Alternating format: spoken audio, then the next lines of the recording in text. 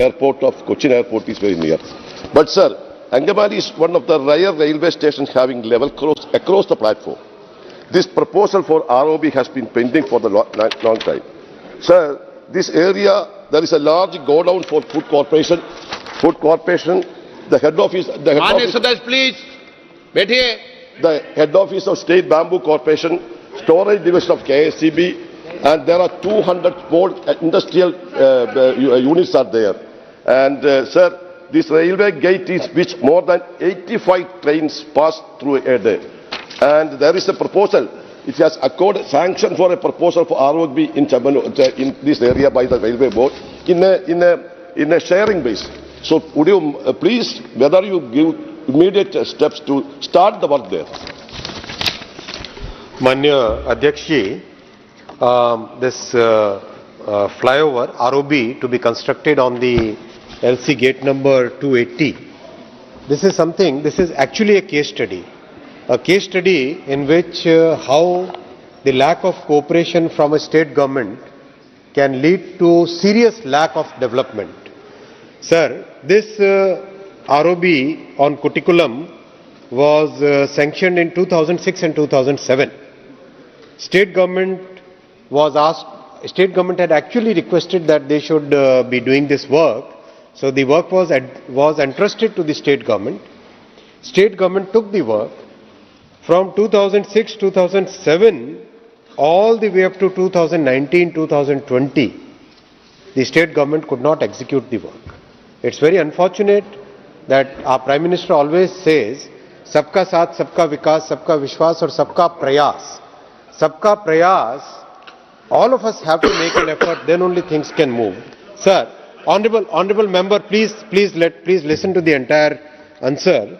Sir, the project had to be removed from the pink book because of the lack of performance on part of the state government's company which was given this work. Then the project was reinstated once again in 2021. I am very sadly saying it, sir, even today the government of Kerala has absolutely no interest in development of railways.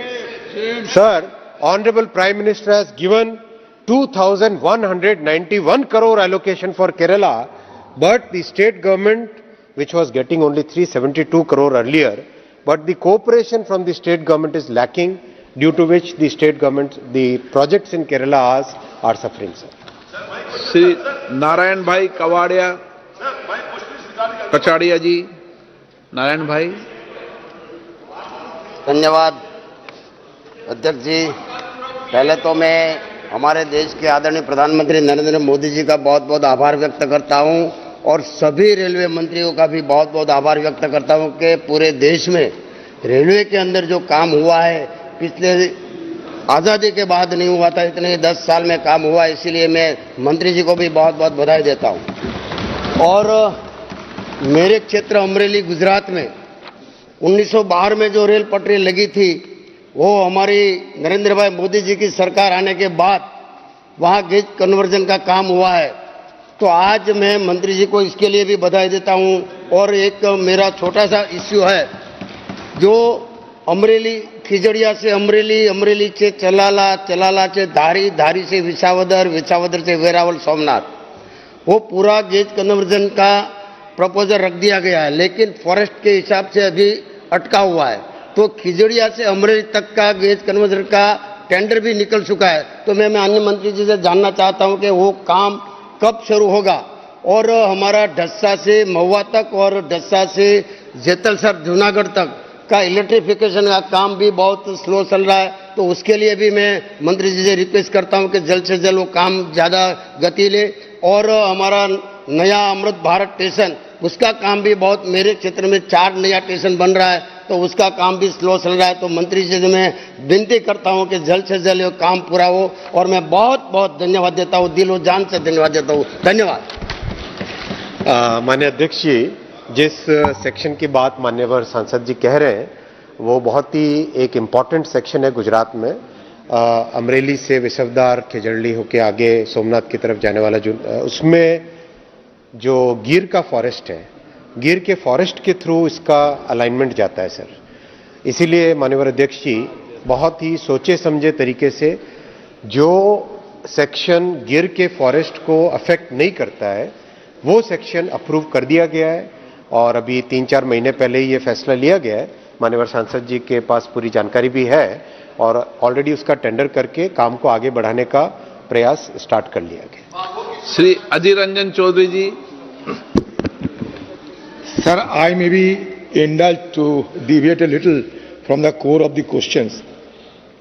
Honorable Minister, without having any compunction of qualm, I must say that you are an affable and competent minister. But at the same time, I will simply charge you that you are not as good as your word. You are not as good as your commitment.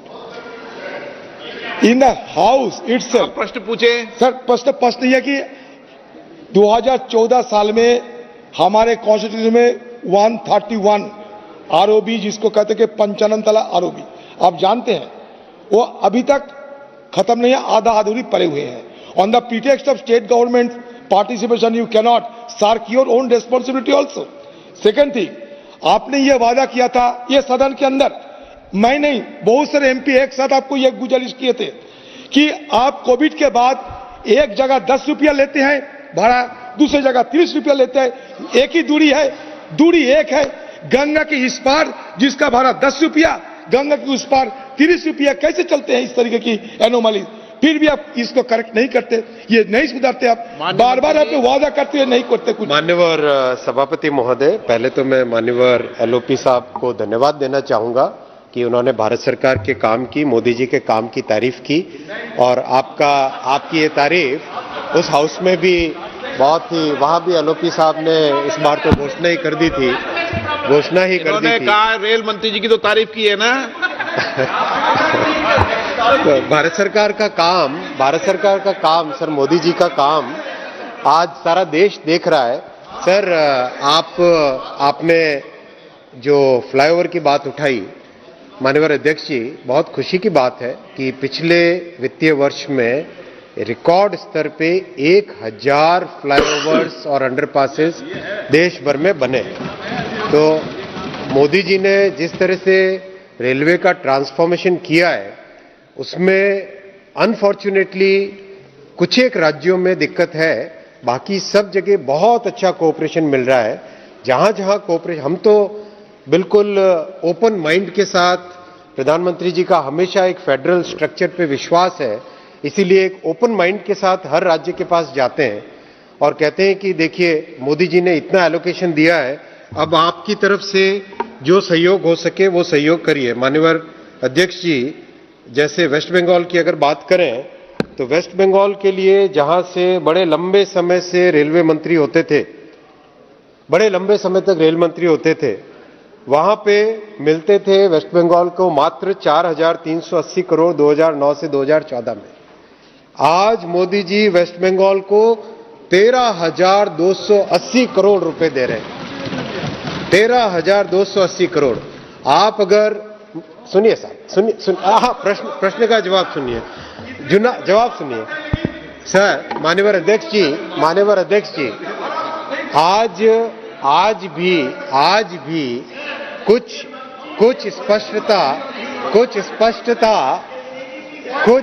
स्पष्टता हमारे माननीय सदस्यों को रखनी पड़ेगी।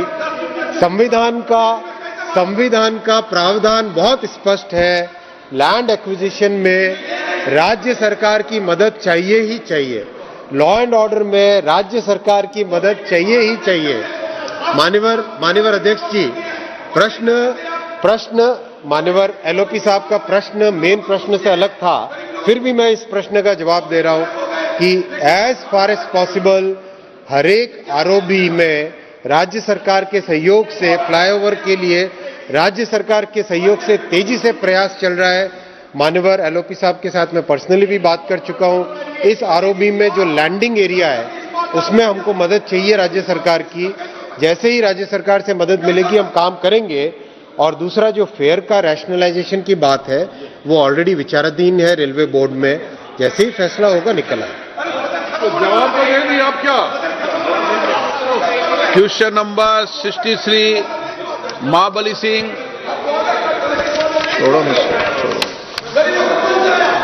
Question number 63। बहुत ज्यादा उत्तेजित हो रहे हैं, लेकिन उत्तेजना में भी एक शिष्टाचार होता है, एक तरीका होता है बात करने का। और जो शब्दावली आप इस्तेमाल कर रहे हैं, ये कदापि भी किसी को स्वीकृत नहीं हो सकती है। आपकी शब्दावली को आप विड्रॉ करिए। आप जरा ढंग से अपना प्रश्न उठाइए।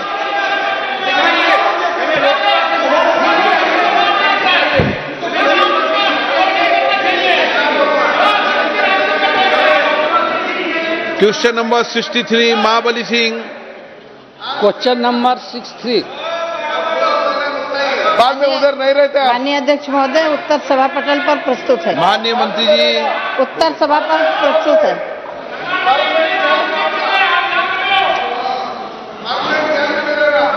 माननीय सदस्य। अध्यक्ष महोदय, आजादी के बाद बिहार में 35 चीनी मिलें काम करती थी, लेकिन धीरे धीरे 26 चीनी मिलें एक एक करके बंद हो गई। मात्र बिहार में अभी 9 चीनी मिलें काम कर रही है महोदय। हम माननीय मंत्री महोदया से जानना चाहते हैं कि जो चीनी मिलें बिहार में बंद हैं, क्या उस चीनी मिलों को आप चालू करना चाहती हैं? माननीय मंत्री जी। माननीय अध्यक्ष महोदय, यद्यपि चीनी मिल लगाना केंद्र सरकार का विषय नहीं है, इसमें 2098 में एक विषय आया था जिसमें इसको बाहर कर दिया गया था। बिहार में सदस्य ने स्वीकार किया है। राज्य सरकारें या लगाने वाले जहां चाहें वहां लगा सकते हैं। केंद्र सरकार का कोई हस्तक्षेप नहीं है। माननीय सदस्य। अध्यक्ष महोदय, हम माननीय प्रधानमंत्री जी ने चीनी उद्योग के लिए इतना बहुत बड़ा अभी हाल में काम करने की बात कही है, और माननीय मंत्री महोदया कह रही हैं कि यह राज्य सरकार की काम है। अरे ये तो चीनी मिल को केंद्र सरकार के अधीन है, केंद्र सरकार को काम में करनी है। तो ये जो बंद चीनी मिलें हैं, इसको केंद्र सरकार क्या चालू करने का विचार नहीं रखती? और दूसरा मेरा अनुपूरक प्रश्न है महोदय कि जो किसान जो है ये गन्ने का उत्पादन महोदय बहुत परिश्रम से करते हैं, चाहे बिहार का सवाल हो चाहे उत्तर प्रदेश का सवाल हो, और उनका उत्पादन का सही मूल्य और समय पर उनका भुगतान नहीं होने के चलते एक साल से 2 साल तक किसान मिल का प्रबंधक का चक्कर काटते रहते हैं महोदय। तो क्या सरकार ऐसा कोई कानून बनाना चाहती है जो किसानों का भुगतान सही समय पर मिल सके? माननीय अध्यक्ष जी, माननीय सांसद महोदय ने एक बहुत अहम सवाल उठाया और बहुत अच्छा सवाल है कि देश में आज क्या परिस्थिति और पहले क्या परिस्थिति थी। दुर्भाग्य से सिर्फ ये लगता है कि माननीय महिपाल जी शायद अभी तक इतिहास के पन्नों में ही रहते हैं। उनको महाबली सिंह जी शायद इतिहास के पन्नों में ही है। उन्हें ध्यान नहीं है कि गत 10 वर्षों में क्या क्या परिवर्तन हुआ। चीनी मिलों में आज से 10-12 साल पहले कैसे गन्ना किसानों को तकलीफ होती थी, सही मूल्य का भुगतान समय पे नहीं होता था, सड़कों पे हाईवे पे आके उनको आंदोलन करना पड़ता था अपने पैसे के लिए। ये स्थिति मान्यवर आज से 12-15 साल पहले थी। प्रधानमंत्री नरेंद्र मोदी जी ने 2014 में जब सरकार की कमान संभाली, तब उन्होंने पूरे चीनी के व्यवसाय में, चीनी के उत्पादन में, गन्ना के उत्पादन के पूरे विषय को बहुमुखी सोच के साथ अपने दूरदर्शी परिणाम को सामने रखते हुए कई सारे कदम उठाए। उदाहरण के लिए चीनी मिलों को सही दाम मिले, चीनी मिलों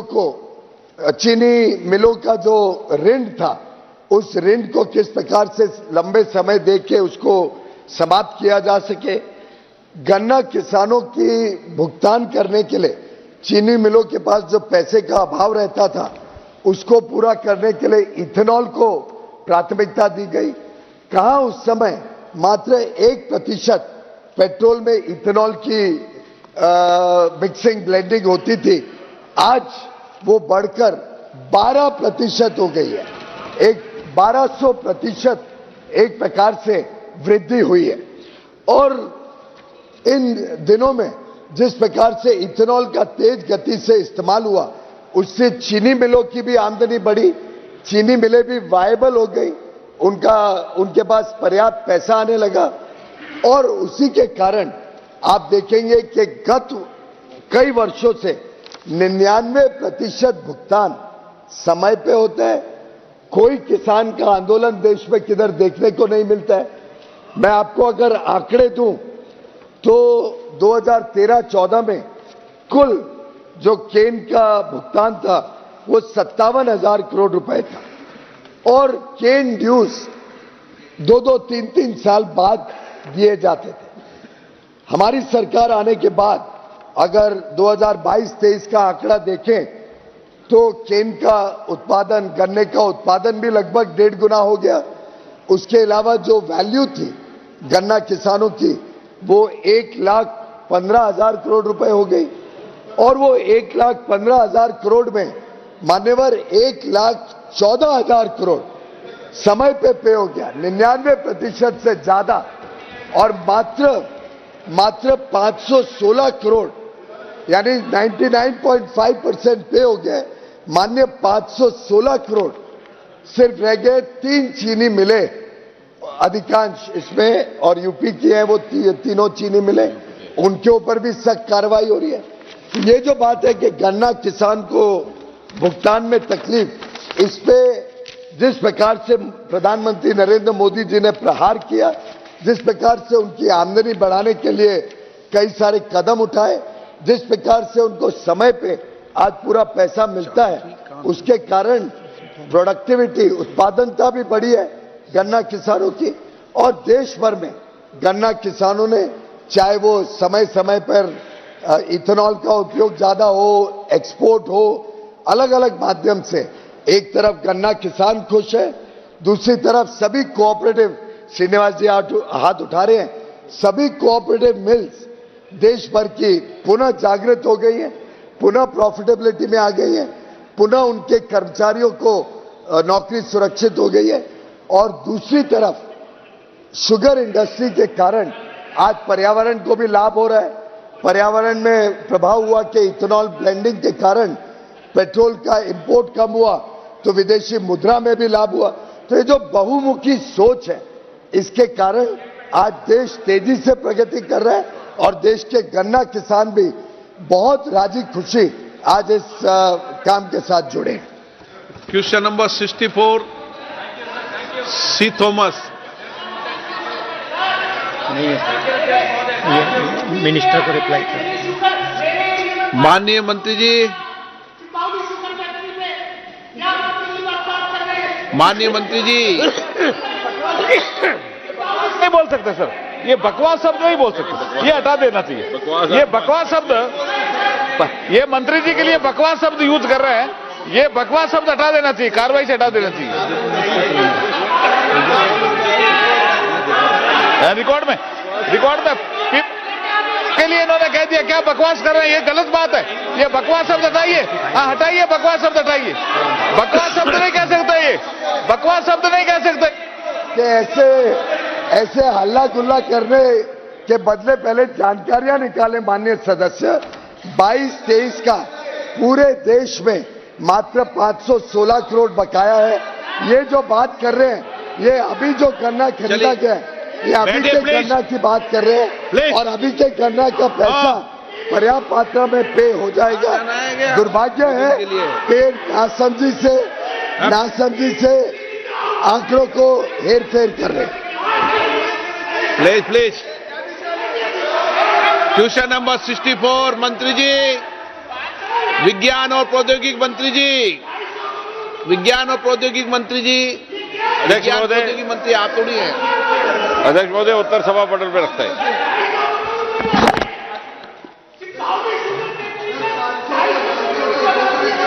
नहीं शशि थरूर जी, आप Thank you very much. Thank you very much, Mr. Speaker. I would like to applaud the WISE Kiran scheme, which promotes women in STEM subjects in our education system. I must say, sir, this is very, very interesting because the need is great. I have had the great pleasure, sir, of conducting, as the main speaker, a number of convocations in our country in the course of the last few years that I've been an MP, the last 15 years. And in the 75 or 80 convocations where I've spoken, it has struck me, sir, that even in institutions where women are a very small percentage of the workforce, of the student body, where women are maybe even just 25% of the student body, 90% of the prize winners, the diploma holders, the gold medalists tend to be women. This has led me to believe that the future is female, sir, and I'm glad we're doing this scheme. Having said that, however, it is also true that only 1/3 of the women, despite their great successes in the education system, only 1/3 of the women actually are in STEM careers. And what is particularly worrying, sir, is that promotions in STEM careers seem to be denied to women.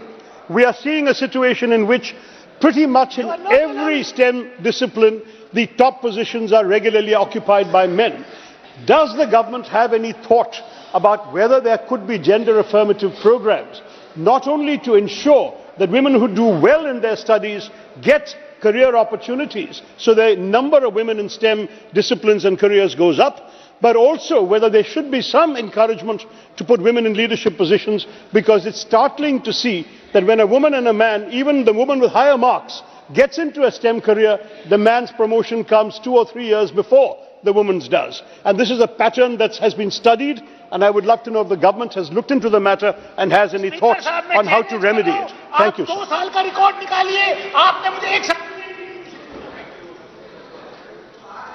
Speaker, sir, at the outset I have to thank Honourable Member Shri Shashi Tharoor ji for having appreciated the WAS scheme, and I once again wish to reassure the entire House that this government has already been giving highest priority to enhance the role of women in every sector.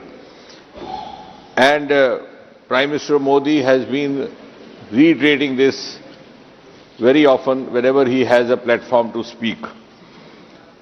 And he's been talking about Nari Shakti, Nari Samarth. In fact, in this House also, the very first bill that was presented was dedicated to the woman power of India. And therefore, I would like to also clarify that there is no gender bias in carrying out promotions.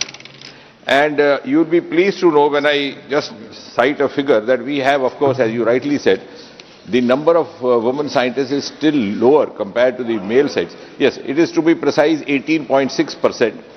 The R&D projects run by women are up to 25%, but the higher education enrollment has increased tremendously over the last few years. It's gone up to 43%, which means tomorrow these girls, when they take over those positions, the proportionate number of the working scientists will also go up to almost 50%. Now, having said that, as far as the contention that the top positions are manned only by men, I would rather say they are now being manned by women. In the sense, for example, in space, our Aditya project is being headed by a woman called Nijar from Tamil Nadu. Similarly, the Chandrayaan project, the joint director, the number 2, is again a lady called Kalpana from Karnataka. So it's not true. On the other hand, in fact, the common realization is that in the science fraternities, in the science streams, the women have already evolved from the participatory role to the leadership role. It is now they are deciding to what extent the men have to be participants in what roles. And I think, without being boastful, the very scheme of WAS was started by the NDA government when Mr. Vajpayee was the Prime Minister, and thereafter it was taken up by Prime Minister Modi after he took over in 2014, and he further extended in the form of the Kiran scheme, which is... नहीं हुआ नहीं हुआ, वो बता रहा हूं मैं। बीच में ये हुआ कि बजट 2014 में था 44 करोड़ और 2024-25 में 135 करोड़, यानी तीन गुना बजट बढ़ा। Having said that, we are already in it, and I am glad that Kerala is also getting tremendous benefit out of it. We have started a scheme called CURI, which is providing support to women in the university levels. So incidentally, Kerala does not have a women university, but we have extended the same support to the Kerala colleges. So we have 2 in Kottayam, 2 in Thrissur, 1 in Thiruvananthapuram, 1 in Ramaswamapuram, and 1 in Allapur. So we are extensively giving support regardless of whichever the government there. Question number 65, Sri Dhairyashil Mane. माननीय मंत्री जी, उत्तर सभा पटल पर रखा है। श्री प्रताप राव जाधव। धन्यवाद अध्यक्ष जी, आपने मुझे प्रश्नकाल में जो अवसर दिया इसके लिए मैं आपका आभारी हूं। माननीय अध्यक्ष जी, भारत के यशस्वी प्रधानमंत्री श्री नरेंद्र मोदी जी के नेतृत्व में आज भारत $5 ट्रिलियन की अर्थव्यवस्था बढ़ाने की ओर तेजी से अपने कदम बढ़ा रहा है। माननीय अध्यक्ष जी, हम इस लक्ष्य की प्राप्ति तब तक नहीं कर सकते जब तक कि हम भारतीय उद्योगपतियों को विदेशों में अपना कृषि एवं अन्य औद्योगिक सामान निर्बाध रूप से बेचने की सुविधा मुहैया नहीं करा सकते। माननीय अध्यक्ष जी, विभिन्न देशों में भारत के निर्यातकों पर टैरिफ तथा नॉन टैरिफ बैरियर लगाकर भारत के सामान को उन देशों में बेचने से रोका जाता है। महोदय, कई देश ऐसे जो भारत के निर्यातकों पर एंटी डंपिंग ड्यूटी तथा विभिन्न प्रकार की कस्टम ड्यूटी लगाकर भारत के सामान को महंगा कर देते हैं, जिसकी वजह से भारत का निर्यातक अपने सामान को अंतर्राष्ट्रीय बाजार में नहीं बेच पाता है। महोदय, मैं माननीय मंत्री जी से जानना चाहूँगा कि क्या भारत सरकार इन निर्यातकों की समस्याओं का निराकरण करने के लिए विभिन्न देशों की सरकारों से बातचीत कर कोई ऐसा हल निकालेंगी कि जो अन्य देशों में हमारे निर्यातकों पर भारी टैक्स का बोझ कम हो सके। साथ ही साथ भारत सरकार ने कृषि उत्पादों जैसे कि कपास, सोयाबीन, चीनी, चावल के निर्यात पर जो प्रतिबंध लगा है उनको हटाने पर विचार करेंगी ताकि भारतीय निर्यातक अपने सामान को अंतर्राष्ट्रीय बाजार में आसानी से बेच सके। अध्यक्ष जी, सबसे पहले तो मैं माननीय सदस्य को आपके माध्यम से ये सूचित करना चाहती हूँ कि हमारे कृषि निर्यात बहुत बेहतर परफॉर्म कर रहा है और पिछले वित्तीय वर्ष में हमारा जो कृषि निर्यात रहा वो $50 बिलियन से ज़्यादा रहा। जहाँ तक हमारे निर्यातकों की दूसरे देशों में जिन ट्रेड बैरियर्स का वो सामना करते हैं उसका विषय है, तो इस संबंध में मैं बताना चाहती हूँ कि हर देश अपने टेरिटरी में आने वाले प्रोडक्ट्स की सेफ्टी और क्वालिटी को इंश्योर करने के लिए अपना एक रेगुलेटरी स्ट्रक्चर बना के रखता है और कई बार ये डोमेस्टिक मैन्युफैक्चरर्स को भी अप्लाई करते हैं और निर्यातकों को भी। लेकिन कई बार ऐसा होता है कि दो देशों के रेगुलेटरी स्ट्रक्चर्स में आपस में कुछ गैप्स होते हैं, कई बार इम्प्रॉपर इम्प्लीमेंटेशन होता है या किसी तरीके की आर्बिट्रेरीनेस होती है या लैक ऑफ ट्रांसपेरेंसी होती है, जिसके कारण ये बैरियर्स की तरह प्रतीत होते हैं। ऐसी अवस्था में निरंतर भारत सरकार और हमारा मंत्रालय जो हमारे निर्यातक किसी भी देश में अपने कृषि उत्पाद को या किसी भी अन्य उत्पाद को निर्यात कर रहे हैं, किसी भी प्रकार के बैरियर का, ट्रेड बैरियर का यदि वो सामना करते हैं तो उसके लिए हम उनकी मदद करते हैं। इसके लिए हमारे पास कई मैकेनिज्म्स हैं। अभी हमने हाल ही में एक टास्क फोर्स भी गठित की है। ये टास्क फोर्स एक ऐसी कोर टीम के रूप में है जिसमें 25 हमारे अलग अलग मंत्रालय, हमारे ईपीसीज और हमारे एक्सपोर्टर्स, स्टेक होल्डर्स सभी लोग शामिल हैं, जिनसे हम चर्चा करते हैं और किस कंट्री में वो कौन सा ट्रेड बैरियर फेस कर रहे हैं उसके बारे में उनके स्पेसिफिक ट्रेड कंसर्न को समझते हैं। इन विषयों को हम आवश्यकता पड़ने पर WTO में भी उठाते हैं और अलग अलग जो हमारे ट्रेड पार्टनर्स हैं उनके लिए जो हमारे पास इंस्टीट्यूशनल मैकेनिज्म्स अवेलेबल हैं उसके माध्यम से और अपने मिशंस की मदद से उन देशों से भी हम बातचीत करते हैं और बातचीत के जरिए इन बैरियर्स को एड्रेस करने की कोशिश करते हैं। श्री गौरव गोगोई जी। धन्यवाद अध्यक्ष महोदय। सर, ये ट्रेड को लेके ये सवाल है और ट्रेड में हम देखते हैं कि चीन से बहुत सी चीज़ें आज भी भारत इंपोर्ट करता है, विशेष रूप से मोबाइल फ़ोन में। सर भारत में आज हम मोबाइल फ़ोन की मैन्युफैक्चरिंग तो कर रहे हैं, लेकिन ये जो मेड इन इंडिया की जो मोबाइल फ़ोन है इसके अंदर अगर आप कंपोनेंट्स देखोगे तो वो मेड इन चाइना कंपोनेंट्स है। So made in India mobile phone, लेकिन कंपोनेंट है मेड इन चाइना। तो जिस वक्त सर चीनी सोल्जर लद्दाख में हमारे किसानों के साथ मुठभेड़ कर रहा है, भारत सरकार क्यों चीन से ये मोबाइल कंपोनेंट्स इंपोर्ट कर रही है? क्यों भारत सरकार दूसरे देशों में नहीं देख रही कि हम दूसरे देशों से ये इंपोर्ट करें, और क्यों हम अपने इंपोर्ट डिपेंडेंसी चाइना पे अब बना रखें, विशेष रूप से मोबाइल फोन में, जहां पे प्रिवेसी का मामला हो सकता है, सर्वेलेंस का मामला, सर कंप्लीट एक सेंटेंस सर, सर्वेलेंस का मामला हो सकता है, स्नूपिंग का मामला हो सकता है। पूरी दुनिया में आज विभिन्न देश चाइना की जो इंटेलिजेंस कैपेसिटी है, एस्पियोनाज की कैपेसिटी है, उस पर संदेह की नजर से देख रही है, और हम अपने he made in India mobile phone में मेड इन चाइना कंपोनेंट दे रहे हैं, तो हम क्यों दूसरे देशों पे अपनी बात ये तो माननी है। चलिए मंत्री जी देंगे जवाब।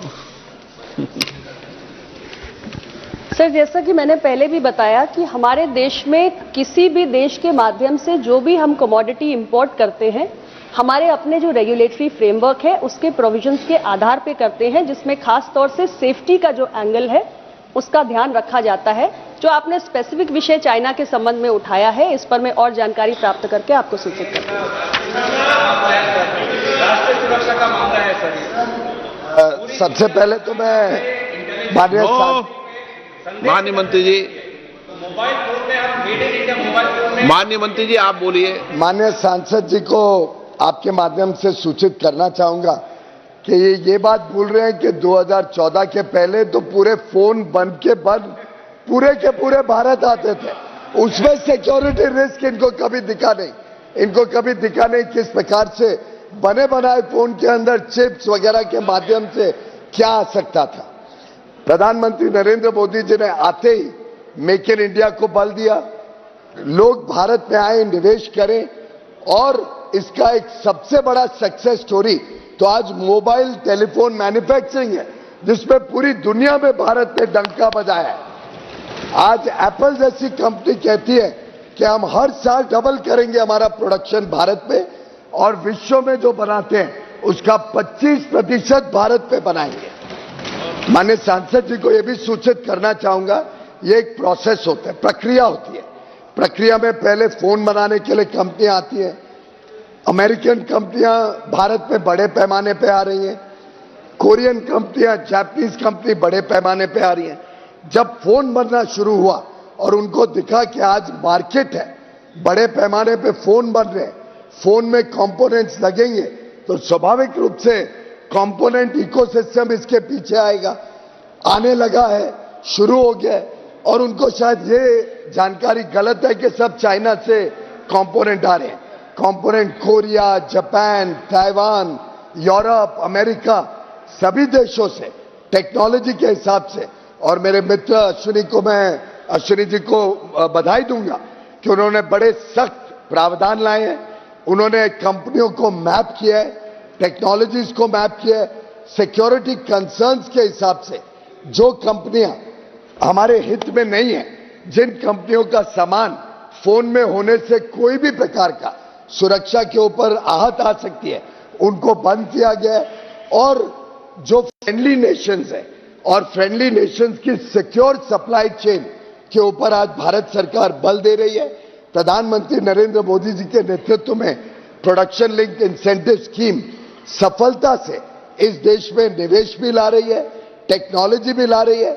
और मेरा मानना है जिस तेज गति से इस इकोसिस्टम को भारत डेवलप कर रहा है, ये आगे भारत विश्व का सप्लायर बनेगा। और एक आखिरी में जानकारी आपके माध्यम से देना चाहूंगा, कल ही एक कंपनी मुझे टेलीकॉम की मिलके गई जो टेलीफोन बनाती है और अन्य प्रोडक्ट बनाती है, और उन्होंने अपने निवेश के प्लान्स बताए। उन्होंने बताया कैसे पीएलआई सिस्टम से वो यहां और निवेश करना चाहते हैं और पूरा इकोसिस्टम भारत लाके मेड इन इंडिया प्रोडक्ट, जिसमें मेड इन इंडिया कंपोनेंट्स भी हो। लेकिन इस प्रोसेस को एक समय सीमा लगती है और ऐसे ओवरनाइट सुपरमैन की तरह आके मुझे लगता है कोई मोबाइल फोन यहाँ नहीं बनेंगे। जो काम माननीय प्रधानमंत्री मोदी जी ने किया है उसकी मैं समझता हूँ गौरव गोगोई जी भी दाद देंगे। क्वेश्चन नंबर 66 के मुरलीधरन। Question number 66 sir. ये दिखा रहे जवानों के प्रति Sir, sir, there are lot of cases in various states in India regarding the encroachment of railway lands. Sir, the reason is railway is not utilizing their own lands. In my constituency also in Talasheri, 50 acres of railway land is still vacant. So I want to know from the government whether the Railway Land Development Authority is considering any land development project under the public-private partnership in these idle railway lands. Honorable Speaker, sir, the railway lands basically are of three natures. The majority of the railway land which is shown as vacant railway land, that is basically the land along the railway tracks. That is practically the majority of the land which is shown as railway land available is basically along the railway tracks. That is kept reserved for expansion. As noticed in the budget, Honorable Prime Minister has very big vision for expansion of railway network. 3 major corridors have been approved which will basically add about 40,000 kilometers और railway network में जुड़ेगा और किस तरह से एक तेजी से रेलवे का ओवरऑल डेवलपमेंट हो.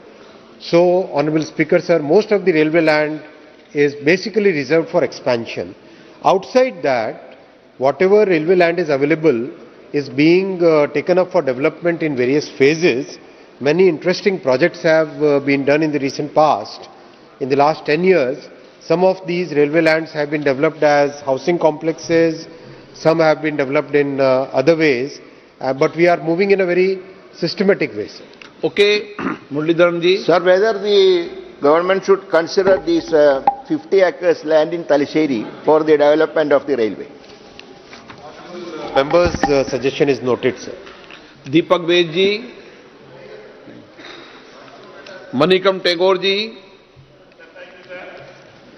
Sir, Railway launched Amit Bharat Station Scheme for the development of the stations. As the it's among 118 stations are among that thing, as the reply Honorable Minister has replied. Aspirational districts, is there any specific plan to include more stations in aspirational district? Because aspirational district is which are all backward districts, and we all know that there needs special support for that.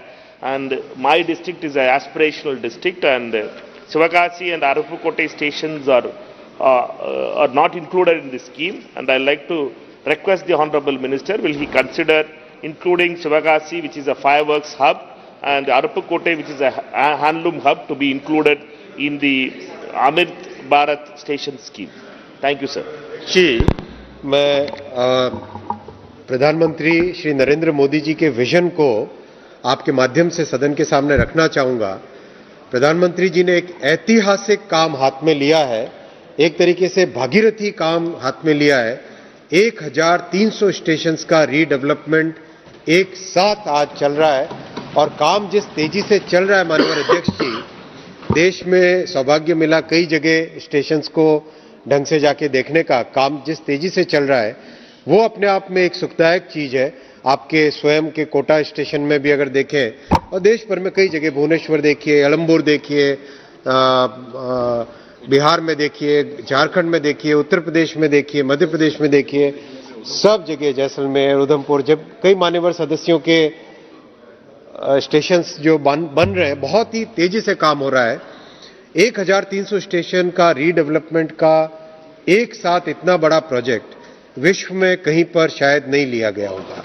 ये इतना बड़ा station redevelopment का काम है, ये और अच्छा progress हो जाए, इससे बहुत सारी लर्निंग्स भी आ रही है. माननीय अध्यक्ष जी, जो प्रधानमंत्री जी का विजन है कि शहर के दोनों हिस्सों को जोड़े और एक बहुत अच्छा रूफ प्लाजा बने, नई अर्बन स्पेस बने, वो सब इस प्रोग्राम के माध्यम से साकार हो रही है। आई बी ईडन जी। सर, आपके माध्यम से बहुत ही महत्वपूर्ण विषय उठाना चाहता हूं सर। आप इस प्रोजेक्ट के लिए आपके भी ग्रीन सिग्नल चाहिए sir. Sir, I have already raised this issue to the honourable minister. It is regarding 110 acres of land in my constituency in Ernakulam, which the Indian Railway owns. This is a marshalling yard, and as we all know that the Ernakulam town and junction railway stations have been in a stagnant position, and the only way to develop the railways in Kerala is to develop this particular railway station, where inside the heart of the city you have 110 acres of land. The Railway Land Development Authority, RLD, have made a study on this. A detailed project report has been made. I hope the Honorable Minister and the government would consider this matter very positively. Also, sir, what is the present status of the Shabari Rail project in Kerala? Is the government intending to take up the project, or government has dropped the projects? Honorable Speaker, sir, the Shabari Rail project is another classic case study in which after so many years of effort, because of the lack of cooperation from the state government, because of the lack of cooperation on land acquisition, lack of cooperation on giving the matching fund, the project has not really taken the kind of progress which it should have made. Right now we are working on two possible alternative alignments. One of the alignments actually takes the project railway line all the way very close to the Shabari shrine, and the other alignment basically terminates about 25 or 26 kilometers before the shrine. So once both the alignments are kind of fully examined, then only a final decision can be taken. And regarding the Ernakulam railway land, I'll request the honourable member to come and meet me. We can discuss what best use it can be put to. Kerala government is in Indie block. Sir, मैं आभारी हूं sir कि आपने पूरक प्रश्न को पूछने की अनुमति दी। सर, मैं सबसे पहले तो अपने एसएसपी प्रधानमंत्री जी का और माननीय रेल मंत्री जी का आभार व्यक्त करना चाहता हूं सर। मैंने लंबे काल से पार्लियामेंट में आने का मौका मिला। हिंदुस्तान की आज़ादी के बाद ये पहली सरकार है, 10 साल की सरकार, जिसने मोदी जी के नेतृत्व में निश्चित तौर पर पूरे देश के स्टेशनों का पुनर्विकास करके कीर्तिमान स्थापित करने का काम किया। दिल से आभार व्यक्त करना चाहता हूं। सर, मेरे संसदीय क्षेत्र में अमृत भारत स्टेशन के लिए सर एक स्टेशन का आपने पिछले बार चयन किया था सर, तरेगना स्टेशन का। सर, काम प्रारंभ हो गया है, थोड़ा विलंब से मगर काम प्रारंभ हो गया। मैं आपके माध्यम से ये अनुरोध करना चाहूंगा और जानना चाहूंगा, आपने पिछली बार अनुरोध के बाद आपने कहा था अगले वित्तीय वर्ष में मैं और आपके इलाके के स्टेशन को मैं पुनर्विचार करूंगा उसके डेवलपमेंट के लिए। तो मैं जानना चाहता हूं सर, मेरे स्टेशन में बहुत ही महत्वपूर्ण है दानापुर मंडल भी है सर, वहां पर बेटा, पुनपुन, सरिसोपुर, क्या इन स्टेशनों को अमृत भारत स्टेशन के अंतर्गत लाने की महती कृपा करेंगे ताकि बिहार का वो पटना का इलाका भी विकसित हो सके और लोगों का कल्याण हो सके सर। माननीय संसद में प्रश्नकाल के समय हम पॉलिसी मैटर पे पूछें, अब एक एक स्टेशन पे सब पूछेंगे कैसे चलेगा बताओ। पॉलिसी मैटर पे पूछे, एक संसद में प्रश्नकाल पर एक व्यापक हिसाब होना। मैं तो कई बार ये स्टेशन नहीं बना, वो स्टेशन नहीं बना, पैसेंजर घायल हो गया, पैसेंजर चलिए मंत्री जी जवाब दो। मान्यवर सदस्य, में प्रश्नकाल, संसद का प्रश्नकाल सबसे महत्वपूर्ण समय होता है और इस समय जो प्रश्न और उसका जवाब है उससे पूरा देश देखे कि क्या कुछ पॉलिसीज के अंदर क्या क्या हो रहा है, तो अच्छा लगेगा। मैं पहले तो मान्यवर सांसद जी का धन्यवाद देना चाहूंगा कि जिस तरह से फील्ड में डिफिकल्टीज आई उसमें मान्यवर सांसद जी ने स्वयं इंटरवेंशन करके कई समस्याओं का समाधान किया, इसलिए मैं मान्यवर सांसद जी का धन्यवाद देना चाहूंगा। और जो बाकी नए स्टेशन और जोड़ने का आपने निवेदन किया है, मैं माननीय सांसद जी से निवेदन करता हूं एक बार चाय पे बैठते हैं और जो यथासंभव आगे तो चेंबर में बात कर लेना आप। अरविंद सावंत जी। स्पीकर साहब बहुत बहुत धन्यवाद। एक अच्छा कदम सरकार ने उठाया, उसकी सराहना करता हूं। एक मुंबई में बेटी विक्टोरिया टर्मिनस का नाम हमने छत्रपति शिवाजी महाराज टर्मिनस किया। आपने इसमें उसका भी प्रावधान किया, ऐसा मुझे समझ में आया है। मैं आपका धन्यवाद देता हूँ। एक ही दरखास्त है, विनती है, बहुत सालों से करते आया हूँ कि वहाँ छत्रपति शिवाजी महाराज का स्टैचू लगाइए। वो जवाब देते हैं हमारे पास पॉलिसी नहीं है। केवड़िया पे वल्लभ भाई पटेल जी का स्टैचू बनाया, म्यूरल भी बनाया हुआ है। विश्वेश्वरैया पे विश्वेश्वरैया का भी स्टैचू बनाया है। छत्रपति शिवाजी महाराज का स्टैचू अगर स्टेशन के सामने, उसकी जो गरिमा है उसको ठेस न पहुंचाते हुए बिठाने की कोशिश करनी है। मैंने उनको प्लान भी दिया, डिजाइन भी दी थी। आप अगर उसकी अनुमति देंगे तो बहुत बहुत शुक्रिया। माननीय अध्यक्ष जी, छत्रपति शिवाजी महाराज भारत के ऐसे गौरवशाली, ऐसे ऐतिहासिक युग पुरुष रहे जिन्होंने इस देश के इतिहास में अपना नाम एक बहुत ही गौरव, बहुत ही स्वर्ण अक्षरों में रखा है। हम लोग तो बचपन से शिवाजी महाराज की कथाएं पढ़ते पढ़ते बड़े हुए। उस स्टेशन का, छत्रपति शिवाजी महाराज टर्मिनल स्टेशन को वर्ल्ड क्लास बनाने में कोई भी कसर नहीं रखी जाएगी। काम आरंभ हो गया है और ऐसा माननीय अध्यक्ष जी काम का जो डिजाइन हुआ है, मैं आपके सामने रखना चाहूंगा कि उस डिजाइन को जैसे कंप्लीट होगा ये काम आरंभ हो चुका है, लोग स्टेशन को देखने के लिए आएंगे, ऐसा मेरा विश्वास है। Question number 67 Shri Pashupatinath Singh ji. एक विशेषता थी कि कोई भी अगर उनको धोखा देता था तो वो उससे पूरा बदला भी लेते थे। पशुपतिनाथ सिंह जी, प्रश्न संख्या 67 पूछता हूं।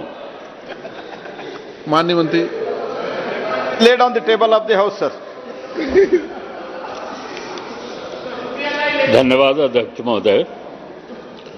सर्वप्रथम तो मैं माननीय मंत्री जी और माननीय प्रधानमंत्री जी को बधाई दूंगा कि आज़ादी के बाद 2014-65 वर्षों में कोयला का उत्पादन 462 मिलियन टन प्रतिवर्ष होना शुरू हुआ था और आज 10 वर्षों में वह दुगना से अधिक हो गए। 893.19 मिलियन टन वार्षिक उत्पादन होना शुरू हो गया। देश के समृद्धि में कोयले का बहुत बड़ा योगदान होता है। जब यह रिकॉर्ड उत्पादन शुरू हुआ तब ओबी डंप की समस्या आई, क्योंकि ज़्यादा ओपन कास्ट से कोयला निकालकर और बड़े बड़े पहाड़ बना दिए। समय 12 बजने वाला है, इसलिए शॉर्ट पूछ लेंगे तो जवाब दे देंगे। एक तो बहुत मुश्किल से अध्यक्ष महोदय, कई बार कोशिश किया। नहीं, मैं तो आपके हित के लिए कह रहा हूं, अगर आप शॉर्ट पूछ लो जवाब दे देंगे। बहुत संक्षिप्त में है। हाँ, बहुत संक्षिप्त में है। मैं बात भी करता हूं बहुत संक्षिप्त। अब ओबी डंप की समस्या, भौगोलिक स्थिति बदल दिया कोलफील्ड का।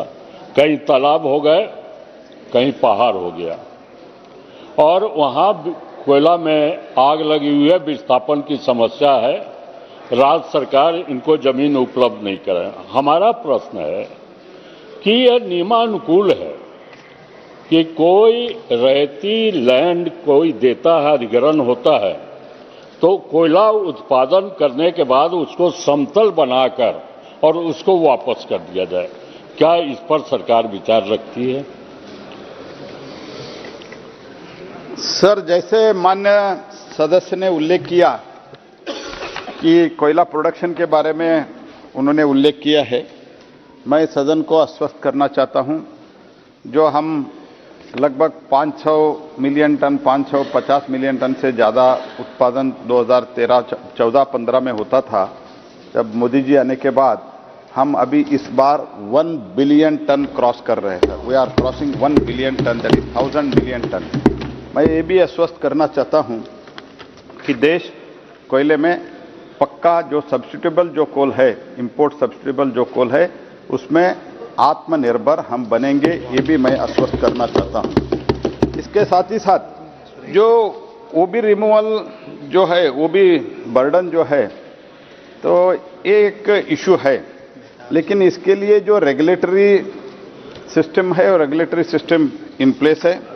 Director general of mine safety तो रेगुलर इंस्पेक्शन करते हैं, ओबी डम्प्स का उसका ज्योमेट्री कैसा है, स्लोप स्टेबिलिटी राडार भी, इसका भी उपयोग कई जगह हो रहा है, लेकिन पूरा उसका फ्लैटनिंग करके रिफिल करके हमको वापस करने का पॉलिसी आज के दिन में हमारे नहीं है, क्योंकि उसके एक बार ओपन कास्ट में माइनिंग पूरा करने के बाद रिफिल करने के लिए, और रिफिल करने के बाद वो नीचे गिरता है, इसके कारण बहुत समय लगता है।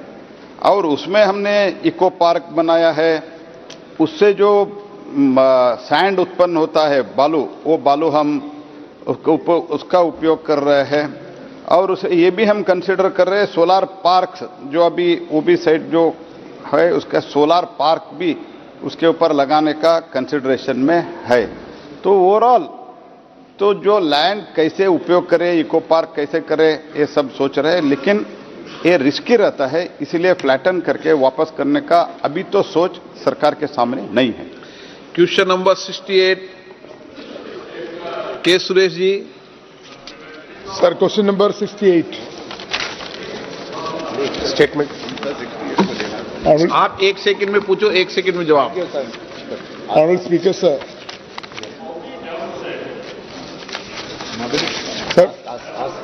आप पूछ ले, कोई बात। Sir, first of all, I would like to congratulate Honorable Railway Minister to take up various railway stations for redevelopments. Sir, in my constituency, Mavelikara, also included in the Amrit Bharat scheme, the tender has been floated. Unfortunately, that tender was cancelled. Now the work has been delayed. So I would like to ask the Honorable Minister when this work will be restarted. And also, Chenganur is the gateway of Shabarimala. That railway station also included the second phase of the redevelopment, but work has been not taken up. These two important questions, Honourable Minister kindly reply. Honourable Speaker, sir, Honourable member has asked a very specific question about the Mavelikara railway station.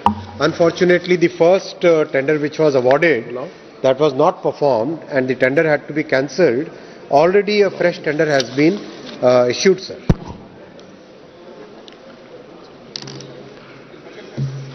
Supplementary, chalo. There is a proposal from Chenganur to Pamba elevated railway line. So, what is the present situation? Whether the survey is over, alignment has been finalized, the project has been approved by the railway board. When this railway line will be started the work? Honorable Prime Minister Shri Narendra Modi ji is fully committed towards development of railway network in Kerala, and one of the projects which is very important is the project which takes the railway network to the holy shrine of Shabarimala. The Chenganur to Pamba railway line is a new alignment which has been suggested by Dr. E. Sridharan Saab. The DPR is right now under preparation, sir, and as and when the alignments are frozen and DPR is completed, then the next steps will be taken. Okay, प्रश्नकाल समाप्त। माननीय सदस्यगण, माननीय संसदीय कार्य मंत्री जी ने प्रस्ताव किया है कि आवश्यक सरकारी कार्य को निपटान हेतु 7वीं लोकसभा के 15वें सत्र को शनिवार दिनांक 10 फरवरी 2024 तक के लिए बढ़ा दिया जाए। यदि सभा की अनुमति हो तो शनिवार 10 फरवरी 2024 तक सदन की बैठक निर्धारित की जाए, बढ़ा दिया जाए। मुझे कुछ माननीय सदस्यों द्वारा कुछ विषयों पर स्थगन प्रस्ताव की सूचनाएं प्राप्त हुई है। मैंने स्थगन प्रस्ताव की किसी सूचना की अनुमति नहीं दी गई है। Item number 2, doctor Jitendra Singh ji. अध्यक्ष महोदय, आपकी अनुमति से मैं आपकी संशोधित कार्यवली में क्रम संख्या 2 के आगे मेरे नाम पर सूचीबद्ध कागजात सभा पटल पर रखता हूं। धन्यवाद सभापति महोदय। Item number 3, Phagan Singh Kulaste. महोदय, मैं आपकी अनुमति से आज की संशोधित कार्यसूची के क्रम संख्या 3 पर मेरे नाम पर उल्लेखित कागजात सभा पटल पर रखता हूं। धन्यवाद। आइटम नंबर 4, श्री राव साहेब दानवे। सभापति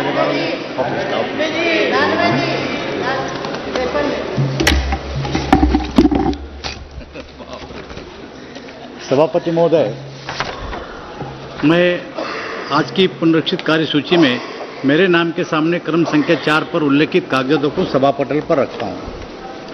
आइटम नंबर 5 साध्वी निरंजन ज्योति जी। सभापति महोदय, मैं आज की संशोधित कार्यसूची में क्रम संख्या 5 पर मेरे नाम के सामने उल्लेखित पत्र सभा पटल पर प्रस्तुत करती हूँ। Item number 6 Shrimati Anupriya Singh Patel. सभापति महोदय, आपकी अनुमति से आज की पुनरीक्षित कार्यसूची में क्रम संख्या 6 पर मेरे नाम के समक्ष उल्लेखित दस्तावेज मैं सदन के पटल पर रखती हूँ। Item number 7 Shri Arjun Ram Meghwal ji. धन्यवाद सभापति महोदय। लोकसभा की संशोधित कार्यसूची के क्रम संख्या 7 पर अंकित दस्तावेज जो Shri Rajeev Chandrasekhar ji for ministry of electronics and information technology के नाम के आगे अंकित है, आपकी अनुमति से मैं सदन के पटल पर रखता हूं। Item number 8 Shrimati Darshana Jardosh. Sir, with your permission, I rise to lay on the table of the House papers mentions against my name at serial number 8 of the Ministry of Textiles as the today's revised list of business. Item number 9 Shri Arjun Ram Meghwal ji. धन्यवाद सभापति महोदय। लोकसभा की संशोधित कार्यसूची के क्रम संख्या 9 पर श्री वी मुरलीधरन जी जो मिनिस्ट्री ऑफ एक्सटर्नल अफेयर्स से संबंधित कागजात उल्लेखित है, आपकी अनुमति से सदन के पटल पर रखता हूं। धन्यवाद। Item number 10 Shri Som Prakash. Sir, with your kind permission, I rise to lay on the table of the House paper listed against my name at serial number 10 in the revised list of business for today. Item number 11 Shri Debu Singh Chauhan. धन्यवाद। माननीय सभापति महोदय, मैं आपकी अनुमति से आज की संशोधित कार्यसूची की क्रम संख्या 11 पर मेरे नाम के समक्ष उल्लेखित दस्तावेजों को सभा पटल पर रखा। Item number 12 doctor Sanjay Jaiswal. सभापति महोदय, मैं आज की संशोधित कार्यसूची में अपने नाम के सम्मुख यथा सूचीबद्ध प्राक्कलन समिति के प्रतिवेदन संख्या 37 हिंदी और अंग्रेजी संस्करण को प्रस्तुत करता हूं। Item number 13 Shri Adhir Ranjan Chowdhury. Sir, I rise to present the report number 83, 84, 85, 86, 87, 88, 89, 90, 91, 92, 93, 94, 95, 96, 97, 98, 99, 100, 101, 102 and 103rd Indian English versions of the Public Accounts Committee 2023-24 as listed against my name in today's revised list of business at serial number 30. The PSC has completed a century. Credit goes to the chairman. Item number 14 भावना गावली। पति जी, मैं आज के कार्यसूची पत्र में क्रम संख्या 14 पर मेरे नाम के समक्ष यथा सूचीबद्ध सभा की बैठकों से सदस्यों की अनुपस्थिति संबंधी समिति का 13वां प्रतिवेदन हिंदी और अंग्रेजी संस्करण प्रस्तुत करती हूँ। Item number 15 PC Gaddigoudar ji. With your kind permission, I rise to present a copy of the each 67, 68, 69 and 70th report, Hindi and English versions of the Standing Committee on Agriculture, Animal Husbandry and Food Processing 2023-24 as listed against my name at serial number 15 in today's list of business. Item number 16 Sri PC Gaddi Gaudar ji. Sir, with your kind permission, I rise to lay a copy of each of the statement, Hindi and English versions, showing action taken by the government on 62nd report of the Standing Committee on Agriculture, Animal Husbandry and Food Processing, as listed against my name at serial number 16 in today's list of business. Item number 17 Sri PP Chaudhary ji. Sir, with your permission, I present the following reports, Hindi and English versions of the Committee on External Affairs 17 Lok Sabha. Number 1, 29th report on action taken by the government on the observations, recommendations contained in the 24th report of the Committee on External Affairs on the subject. India's policy planning and role of think tanks with special reference to ICWA and RIS. Second, 30th report on action taken by the government on the observations, recommendations contained in the 22nd report of the Committee on External Affairs on the subject India's neighborhood first policy. Item number 18, Srimati Locket Chatterjee. धन्यवाद अध्यक्ष महोदय. I beg to present the 39th and 14th reports, Hindi or English versions of the Standing Committee on Consumer Affairs, Food and Public Distribution as listed against my name in today's list of business. Thank you. Item number 19, Sri Radha Mohan Singh ji. क्रम संख्या 19 पर मेरे नाम के सामने यथा सूचीबद्ध rail संबंधी स्थायी समिति के विवरणों को सभा पटल पर रखता हूं. Item number 20, Sri Pallav Lochan Das ji. Sir, I am to present the 53rd, 54th, 55th, 56th, 57th and 58th report, Hindi and English version of the Standing Committee on Labour, Textile and Skill Development as listed against my name, serial number 20 in today's order paper. Item number 21, Sri Pallav Lochan Das ji. Sir, I rise to lay 6 statement, Hindi and English version of Standing Committee on Labour, Textile and Skill Development as listed against my name, serial number 21 in today's order paper. Thank you, sir. Item number 22, Sri Raghuram Krishna Raju. Thank you, Honorable Chairman, sir. I beg to lay on table a copy each of the following reports in both Hindi and English versions of Standing Committee on Personnel, Public Grievances, Law and Justice. 141st report on the subject Judicial Infrastructure in the Northeastern States of India. 142nd report on the subject Strengthening Legal Education in view of emerging challenges before the legal profession. 143rd report on the subject Review of the Working of Legal Aid under the Legal Services Authorities Act 1987. And 144th report on action taken on 133rd report of the committee on the subject judicial processes and their reforms pertaining to Department of Justice, Ministry of Law and Justice. Thank you, sir. Item number 23, Dr. Jitendra Singh. Permission, I rise to lay on the table of the House a statement regarding 1. The status of implementation of the recommendations contained in the 326th report of the Standing Committee on Science, Technology and Environment, Forests and Climate Change on demands for grants 2020-21, demand number 03 pertaining to the Department of Atomic Energy. 2.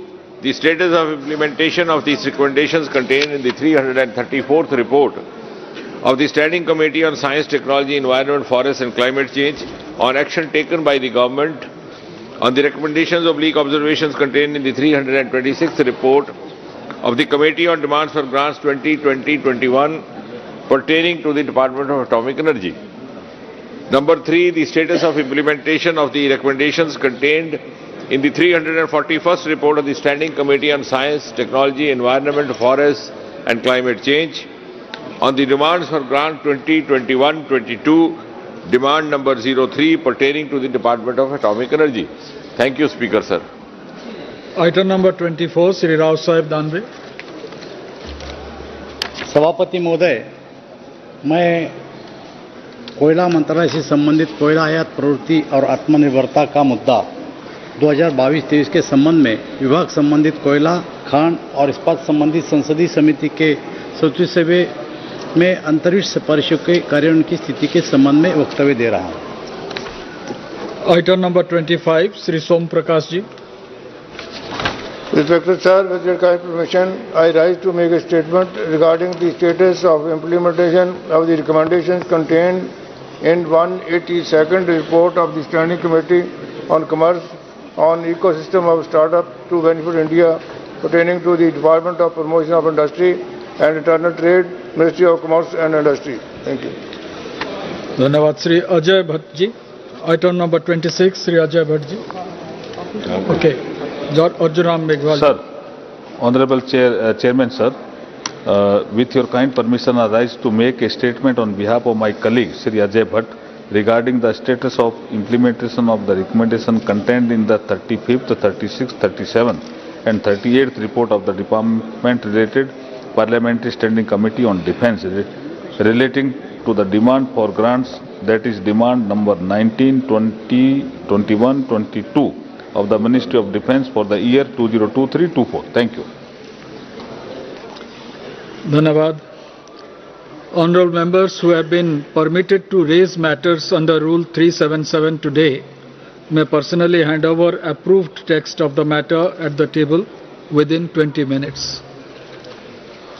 Now we take up item number 28 से 33 तक एक साथ. Now Dr. Shashi Tharoor ji. Minister, sir? Where Minister, sir? What is... Please, we cannot start this, sir. What norms are you standing? Where is the Union Minister? Where is the Union Minister? You are starting up, but ये क्या दिखाना चाहते हैं, sir? You walk out otherwise, sir. What is this, sir? ये क्या है, sir? Union Minister नहीं है बजट में, ये क्या दिखाना चाहते हैं? Where is the Union Finance Minister? Shame on this government, sir. Shame on this government. Prahlad ji, कितना दुर्भाग्यपूर्ण है, इतने वर्ष सरकार चलाने के बाद इनको इतना एलिमेंट्री नॉलेज नहीं है कि सरकार की कलेक्टिव रिस्पॉन्सिबिलिटी होती है. यहाँ इतने सारे कैबिनेट मिनिस्टर्स बैठे हैं. पंकज जी हमारे वरिष्ठ MOS है फाइनेंस के, उसके बाद इस प्रकार की बात उठाना दिखाते हैं कितना खोखला हो गया है कांग्रेस की सोच.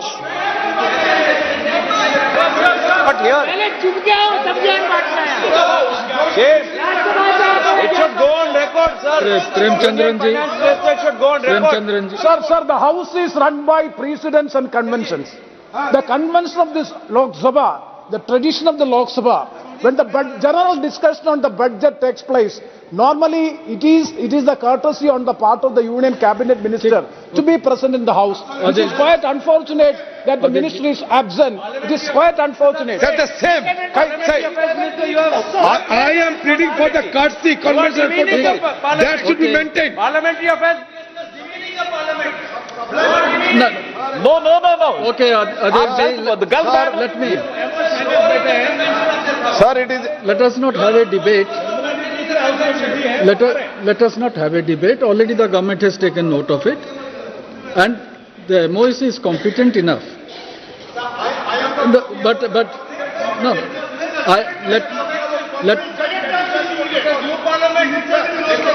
that is not the case. That is not the case. That is not the case. Allow Dr. Shashi Tharoor to speak. Dr. Shashi Tharoor. Dr. Shashi Tharoor, please. Of the Parliament. Parliamentary affairs. Let us not taking the role seriously. Not to police of the parliamentary democracy in this country. Sir. Dr. Shashi Tharoor ji. Sir, I join my colleagues in deploring the absence of the Honourable Finance Minister. No, she's not absent. Who had actually introduced the interim budget She's coming, last week. already it has been. But I will nonetheless initiate the debate on behalf of my party. The budget comes at a very crucial moment for our country. We are shortly heading to the polls to decide who should lead the nation. But on what basis will the people come to this decision? Because when in 2014 they did offer a mandate to this current ruling dispensation, they did so with the hope that the government would come through on its bloated rhetoric of Sabka Saath, Sabka Vikas, the illusory promise of inclusive development for all Indians. Now fast forward 10 years later, sir, and we find the people of this country have been sadly betrayed by a government whose economic mismanagement in this past decade has left the people of India staring at widespread distress, hardship, low incomes and high unemployment. The first glimpse of their economic ineptitude came with the reckless decision of demonetization that broke the back of the Indian economy and resulted in a monumental disaster where poor and middle-class citizens suffered and in several cases even died while waiting in long lines to convert their notes. while the wealthy friends of the government managed to exchange their currency with ease. We must also not forget the sudden no-notice lockdown of 24 March 2020, imposed without warning or planning, which led to lakhs of migrant workers walking, trudging thousands of miles, kilometers back to their homes.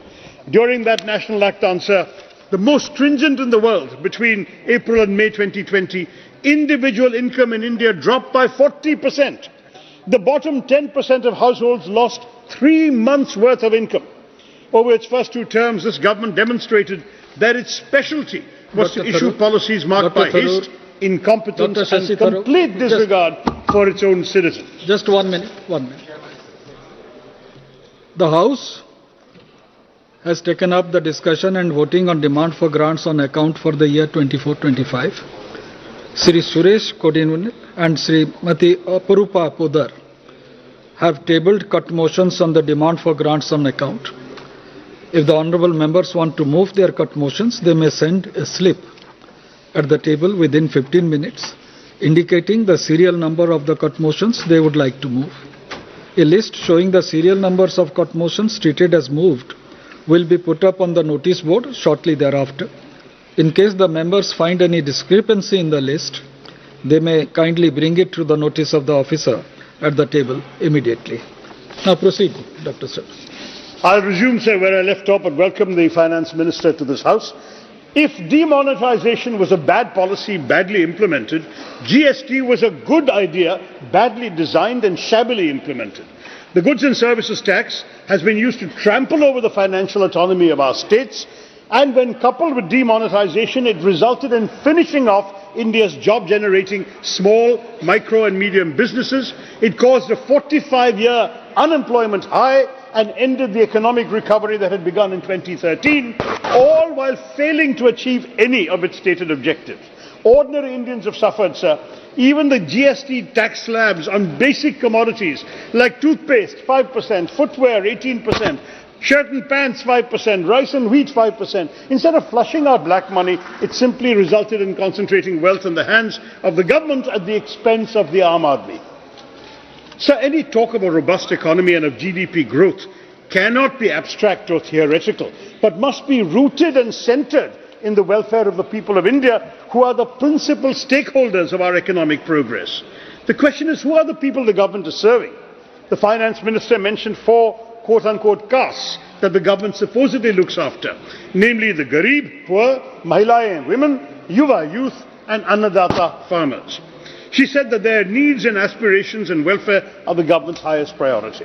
However, all 4 groups are some of the worst performing groups in the most categories you can find for social and economic policy performance. Let's begin with the Yuva. There is a tragic irony in the government's claims of success when desperate young people are queuing up to risk their lives in Israel in the middle of a war because they have no decent work in India. The unprecedented levels of unemployment have left countless citizens, especially our young workforce, with few prospects for a brighter tomorrow. Overall, an unemployment rate of 8 to 9% has become the new normal in our country. Unemployment reached a 45-year high in 2017, currently stands at 7.3% according to CMIE data, but has crossed 8% just a few months ago. Worse, the unemployment rate amongst youth aged 20 to 24 stood at 45.4%, sir, in 22-23. The Indian economy actually employs fewer people today than it employed in 2012. The data we have actually for the government is only 2018 and 2012, but that's where we have it. We employ fewer people. Agriculture and manufacturing jobs have gone down. Financially precarious construction work and low-end service roles are the only ones where they've seen any sort of employment. No wonder people are so prepared to risk their life and limb for a job in Israel, risking dying to make a living, sir. That's what our young people have been reduced to. Periodic labour force survey data shows that regular salaried employment has stagnated for 5 years. Talk of self-employment, which the government does, is a cop-out, because most of the self-employment is unpaid family labour, which is disguised unemployment. Experts reckon that the growing army of self-employed in any case constitutes very low-quality employment, And unpaid workers have increased from 40 million in 2017 to 95 million last year. You can call them self-employed, but unpaid workers are not counted as employed by the ILO, the International Labour Organization. Now, the share of agriculture in total employment has gone up, which is an indication that there are not enough jobs available outside of agriculture. To this, the government offers schemes like Skill India as a palliative. Skill India has set out a goal of skilling 40 crore workers by 2022, but if you look at the grand total trained under the Pradhan Mantri Kaushal Vikas Yojana, it is 1.3 crore, not 40 crore. And of that 1.3, only 24 lakh people have been placed in jobs. Skill India has been a failure, sir. The workforce share that was formerly vocationally educated trained in 2012 was 2.3%. In 2023, after 10 years of this government, the share has gone from 2.3 to 2.4%. What should we say? Congratulations. All this crying about Yuva Shakti. The truth is that their future looks bleak, sir. The Affairs Minister is disrupting the Finance Minister. Sir, here is on land of member speaking, please. Have the courtesy to this. The Finance Minister doesn't wish to hear any uncomfortable truth, sir. This is an insult to a speaker. This is pre-planned, sir. This is pre-planned. The young people of our country, sir, are facing a double whammy. Falling labour participation rates and shockingly high unemployment, as I've just described, while the minister was otherwise occupied. Government praises the start-up culture as an alternative, but fund-starved start-ups fired nearly 18,000 people in 2022.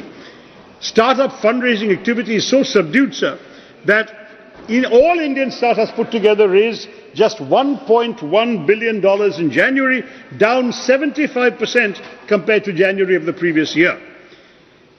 Let's turn to MSMEs. They've been the main employment generators in this country, but they also find themselves shrinking in today's economy.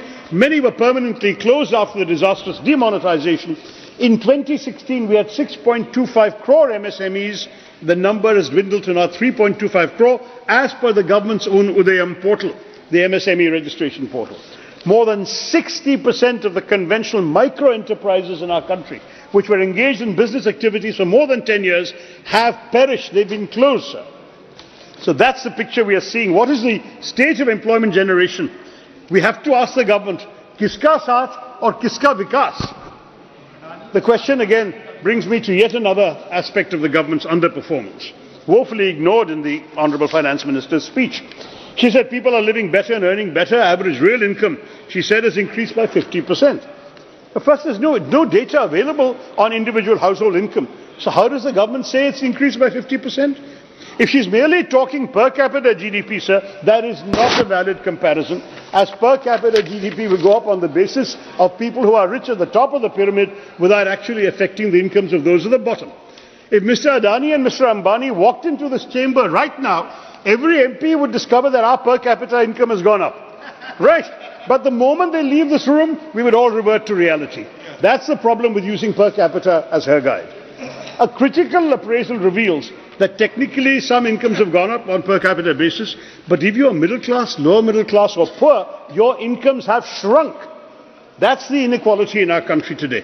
There's a Reuters survey this month, sir, stating that over 85% of the interviewed families reported stagnant or lower incomes compared to the years before the pandemic.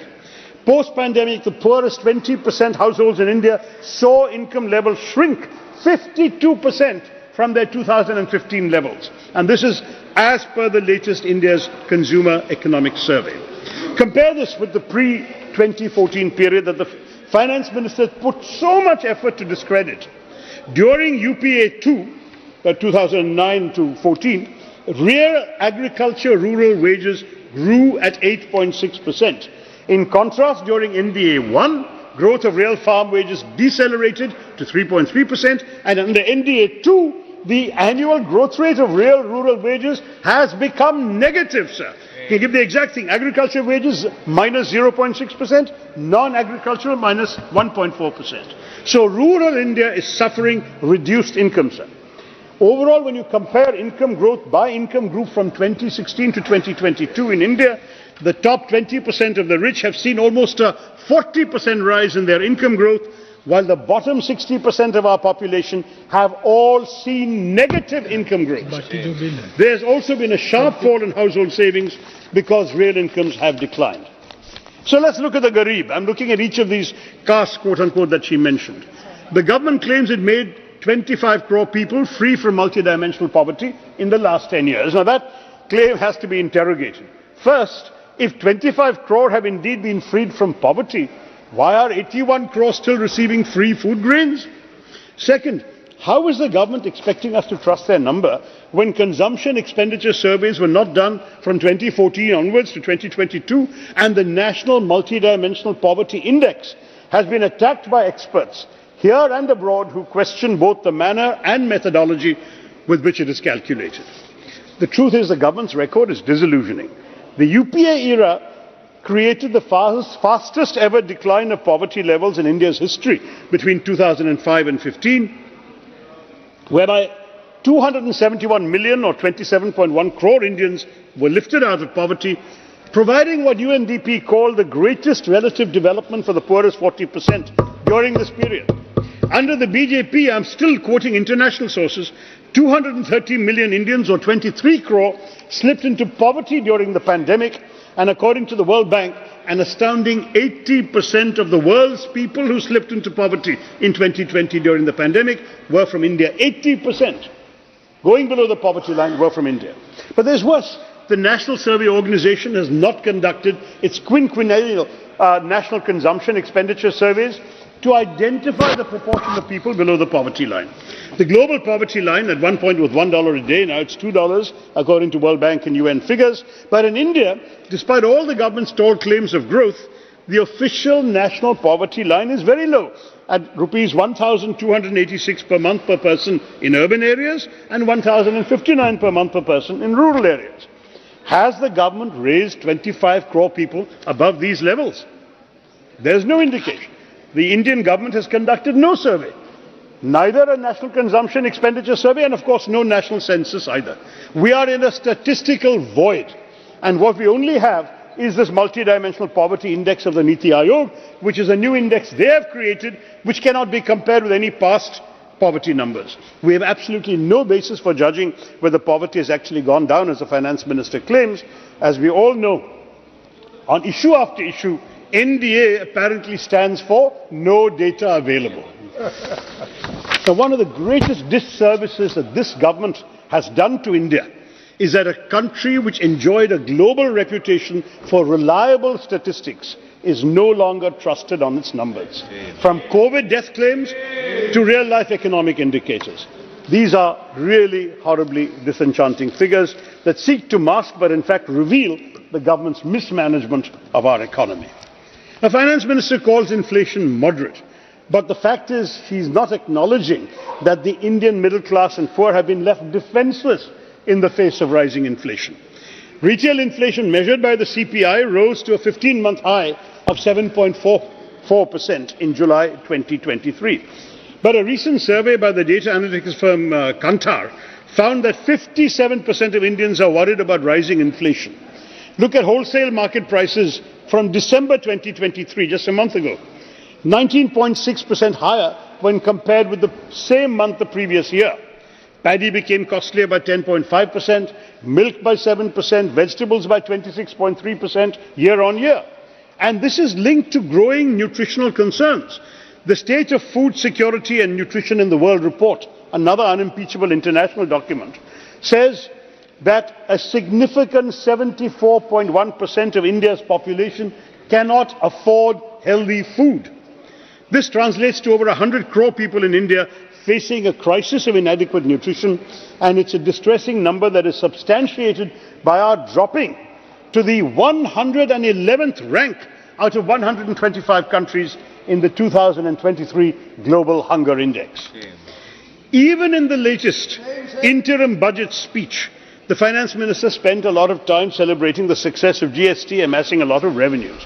But her speech was not punctuated this year with any verses or shairis, not even from Tiruvalluvar. So I prompted a poet friend of mine to put the plight of the suffering it caused the Aam Aadmi into verse. and I'd like to share it with her to italicize the really sad state of the Indian economy from the point of view of a common man like this Kavi. कर्ज के बोझ से आम आदमी तर-तर हो गया, महंगा हो गया खाना पीना, महंगा घर हो गया। मंत्री जी के बजट की खामी हम बतलाते हैं, सिर से करके शुरू चलो पैरों तक जाते हैं। कुछ चुनिंदा यारों के बड़े बंगले हो गए, बालों से पैरों तक आते हम कंगले हो गए। माना आप डाई नहीं करते, पर कहीं तो करते हैं। इतनी महंगी हो गई डाई कि लगाने से डरते हैं। चश्मे के दामों को सुन आंखें रो गई, कम लगाओ टूथपेस्ट, पेस्ट भी महंगी हो गई। बाल कटाने से भी हम अब कटने लग गए, बिना क्रीम के हाथ पैर भी फटने लग गए। फट गई कमीज की कॉलर, पर नहीं तो नहीं ले नहीं सकते। जीएसटी इतना ज्यादा है हम दे नहीं सकते। पूछ रहा था कोई, हम वजन कैसे घटाते हैं? जब से सब्जियों के दाम बढ़े हम कम से खाते हैं। दिखा के लॉलीपॉप वो भरमा कर चले गए, इस बार भी वो अपने ही गुण गाकर चले गए। कैसे सोच लिया कि जनता फिर से माफ करेगी, कैसे सोच लिया कि जनता फिर से माफ करेगी। इस बार चुनावों में जनता जड़ से साफ करेगी।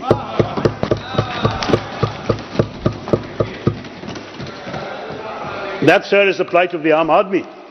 Others who can are voting with their feet. The External Affairs Minister told Parliament that over 16 lakh Indians gave up their citizenship, including 2,25,000 in 2022 alone. High net worth Indians are leaving the country because of this government's tax terrorism. 7,500 millionaires left India in 2022, 6,500 last year. They have taken their resources to invest them abroad and not in our country, where private investment is seriously down under the NDA government. The FM's claims of human development don't stand the test of objective scrutiny either. She claimed that a large number of new institutions of higher learning, especially AIIMS, IITs, IIMs, are being set up. As I've said in the House innumerable times, the problem with this government is not ideation, it's the delivery of public services and the implementation of grand policy announcements. In this case too, the government has failed to ensure proper execution. Look at the AIIMS, for example. In some cases, only land is allotted, nothing is done beyond that. Sometimes even that clearance takes years. In Madurai, the approval to construct an AIIMS came 5 years after the PM laid the foundation stone in 2019. In my own state of Kerala, we are still waiting for the establishment of an AIIMS to boost the quality of medical services for our residents. In other cases like AIIMS Bhubaneswar, posts are lying vacant and nothing has been operationalized. Now, another major axis of the government's self-congratulation was the efficacy of its various schemes for the poor. They're very nicely named and so on. But that too is a delusion that requires a sobering reality check. In the last fiscal year, for which we have numbers, 90 lakh beneficiaries of the government's flagship Pradhan Mantri Ujjwala Yojana did not refill their cylinders.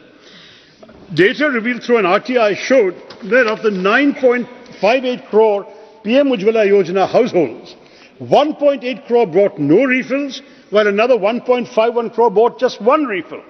But the government does nothing to make the cylinders more affordable to ordinary people. It's all headline management, bottom line mismanagement. In fact, most of the government's successes actually left out. Jan Dhan, 51 crore Jan Dhan accounts were created, but over 20% of them are inoperative as of December 23, last month, just a month ago. Nearly half the inoperative accounts belong to women. So much for Nari Shakti. Ayushman Bharat, in August 2023, the CAG found that 43,000 crore had been misappropriated in the Ayushman Bharat scheme. Manrega, which the Prime Minister had disparaged in his first Lok Sabha speech of 2014. Demand for Manrega continues to be higher even than pre-COVID levels, despite the low wages being given and the various bottlenecks in accessing the scheme. Between April and December 2023, just the last 6-month phase, a record 231.34 crore person days were generated across all states, at a time when the government had drastically reduced the budget for the scheme by 33% in the last budget. They then had to seek supplementary funds of 16,000 crore in December. If the economy is so good, if jobs are so plentiful, why did the revised estimate for Manrega 2023-24 increase by 43% compared to the budget estimate? Let's turn to the Annadatta. Close to 689 lakh farmers enrolled under the Fasal Bima Yojana during the 2023 season. Claims were only paid to 7.8 lakh farmers. Shame. Are you supporting your applicants or not? The number of beneficiaries enrolled under the PM Kisan Samman Nidhi Yojana decreased from 11.84 crores in 2019 to 3.78 crores in 22, marking a 67% decline, sir. And CAG tells us over 3,000 crores were reportedly siphoned away from the PM Kisan scheme through the creation of fake beneficiaries using publicly available Aadhaar details. In fact, the total expenditure to the Ministry of Agriculture and schemes related to farmers' welfare has been declining as a percentage of the total budget outlay since 2019. And during this government's period from 2014 to 2022, at least 1 lakh farmers have committed suicide, as per recently released National Crime Records Bureau report. This amounts to a scary 30 suicides per day, every day that BJP has been in power, sir, in the last 9 years. The Prime Minister's promise to double the income of farmers between 2015 and 2022 lies in shambles. They've stopped repeating it. The headlines were made at one time, now they've not been repeating it or fulfilling it, sir. The issue has disappeared completely from policy making, while the real incomes of agricultural households from cultivation has fallen, as I said, by 1.4%. Now, the Finance Minister also made a big deal about the blue revolution in the fishery sector, a sector where the government actually doesn't have much to boast about. I can tell you because most of the fishermen in my constituency are living below the poverty line, and the budget allocation for the sector has been raised for the entire country by a meagre 134 crore. The government claims to have doubled pisciculture and aquaculture. Absolutely no evidence of this. And the PM himself talked about creating a Ministry of Fisheries, but they've only created a Department of Fisheries, which is part of a larger ministry. I've never heard of a government that actually breaks its own promise and then claims credit for it. They have promised a ministry for 2 successive elections. They have never given a full ministry to the fisher folk and our coastal region. The rhetoric surrounding Nari Shakti for the Mahila also requires additional debunking to what I've already said earlier. While we in the opposition welcome the women's reservation law, we are deeply sceptical about the vague timeline of the government, but equally representation is not enough in isolation. We know that grand announcements alone don't help women. We need policies that will help them get the resources they need. Consider, for example, the Integrated Child Development Services. You've rebranded it, of course, your phraseology is always great, Saksham Anganwadi and Poshan 2.0. But your budget for integrated child development has actually declined, even while new labels are coming. We have gone in the course of the Modi government's existence to reduce money available for child development. Similarly, while the government's claims of an increase in the number of women participating in the labour force tries to paint a positive picture, the truth is that the rise has only been post-pandemic because women had dropped out of the force during the pandemic in very large numbers, and women are doing tedious, low-paid or unemployed work. I beg your pardon, unpaid work, which is technically unemployment in this country. India ranks 127 out of 146 countries in the Global Gender Gap Index 2023, a searing indictment of our inability to provide the space that our women need to survive and thrive in the labour force. So much then for all the claims of empowering the Garib, the Mahilayen, the Yuva, the Annadatta. Contextualizing the FM's budget speech in the highly competitive global environment yields even more evidence of policy failure. Dr. Tharoor, the Finance Minister argued that India's economic development has been good, even... I'm sorry? You have already completed 25 minutes. 5 minutes more, sir. I'll quickly wrap up. The Finance Minister has argued that India's economic development has been good, even as GDP growth averages a modest rate post-COVID. Our post-COVID growth has actually been lower even than Bangladesh, Vietnam, and even until very recently China. So what worries me more is the sharp uptick in the gross debt to GDP ratio, which has invited concerns from the IMF that I hope the Minister will address. The government has also missed its disinvestment target for the 5th year in a row. I'm just summarizing my last few points for you, sir. The trend of rising governmental debt in the last 10-year period has been very worrying because high debt, accompanied by low employment and high food inflation is the worst possible scenario for our country, for the ordinary people of our country, and for any emerging market to attract investments. Fiscal deficit averaged 4.63% under our UPA government. It's averaging 5.13% under the NDA. I'm not going to go into details about that because fiscal deficit is not at the moment our biggest concern. But since the finance minister talked about it and FDI inflows doubling and so on by comparison with UPA, I just want to say it's a blatantly misleading assertion because FDI inflow as a ratio of GDP peaked in 2007-8 at around 3.6% and has never regained that level. Net FDI to GDP ratio today is only 1%. And the fact is that hardly any greenfield investment money has come in. RBI estimates that foreign investment today stands at $42 billion in 22-23, which is about the same as in 2008-2009, 15 years ago under UPA. Over those 15 years, foreign investment has come down in terms of a percentage of GDP, whereas Vietnam, for example, has close to 4.5% of GDP in their example. And gross FDI into India in the first half of the current financial year, April to September, was just $10 billion. The last time it was lower than this was in the first half of 2007-2008, sir. And the finance minister hasn't given us any cost-benefit analysis of the production-linked incentive scheme for which so much money has been spent. Where is the employment generation happening, Madam Minister? There is an absolute need for mid-course corrections, and she will have to answer this question. Internally, meanwhile, sir, our states are in turmoil because transfers to states have been reduced substantially. We know right now in Jantar Mantar there's a protest going on with many states protesting the way in which amounts have not been transferred.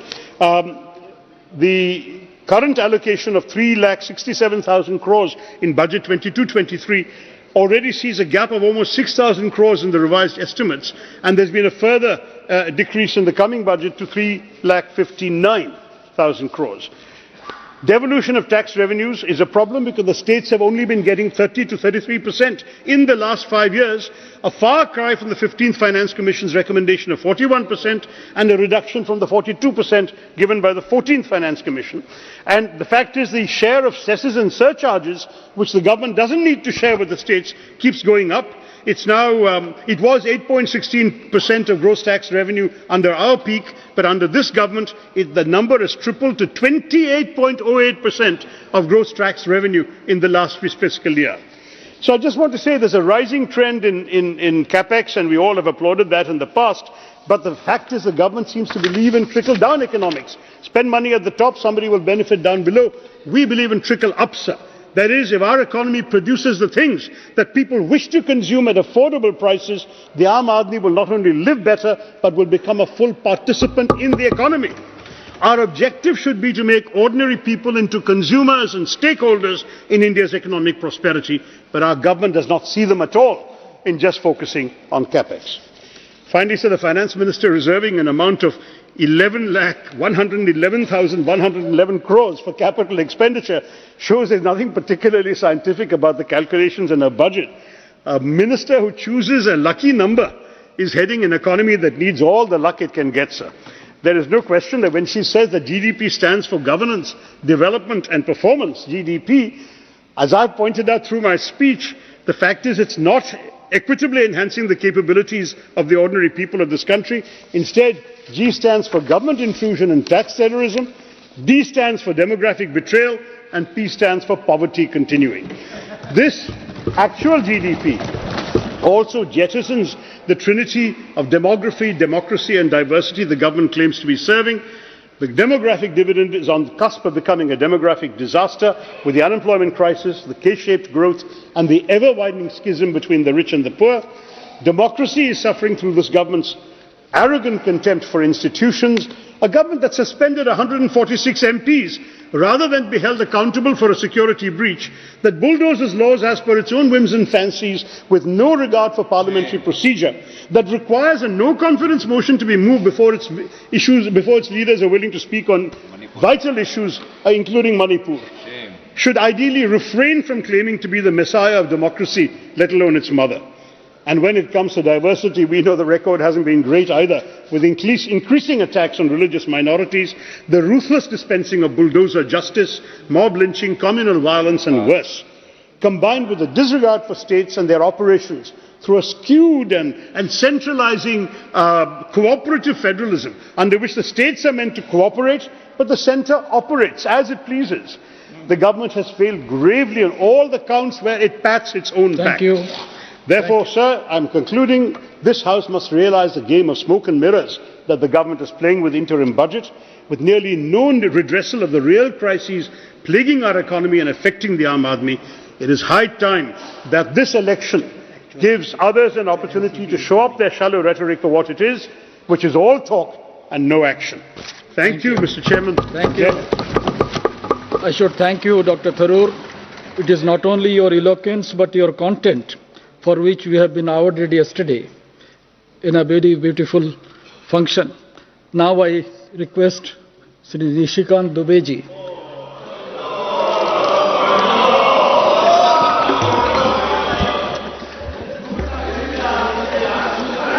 धन्यवाद सभापति महोदय। मैं इस देश के प्रधानमंत्री और माननीय वित्त मंत्री का आभार व्यक्त करता हूं कि उन्होंने इस चुनावी साल में भी अपने आप को कंट्रोल करके देश की एक कैसी दशा होनी चाहिए, दिशा होनी चाहिए, पॉलिसी होनी चाहिए, नीति होनी चाहिए और उस नीति को संपादित करने के लिए किस तरह की इच्छा शक्ति होनी चाहिए, उस बजट को लेकर आए हैं। मैं अपनी पार्टी की तरफ से उन दोनों को बधाई देता हूं। सर बशीर बद्र ने एक बड़ी अच्छी शायरी कही कि जिस दिन से चला हूं मेरी मंजिल पर नजर है, आंखों ने कभी मील का पत्थर नहीं देखा।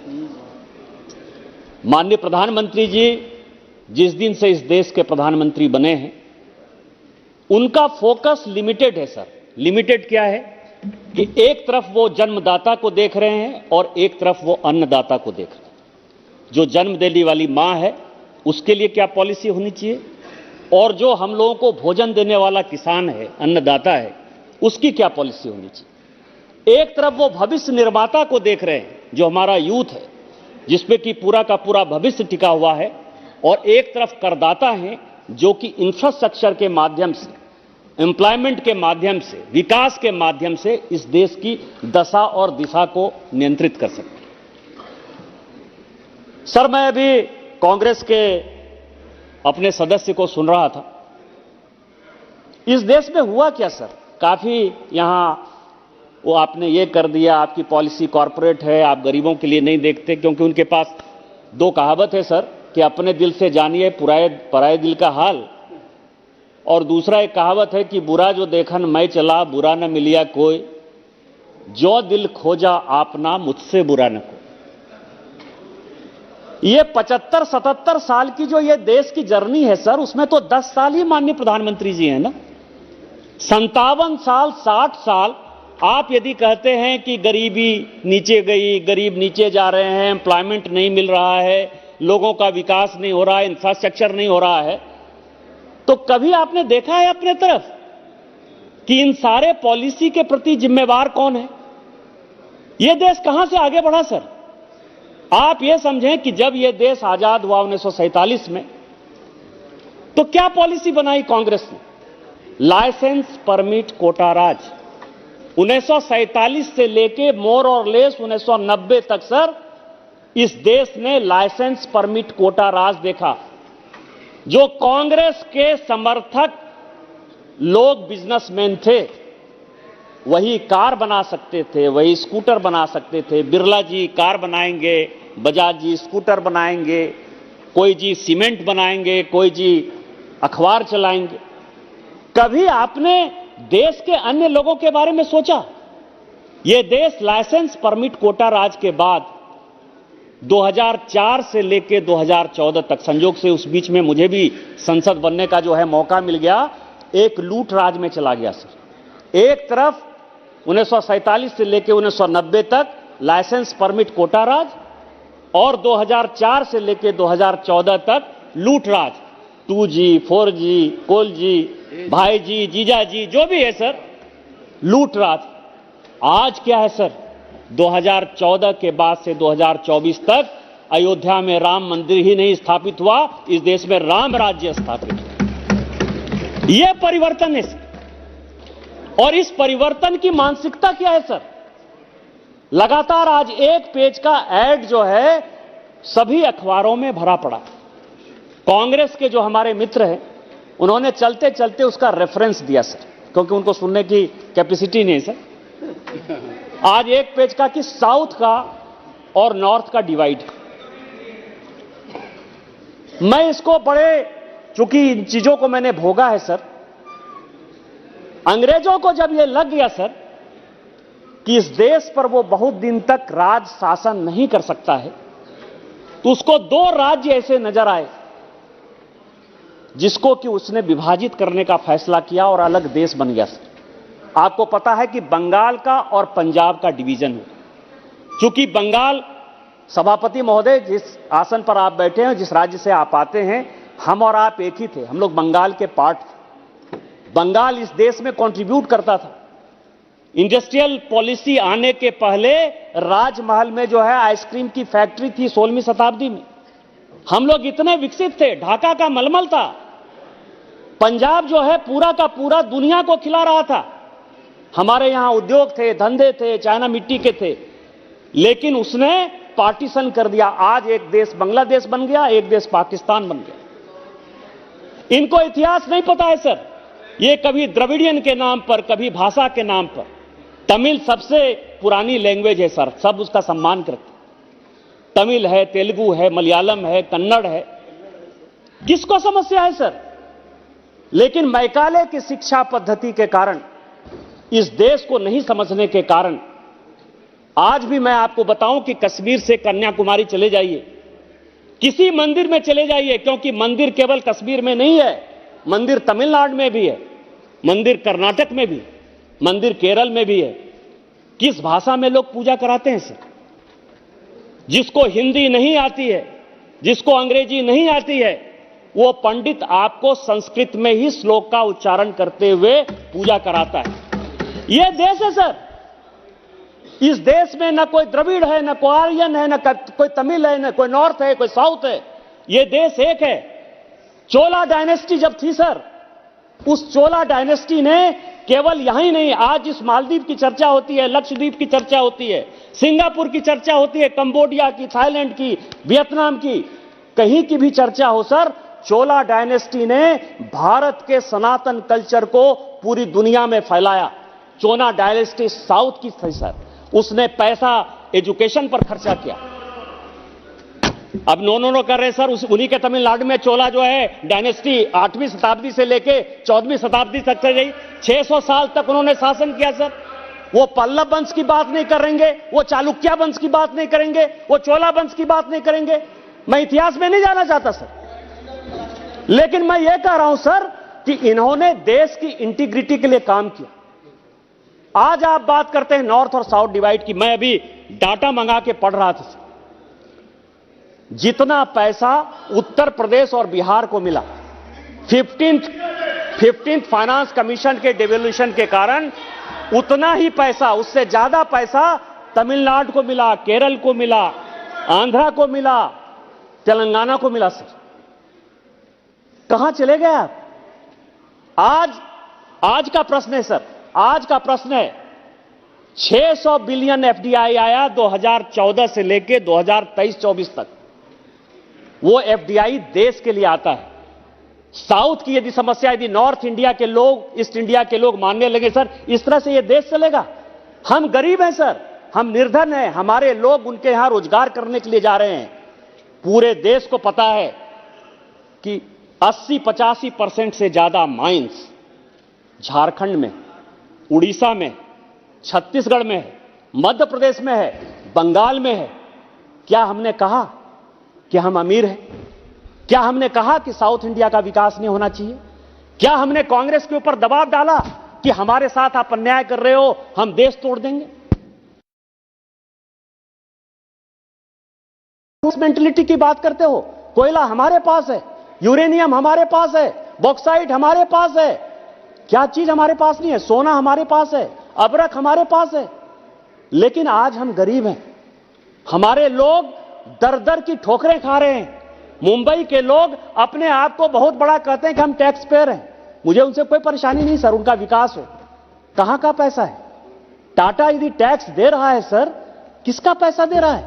यदि जमशेदपुर नहीं होता, झारखंड नहीं होता, टाटा नहीं होता।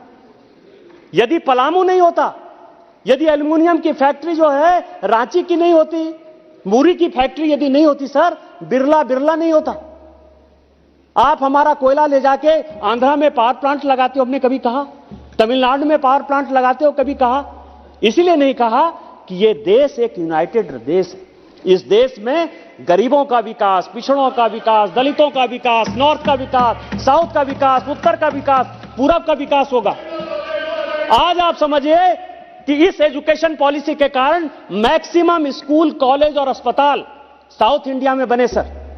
कोलकाता पोर्ट के खत्म हो जाने के बाद पूरा का पूरा बिहार, पूरा का पूरा छत्तीसगढ़, पूरा का पूरा मध्य प्रदेश पोर्ट के खत्म होने के बाद, क्योंकि आपके पास समुद्री प्रभाव है, जिसके कारण लोग, मैं ये कह रहा था सर, आज का प्रश्न है कि 600 बिलियन की एफडीआई आई। आपको आश्चर्य होगा सर कि उस 600 बिलियन की एफडीआई में, उस 600 बिलियन की एफडीआई में 450 बिलियन की एफडीआई या तो केरल गई, या तमिलनाडु गई, या वो कर्नाटक गई, या वो आंध्रा गई, वो तेलंगाना गई, वो महाराष्ट्र गई, वो गुजरात गई। इसी 7 स्टेट में गए सर। वो एफडीआई भारत सरकार के कारण नहीं गया, भारत सरकार के नीतियों के कारण नहीं गया, मोदी जी की मजबूती के कारण नहीं गया, वित्त मंत्री की पॉलिसी के कारण नहीं गया। आज आपके यहां सारी मैन्युफैक्चरिंग यूनिट है, ये हमारे कारण नहीं गया। यदि आज आपके बच्चे, यूक्रेन का युद्ध हो रहा है तो मैक्सिमम बच्चों को निकालती है तो भारत सरकार निकालती है सर। महीने का तक कोई आसान करती है क्या? उस वक्त नॉर्थ और साउथ देखते हैं। आज इजराइल के युद्ध में मैक्सिमम साउथ इंडियन, यदि केरल में, मिडिल ईस्ट में कोई प्रॉब्लम होता है तो आप क्या बात करते हो? ये देश और जो है एक यूनाइटेड पॉलिसी से चलता है सर। आज आप किस तरह का माहौल क्रिएट करना चाहते हो? क्या बंगाल की तरह, जिस तरह बंगाल का डिवीजन करके बांग्लादेश बन गया, क्या पंजाब का डिवीजन करके जिस तरह पाकिस्तान बन गया, आप ये नॉर्थ और साउथ का, यदि आप वोट नहीं मिल रहा है कांग्रेस पार्टी को सर, जनता यदि साथ नहीं दे रही है, क्योंकि आपको पता है कि बंगाल में मुस्लिम लीग का और पंजाब में जो है जिन्ना की पार्टी का प्रभाव बढ़ रहा था और कांग्रेस को वोट बैंक की पॉलिटिक्स के कारण देश को बांटना था, तो क्या आप वोट नहीं मिलने के कारण नॉर्थ और साउथ का डिवाइड करोगे? क्या इसी तरह से देश चलाओगे? स्मॉल करेक्शन, पंजाब में जिन्ना की पार्टी को वोट नहीं मिल रहा था, उनका बढ़ोत नहीं हो रहा था। दूसरी पार्टी, यूनियनिस्ट पार्टी थी, उसकी बढ़ोत हो रहा था उस समय। ठीक है। Thank you sir. Sir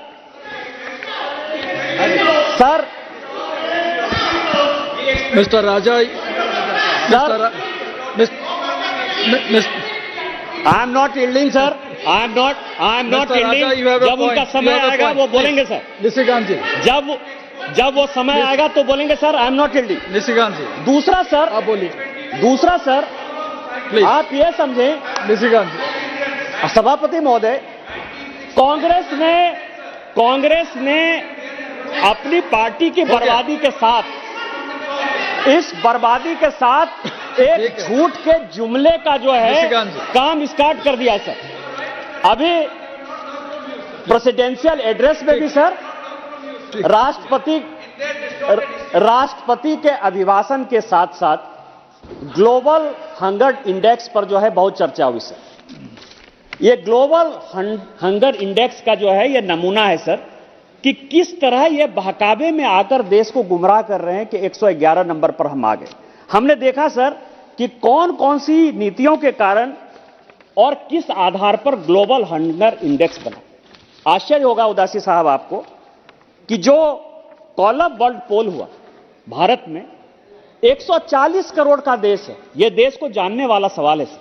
140 crore के देश में 3000 लोगों को, केवल ध्यान दीजिएगा, केवल 3000 लोगों के ऊपर पोल करके यह फैसला कर लिया कि ग्लोबल हंगर इंडेक्स में हम 111 नंबर पर आ गए। यह सैंपल साइज है सर, 140 करोड़ में। जो उन्होंने डाटा लिया सर, वो और भी अच्छा है सर।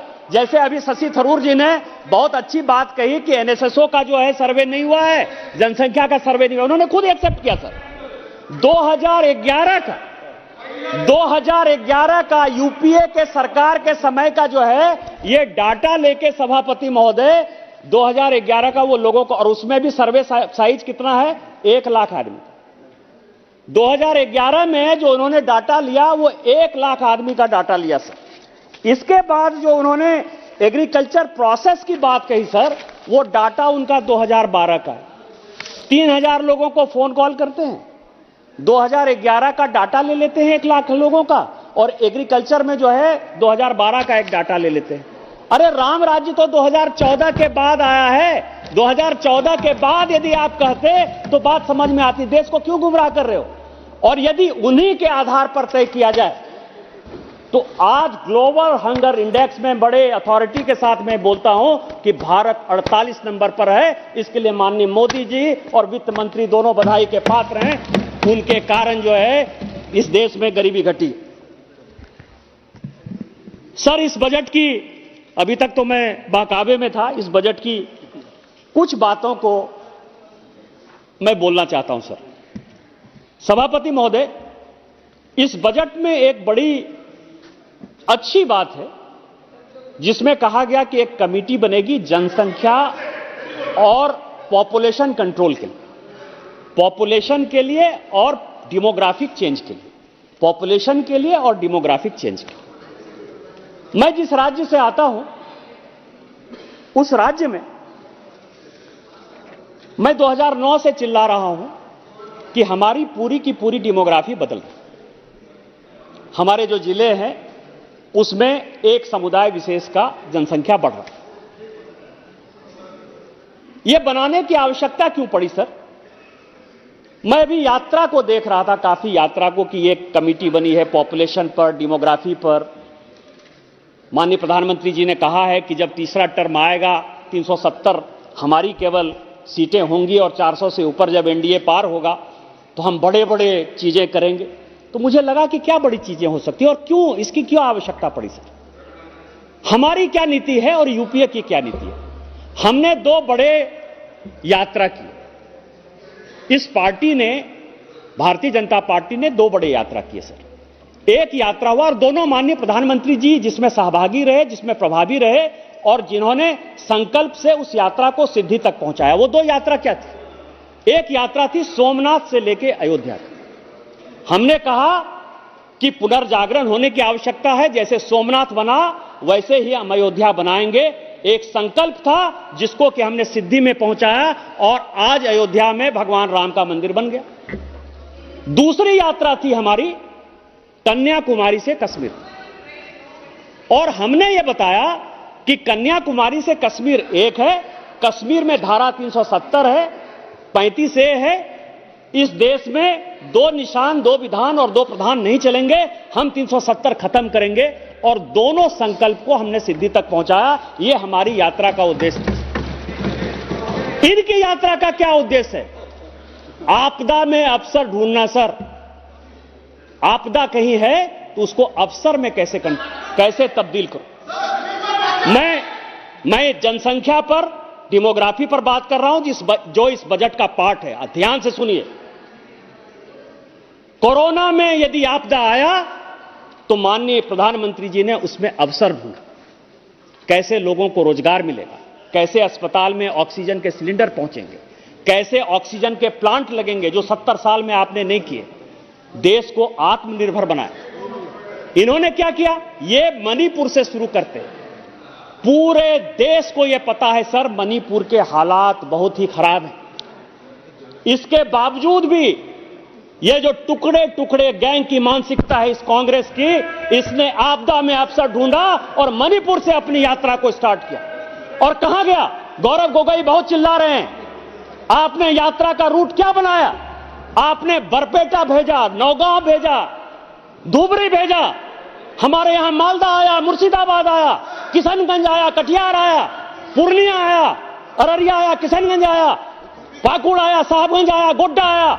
ये सब बांग्लादेशी घुसपैठियों का केंद्र है सर। ये सब बांग्लादेशी घुसपैठियों का केंद्र है। ये बांग्लादेशी मुस्लिम वोट के लिए, इसी के लिए ये कमेटी बनाने की आवश्यकता पड़ी सर, कि जनसंख्या को नियंत्रित ही नहीं करना है। ये जो डेमोग्राफी चेंज हो रही है, ये सारे जिले ऐसे हैं सर, एक मंदिर में नहीं गए। उन्होंने भूपेन हजारिका के यहां जाने का तोहमत नहीं उठाया। उन्होंने लाचित, जो बड़े स्वतंत्रता सेनानी थे, उसके यहां नहीं गए। बंगाल में शंकरदेव के यहां नहीं गए। हमारे यहां बिरसा मुंडा के यहां नहीं गए। लेकिन ये कहां गए?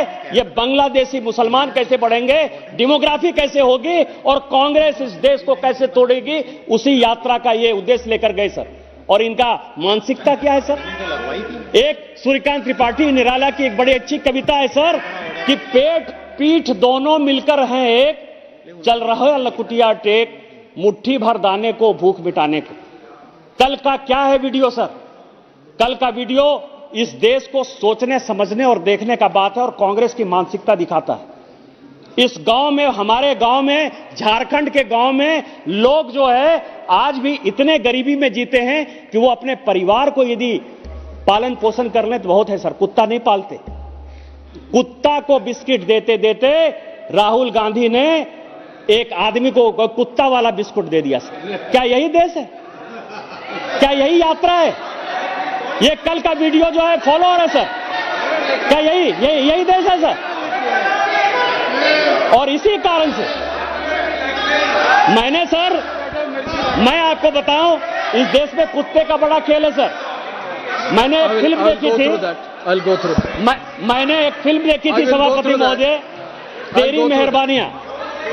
तेरी मेहरबानियां में सभापति महोदय, वो जैकी श्रॉफ की बड़ी फेमस फिल्म थी सर, कि उसमें जो है कुत्ता अपने मालिक के लिए मर जाता है। यहां उल्टा है सर, मालिक यहां तो पीडी के कारण हेमंतो बिश्व शर्मा बाहर निकल गए सर, हेनरी के कारण एक महिला सांसद यहां से चली गई सर, और अब नूरी का इतना प्रभाव है सर कि कुत्ता का भोजन जो है आम आदमी को दे रहे हैं। यही कांग्रेस की मानसिकता है। और इसीलिए जनसंख्या नियंत्रण पर और जनसंख्या डेमोग्राफी के लिए एक बड़ी अच्छी कमेटी जो है भारत सरकार लेकर आई है, हम उसका धन्यवाद देते हैं सर।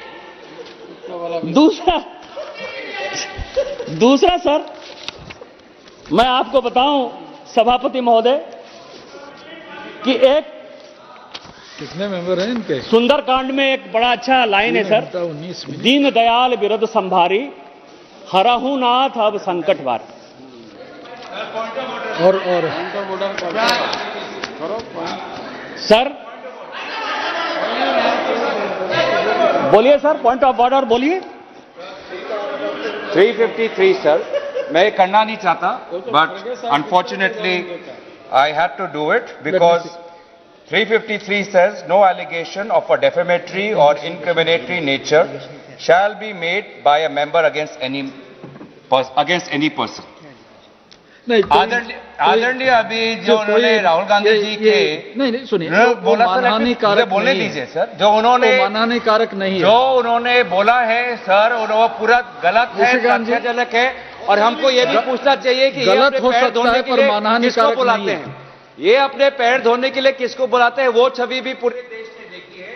तो देश को निशिकांत जी सर प्लीज सर, मैंने जो वीडियो देखा है, मैंने अपना डिसीजन दे चुके हैं। आप बोलिए, बजट पे बोलिए। बजट पर ही बोलते सर।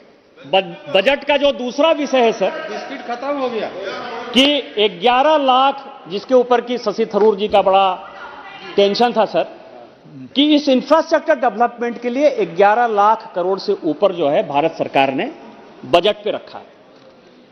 और उसमें 2-3 समस्याएं हैं सर, कि जब इनकी सरकार थी, और मैं आईबी की बड़ी एक अच्छी रिपोर्ट लेकर आया सर, कि 2014 और 2024 में क्या फर्क आया। आपको पता है सर कि लगभग हजारों एनजीओ ऐसे हैं। नहीं, ये आईबी की रिपोर्ट है सर, आईबी की रिपोर्ट है और पब्लिक डोमेन में सर, कोई मतलब कोई सीक्रेट डॉक्यूमेंट लेके नहीं आया हूं। नहीं, ये सीक्रेट डॉक्यूमेंट नहीं, ये गूगल पर ये गूगल पर मौजूद है, पब्लिक डोमेन में है, ये गूगल पर मौजूद है सर। आप ये समझे पब्लिक डोमेन में सर। मैं कोई एक्सक्लूसिव डॉक्यूमेंट नहीं आया, 2014 की रिपोर्ट है, इनकी सरकार की सर। ठीक है। उसमें ज्वाइंट डायरेक्टर आईबी ने एक बड़ा रोता हुआ जो है एक रिपोर्ट दिया सर कि इस देश का डेवलपमेंट नहीं हो सकता क्योंकि यहां जितने एफसीआरए लाइसेंस धारक, उनसे बड़ा प्यार है सर इनको। प्यार होने के कारण भी है कि न्यूज क्लिक वाला अरेस्ट होता है तो उसके लिए बड़ा कैंपेन कर देते हैं, क्योंकि चाइना का पैसा क्यों आ रहा है। चाइना के साथ कांग्रेस पार्टी अपना एग्रीमेंट साइन कर लेती है सर, इनका है। जब यहां भारत में जो है डोकलाम में और कहां पूरा चिल्लाते रहते हैं, जब पूरा हंगामा चल रहा है चाइना के साथ, भूटान में जब वो घुस जाते हैं तो उनके राजदूत के साथ जो है इनके नेता को, नाम नहीं बोलूंगा सर नहीं तो फिर पॉइंट ऑफ ऑर्डर हो जाएगा, लेकिन मान लीजिए सर युवराज को जो है परेशानी होती है तो वो चाइना के जो है एम्बेसडर के साथ मिल लेते हैं। तो इनकी जो सोच समझ है सर कि देश को टुकड़े टुकड़े करने वाले गैंग के साथ ये खड़े हुए नजर आते हैं। लेकिन आपको यह लगेगा सर कि दो रिपोर्ट है, एक एमके नारायण की रिपोर्ट है जो उन्होंने केवाईसी नॉर्म्स के बारे में कहा कि किस तरह से जो अपना स्टॉक मार्केट में जो चीजें आ रही उसमें से उनको लगता है कि टेरर का पैसा। और दूसरा ये आईबी की रिपोर्ट है, वो ये कह रहे हैं कि एफसीआरए लाइसेंस, क्योंकि राजीव गांधी फाउंडेशन को भी एफसीआरए लाइसेंस था सर, इनकी और भी एनजीओ को एफसीआरए लाइसेंस है, तो उसमें इनको बड़ा समस्या होता है एफसीआरए को खत्म करने के लिए। जो नेशनल एडवाइजरी काउंसिल जिसके बारे में माननीय प्रधानमंत्री जी परसों जिक्र कर रहे थे, उसके ही 2-4 लोग जो है एफसीआरए लाइसेंस, चाहे हर्ष मांदर हो चाहे रुना राय हो, जिनको कि उन्होंने एनएससी का मेंबर बना था, एनएससी के मेंबर बने थे। मैं ऑन रिकॉर्ड यदि भारत सरकार के आप पदाधिकारी रहिएगा तो उसके बारे में कहूंगा। ये सारे लोग जो है देश में जहां कहीं भी इंफ्रास्ट्रक्चर का जो है विकास होना होता है वहां ये आंदोलन करते। इस कारण से कोल के खिलाफ हमारे यहां आंदोलन है, उस कारण से न्यूक्लियर के खिलाफ आंदोलन है, उसके कारण से लोगों को पीने का पानी और डैम के खिलाफ आंदोलन है, उसके खिलाफ रोड बनाने का आंदोलन है, उसके खिलाफ फैक्ट्री बनाने का आंदोलन है। ये पूरी आईबी की रिपोर्ट में कहा गया सर। और इनका क्या काम था, उस सारे रिपोर्ट पर सो जाए। माननीय प्रधानमंत्री जी आए और माननीय प्रधानमंत्री जी ने और पूरी भारत सरकार ने एक बड़ा फैसला किया कि ये जितने सो कॉल्ड एनजीओ हैं जो दुनिया में दूसरे देश से, आप ये समझिए कि मेरे यहां लोग मरे या जिए, इस कोरोना के बाद ये पूरे देश को समझने की आवश्यकता है, दुनिया को समझने की आवश्यकता है सभापति महोदय। जब कोरोना में पूरी दुनिया मर रही थी, हम भी मर रहे थे, सभी लोगों ने अपने अपने बॉर्डर को बंद कर दिया। कोई हमारे नागरिक को या हम उसके नागरिक को लेने को तैयार नहीं थे। उनको लगा कि देश बचेगा, देश के नागरिक बचेंगे तभी हम बचेंगे। आज पूरी दुनिया, चाहे अमेरिका हो चाहे ब्रिटेन हो, हमारे लोगों को रोजगार देने के लिए जो है वो वीजा पॉलिसी में बड़ा परिवर्तन कर रहे हैं। और हमको लगता है कि अमेरिका का फंडेड पैसा आ रहा है और हमारे लोगों को बचाने की बात कर रहा है। आप मेधा पाटकर को इतना दिन तक बचाए रखे, बढ़ाए रखे, उसके कारण न गुजरात के लोगों को पानी मिल रहा था, न राजस्थान के लोगों को पानी मिल रहा था, न मध्य प्रदेश के लोगों को पानी मिल रहा था। हमने जब अटल बिहारी वाजपेयी जी ने एक फैसला किया कि इंटरलिंकिंग को रिवर करना है, क्योंकि कई एक जगह ऐसा होता है कि बाढ़ हो जाता है, कई एक जगह सुखाड़ हो जाता है, और यदि दोनों नदियों को यदि हम जोड़ देंगे तो बाढ़ और सुखाड़ दोनों की समस्या से खत्म हो जाएंगे। आप ही कई युवराज ने 2004 से लेकर 2014 तक कहा कि यह पॉलिसी गलत है। आपके उस वक्त के एनवायरमेंट एंड फॉरेस्ट मिनिस्टर ने कहा, जयराम रमेश ने, और उसी ग्रीन पीस मूवमेंट के आधार पर कहा, जिसको कि डच सरकार पैसा दे रही थी, जिसको यूरोपियन सरकार पैसा दे रही थी। ये सारी इस रिपोर्ट में जिक्र है। आपने इस देश को बेचने का काम किया है। और आज हम जब 11 लाख करोड़ की योजना लेकर आ रहे हैं, लोगों को गरीबी से निकालने की बात कर रहे हैं, 16 लाख करोड़ रुपया पीएम गति शक्ति में देने की बात कर रहे हैं, कोई ऐसा एमपी यहां मौजूद नहीं है जिसको कि 4 लेन का नेशनल हाईवे नहीं मिले। कोई ऐसा आदमी नहीं है जहां की प्रधानमंत्री आवास नहीं गया। कोई ऐसा आदमी नहीं है जहां की हर घर जल नल की काम नहीं चल रहा है। कोई ऐसा एमपी नहीं है जिसके लोगों को आयुष्मान भारत का कार्ड नहीं मिला। यदि हम गरीबों की बात करते हैं तो आपको कुछ नहीं दिखाई देता, आपको लगता है कि नहीं ऐसा ही चलता रहेगा, चीजें ऐसे चलती रहेगी। आज मैं ऑन रिकॉर्ड कह रहा हूं सर, कांग्रेस ने जो झारखंड में ये यात्रा निकाली है, उस यात्रा में जितना पैसा खर्चा हुआ, कांग्रेस के एमपी के यहां 352 करोड़ रुपया पकड़ाया, उसी पैसे से ये यात्रा निकाली गई, क्योंकि वो उसका सांसद है। यदि कांग्रेस में हिम्मत है तो उसका जवाब दे। आज यदि रेड हो रहा है सर, ये कह रहे हैं कि पूरा जो है सीबीआई आ रही है, ईडी आ रही है, इनकम टैक्स आ रहा है। क्यों नहीं आएगा सर? पैसा आ रहा है। आप ये देखें कि यदि मैं 2023-24 का जानने का बात है, 2023-24 में अभी 9 महीना ही हुआ सर, 1500 करोड़ रुपया कैश पकड़ाया है और लगभग 1000 करोड़ का जेवर पकड़ाया है। जब पैसा आप रख लीजिए, पैसा पकड़ा है। कोई ऐसा आदमी है जिसका बंगाल में रेड हुआ कैश नहीं पकड़ाया? झारखंड में कांग्रेस के एमपी के यहां नहीं पकड़ाया? छत्तीसगढ़ में नहीं पकड़ाया? तेलंगाना में नहीं पकड़ाया? कर्नाटक में नहीं पकड़ाया? कर्नाटक में तो चुनाव के समय में मौजूद था। और आप कहेंगे कि उस विकास के लिए हम पैसा लाएंगे तो आप कहेंगे कि सीबीआई, ईडी और इनकम टैक्स आ जाएगा। ये नहीं चलेगा, न खाएंगे न खाने देंगे। ये माननीय प्रधानमंत्री जी का मूल मंत्र है। भ्रष्टाचार से हम लड़ेंगे जब तक भ्रष्टाचारी को जेल नहीं भेज देंगे। अभी आपने देखा कि ईडी ने झारखंड के मुख्यमंत्री को जेल भेजा है और आप मान के चलिए कि वो जिंदगी में चुनाव लड़ने काबिल नहीं होगा। इस देश में इलेक्शन कमीशन में जो आदमी हलफनामा में अपनी प्रॉपर्टी नहीं बताए, 105 प्रॉपर्टी है। मेरा केस है लोकपाल के यहां और सीबीआई ने प्रिलिमिनरी इंक्वायरी में कहा है 105 प्रॉपर्टी न इलेक्शन कमीशन को कहा है सर, न इनकम टैक्स को कहा है। यदि आप चुनाव लड़ने जाते हैं, हम आप सभी चुनाव लड़ने जाते हैं सभापति महोदय, शामिल हो जाएंगे, सारे केसेस भूल जाएंगे और यही हमको आदरणीय मुख्यमंत्री करके बुलाएंगे। सर मेरे ऊपर 42 केस है, मेरे ऊपर, मेरे मां के ऊपर, मेरे पिताजी के ऊपर, मेरे पत्नी के ऊपर, मेरे भाई के ऊपर, मेरे बेटे के ऊपर। मैं सारे केस लड़कर आया हूं। आपकी तरह मुख्यमंत्री की तरह भगौड़ा नहीं था जो भाग गया।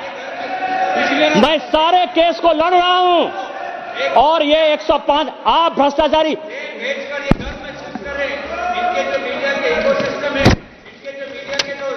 पत्रकार बंधु है, एक आदिवासी मुख्यमंत्री पर किस प्रकार से आपत्तिजनक बातें उठा रहे, ये कुछ नहीं करते। ये वही पत्रकार है जो मोदी जी के साथ फोटो खींचते हैं। आज वो एक आदिवासी मुख्यमंत्री के खिलाफ जिस प्रकार का शब्द उन्होंने व्यवहार किया, वो आपत्तिजनक शब्द है। कुछ रिकॉर्ड में नहीं जा रहा है। सभापति महोदय, यह पहला उदाहरण नहीं है झारखंड और बिहार में कि कोई मुख्यमंत्री या मुख्यमंत्री के बाद जेल गया सर। आदरणीय लालू प्रसाद जी जेल गए, हमारी सरकार नहीं थी सर। आदरणीय मधु कौड़ा जी जेल गए, हमारी सरकार नहीं थी सर। ये राजा साहब और कनीमोजी जी जेल गए, हमारी सरकार नहीं थी सर। आज उनको कोर्ट ने बरी कर दिया है। क्या कांग्रेस पार्टी माफी मांगेगी? मनमोहन सिंह जी माफी मांगेंगे?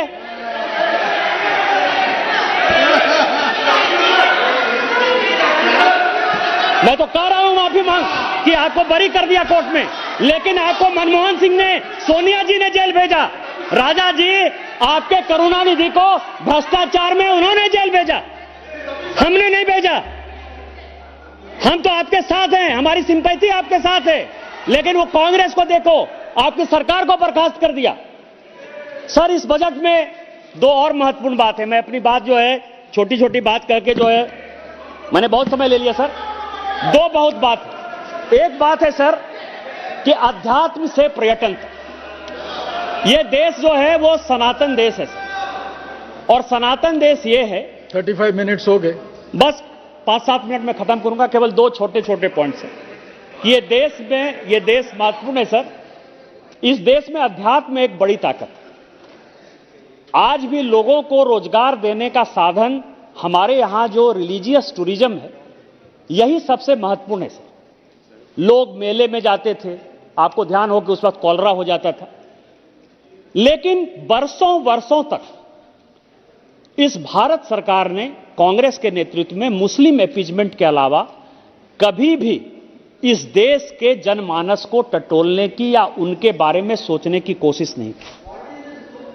आज इस बजट में चाहे अयोध्या में रामलला विराजमान हुए हो, चाहे बनारस में जो है विश्वनाथ कॉरिडोर बना हो, चाहे महाकाल कॉरिडोर बना हो, चाहे इस सरकार ने 29 और सिटीज को डेवलप करने का सवाल किया हो, इससे जो इंफ्रास्ट्रक्चर डेवलप हो रहा है सर, पूरे देश दुनिया के जो लोग आ रहे हैं वो लोगों को रोजगार दे रहा है।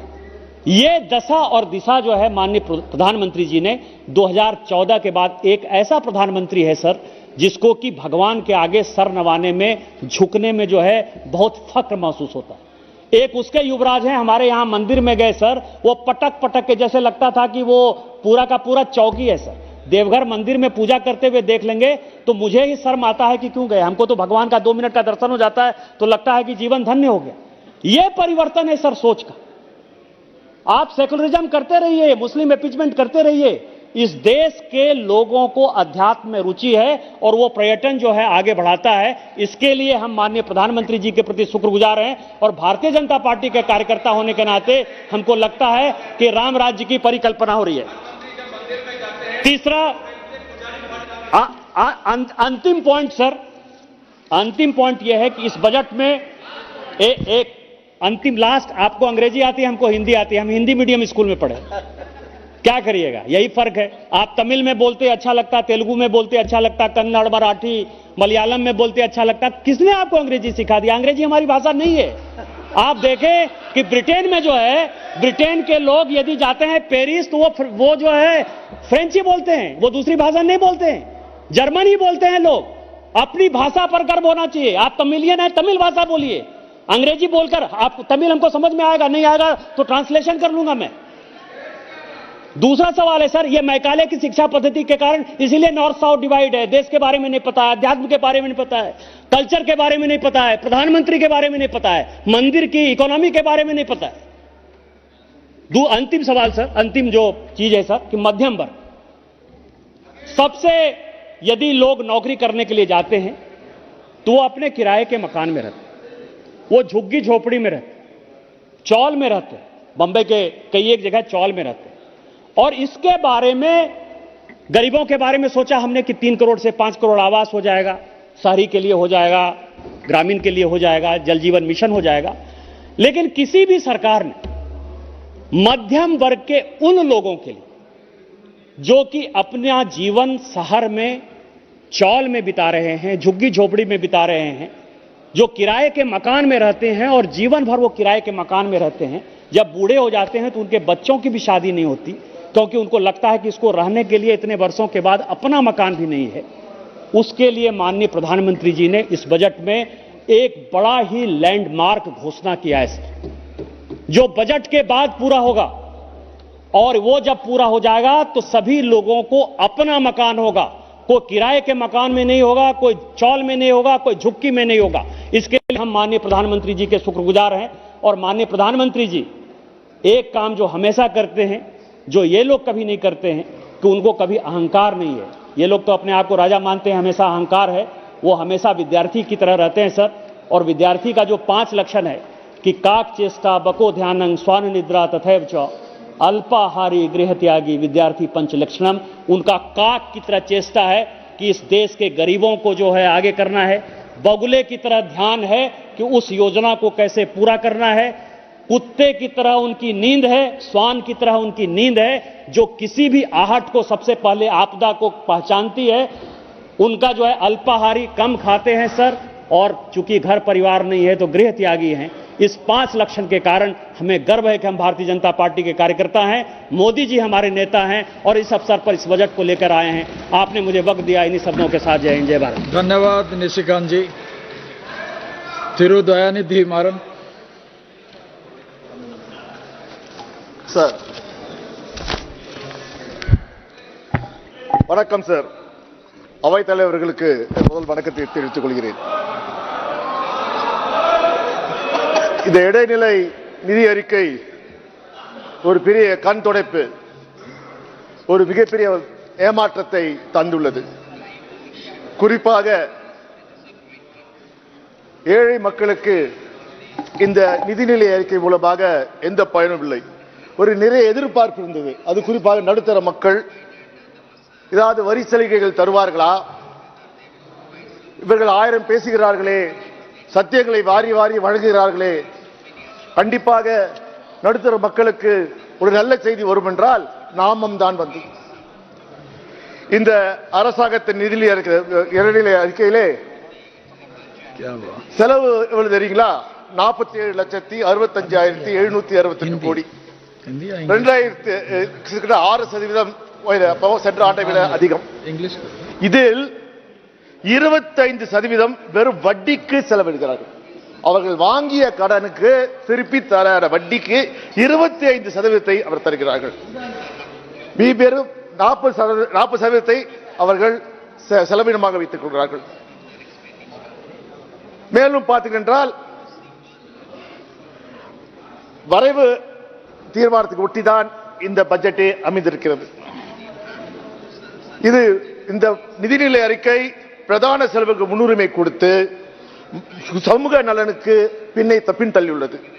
குறிப்பாக பார்த்தீங்கன்றால் சமூக நல திட்டங்களுக்கு 7% இந்த மானியத்தை இந்த அரசு இந்த நிதிநிலை அறிக்கை குறைத்துள்ளது. குறிப்பாக உணவு மானியம் எங்கே இவர்கள் உணவு ரேஷன் கடையிலே இலவசமாக அரிசி கோதுமை தருகிறேன் சொல்கிறார்களோ அந்த உணவு மானியத்திலே 3.3% குறைத்திருக்கிறார்கள். பிறகு விவசாயிகளை விடுவார்களா? விவசாயத்துக்கான உரம் மானியத்திலையும் 13.2% இந்த நிதிநிலை அறிக்கை குறைத்துள்ளது. மட்டுமல்ல, பாதுகாப்பு மற்றும் சமூக பாதுகாப்புக்கு அத்தனையுமே இவர்கள் குறைத்துள்ளார்கள். ஆனால் இந்த நிதிநிலை அறிக்கையை வெளியிட்ட மாண்புமிகு நிதியமைச்சர் எங்களுக்கெல்லாம் பெருமை. நாங்கள் நினைத்தோம் தமிழ்நாட்டை சார்ந்தவர், தமிழ்நாட்டில் பிறந்தவர், நல்லவர், வல்லவர் என்று நாங்கள் நினைத்தோம். ஆனால் அவர் வாயிலிருந்து வருவதெல்லாம் உண்மைக்கு அற்ற செயல்கள் தான் இருக்கின்றது. குறிப்பாக பார்த்தினால் இந்த இடைக்கால நிதி அறிக்கை ஏழைகளுக்காக, இளைஞர்களுக்காக, மகளிருக்காக, விவசாயிகளுக்காக என்று சொன்னார்கள். பார்த்தீங்கன்றால் உண்மை நிலை என்ன?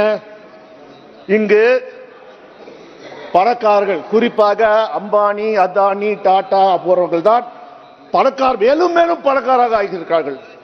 ஏழைகள் இன்னும் பரம ஏழைகளாக போய்கொண்டிருக்கிறார்கள். இன்னும் சொல்ல போனால் இந்த அம்பானி, அதானி, டாடா நிறுவனம் போன்றவர்கள் 20% பணக்காரர்கள் தான் இந்தியாவின் 40% வருமானம் அவர்கள்தான் தான் இருக்கிறது. ஆனால் நடுத்தர மக்கள் இன்னும் ஏழையாகி கொண்டிருக்கிறார்கள். அவர்கள் வருமானம் 20% குறைந்து கொள்கிறது. இன்னும் சொல்ல போனால் சிலருக்கு வருமானமே இல்லாத நிலைமை வந்திருக்கிறது. இளைஞருக்கு வேலை வாய்ப்பு தருகிறேன் என்று சொல்கிறார்கள். எங்கே வரும் திருப்பி ஆட்சி தந்தால் இளைஞருக்கு தருவார்களா?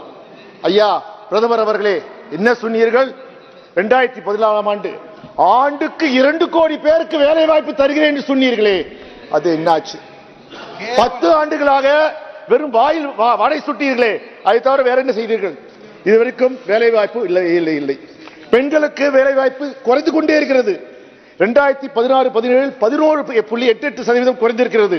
2021-22 7.96% குறைந்திருக்கிறது. இன்னும் இந்த பெண்களுக்கு வேலை வாய்ப்பு குறைந்து கொண்டிருக்கிறது. 2014 திரு பிரதமர் மோடி அவர்கள் என்ன சொன்னார்கள்? நாங்கள் ஆட்சிக்கு வந்தால் விவசாயிகளின் வருமானத்தை இரட்டிப்பு ஆக்குவோம் என்றீர்கள். இரட்டிப்பு ஆனதா? இல்லையே. இன்றைய நிலை என்ன? பணவீக்கத்தால் விவசாயத்துறை, விவசாயிகள் நிலைமை அழிந்து கொண்டிருக்கிறது. நீங்கள் என்ன செய்கிறீர்கள்? அம்பானிகளுக்கும், அதானிகளுக்கும், டாடாஸுக்கும் வாராக்கடன்களை தள்ளுபடி செய்கிறீர்கள். பணக்காரர்களான கடனை தள்ளுபடி செய்கிறீர்கள். ஆனால் விவசாயிகளின் கடன்களை இதுவரை நீங்கள் தள்ளுபடியே செய்யவில்லை. அதற்கு மாறாக விவசாயிகளுக்கு எதிரான விவசாய மசோதாக்களை கொண்டு வந்தீர்கள். ஆனால் இந்தியாவை மக்கள் உரிமைத்த குரலை எதிர்த்த பெண் அந்த மசோதாவை நீங்கள் பின்னுக்கு வாங்கிக் கொண்டீர்கள். முன்னும் பார்த்தீர்கள் சில்லறை விற்பனை பணவீக்கம் இந்த 8 ஆண்டில் 7.8% உயர்ந்திருக்கிறது. மொத்த விலை பணவீக்கம் 9 ஆண்டில் 15.8% உயர்த்தி இருக்கிறது. RBI சொல்கிறது 6% சில்லறை பணவீக்கம். ஆனால் நமது பணவீக்கம் 7.8 போயிட்டது. அது அத்தியாவசிய பொருட்களின் விலை ஏறிக்கொண்டே இருக்கிறது. இந்த 30 ஆண்டுகள் இல்லாத அளவிற்கு அத்தியாவசிய பொருட்கள் பணவீக்கம் ஏறிக்கொண்டிருக்கு. நிலைமை என்ன? அதாவது சேமிப்புகளை மக்கள் தங்கள் சேமிப்புகளை அவர்கள் பொழுது கழித்துக் கொண்டு வருகிறார்கள். வேறு வழி இல்லை. எதுக்கெல்லாம் சேமித்து போயிருந்தார்களோ அத்தனையும் அவர்கள் என்று கொண்டு வருகிறார்கள். குறிப்பாக பார்த்தீர்கள், இந்த பாஜக அரசு வந்த நாள் முதல் தமிழ்நாட்டுக்கு எதிர்ப்பான ஒரு அரசாகவே திகழ்ந்து கொண்டிருக்கிறது. சென்ற ஆண்டு மிக்ஜாம் புயல் என்ற மிகப்பெரிய கொடூரமான புயலை நமது தமிழ்நாடு குறிப்பாக சென்னை சந்தித்தது. எங்கள் மாண்புமிகு முதல்வர் திரு மு க ஸ்டாலின் அவர்கள் பிரதமரை சந்தித்து நேரடியாக சந்தித்து சுமார் 7033 கோடி கேட்டார். மிகவும் அது மட்டும் நிரந்தர நிறைவாக ஒரு 12,650 கோடியை கேட்டார்கள். இதுவரைக்கும் எங்களுக்கு வந்தது என்ன? 0 தான். ஒரு நயா பைசா கூட ஒன்றிய அரசிலிருந்து வரவில்லை. இத்தனைக்கும் ராணுவத்துறை அமைச்சர் ராஜ்நாத் சிங் வந்தார், பார்த்தார். ஏன் நிதியமைச்சர் நிர்மலா சீதாராமன் வந்தார்கள், பார்த்தார்கள், கையை சேர்த்தார்கள், வெறும் வாய்ப்பேச்சு பேசினார்கள், இன்டர்வியூ கொடுத்தார்கள், ₹1 தர வக்கில்லாமல் சென்று விட்டார்கள். இது கொடுமை என்னென்றால், நாங்கள் கேட்டோம், என்ன கேட்டோம்? ஐயா, நாங்கள் உங்கள் காசை கேட்கவில்லை, எங்கள் வரிப்பணத்திலிருந்து கொடுங்கள் என்று எங்கள் தமிழகத்தின் எதிர்காலம் திரு உதயநிதி ஸ்டாலின் அவர் கேட்டார். நாங்கள் உங்கள் வீட்டு காசை கேட்கவில்லை, உங்க அப்பா வீட்டு காசையும் கேட்கவில்லை, எங்கள் வரிப்பணத்தை தருகின்றார். அதற்கு நமது நிதியமைச்சர் ஒரு பிரஸ் கான்பரன்ஸ் வைக்கிறார். 1 மணி நேரம் எங்களை வசைப்பாடினார். வசைப்பாடி என்ன சொன்னார்? திரு உதயநிதி ஸ்டாலின் மரியாதையாக நடந்து கொள்ள வேண்டும், உங்க அப்பா வீட்டு காசு உங்க ஆத்தா வீட்டு காசு இல்ல கேட்க கூடாது, மரியாதை இருக்கணும். ஆனா அவருக்கே தெரியவில்லை, பிரதமர் அவர்களே உங்க சாச்சா வீட்டு காசான்னு கேட்டாரு. அப்போ நிர்மலா சீதாராமனுக்கு அறிவுரை சொல்ல நேரம் இல்லையா? நான் கேட்கிறேன், நிர்மலா சீதாராமன் அவர்களே, உங்க ஆத்தா வீட்டு காசெல்லாம் சொல்றீங்களே, நான் திருப்பி கேட்டேன், உங்க தோப்புனார் வீட்டு காசை நான் கேட்டோம்னு கேட்டால் நல்லா இருக்குமா? இருக்காது இல்ல? அதேதான், உங்கள் பேச்சில் வன்மம் இருக்கிறது, நாங்கள் கண்டிக்கின்றோம். அதே போல் பார்த்தீங்கன்றால்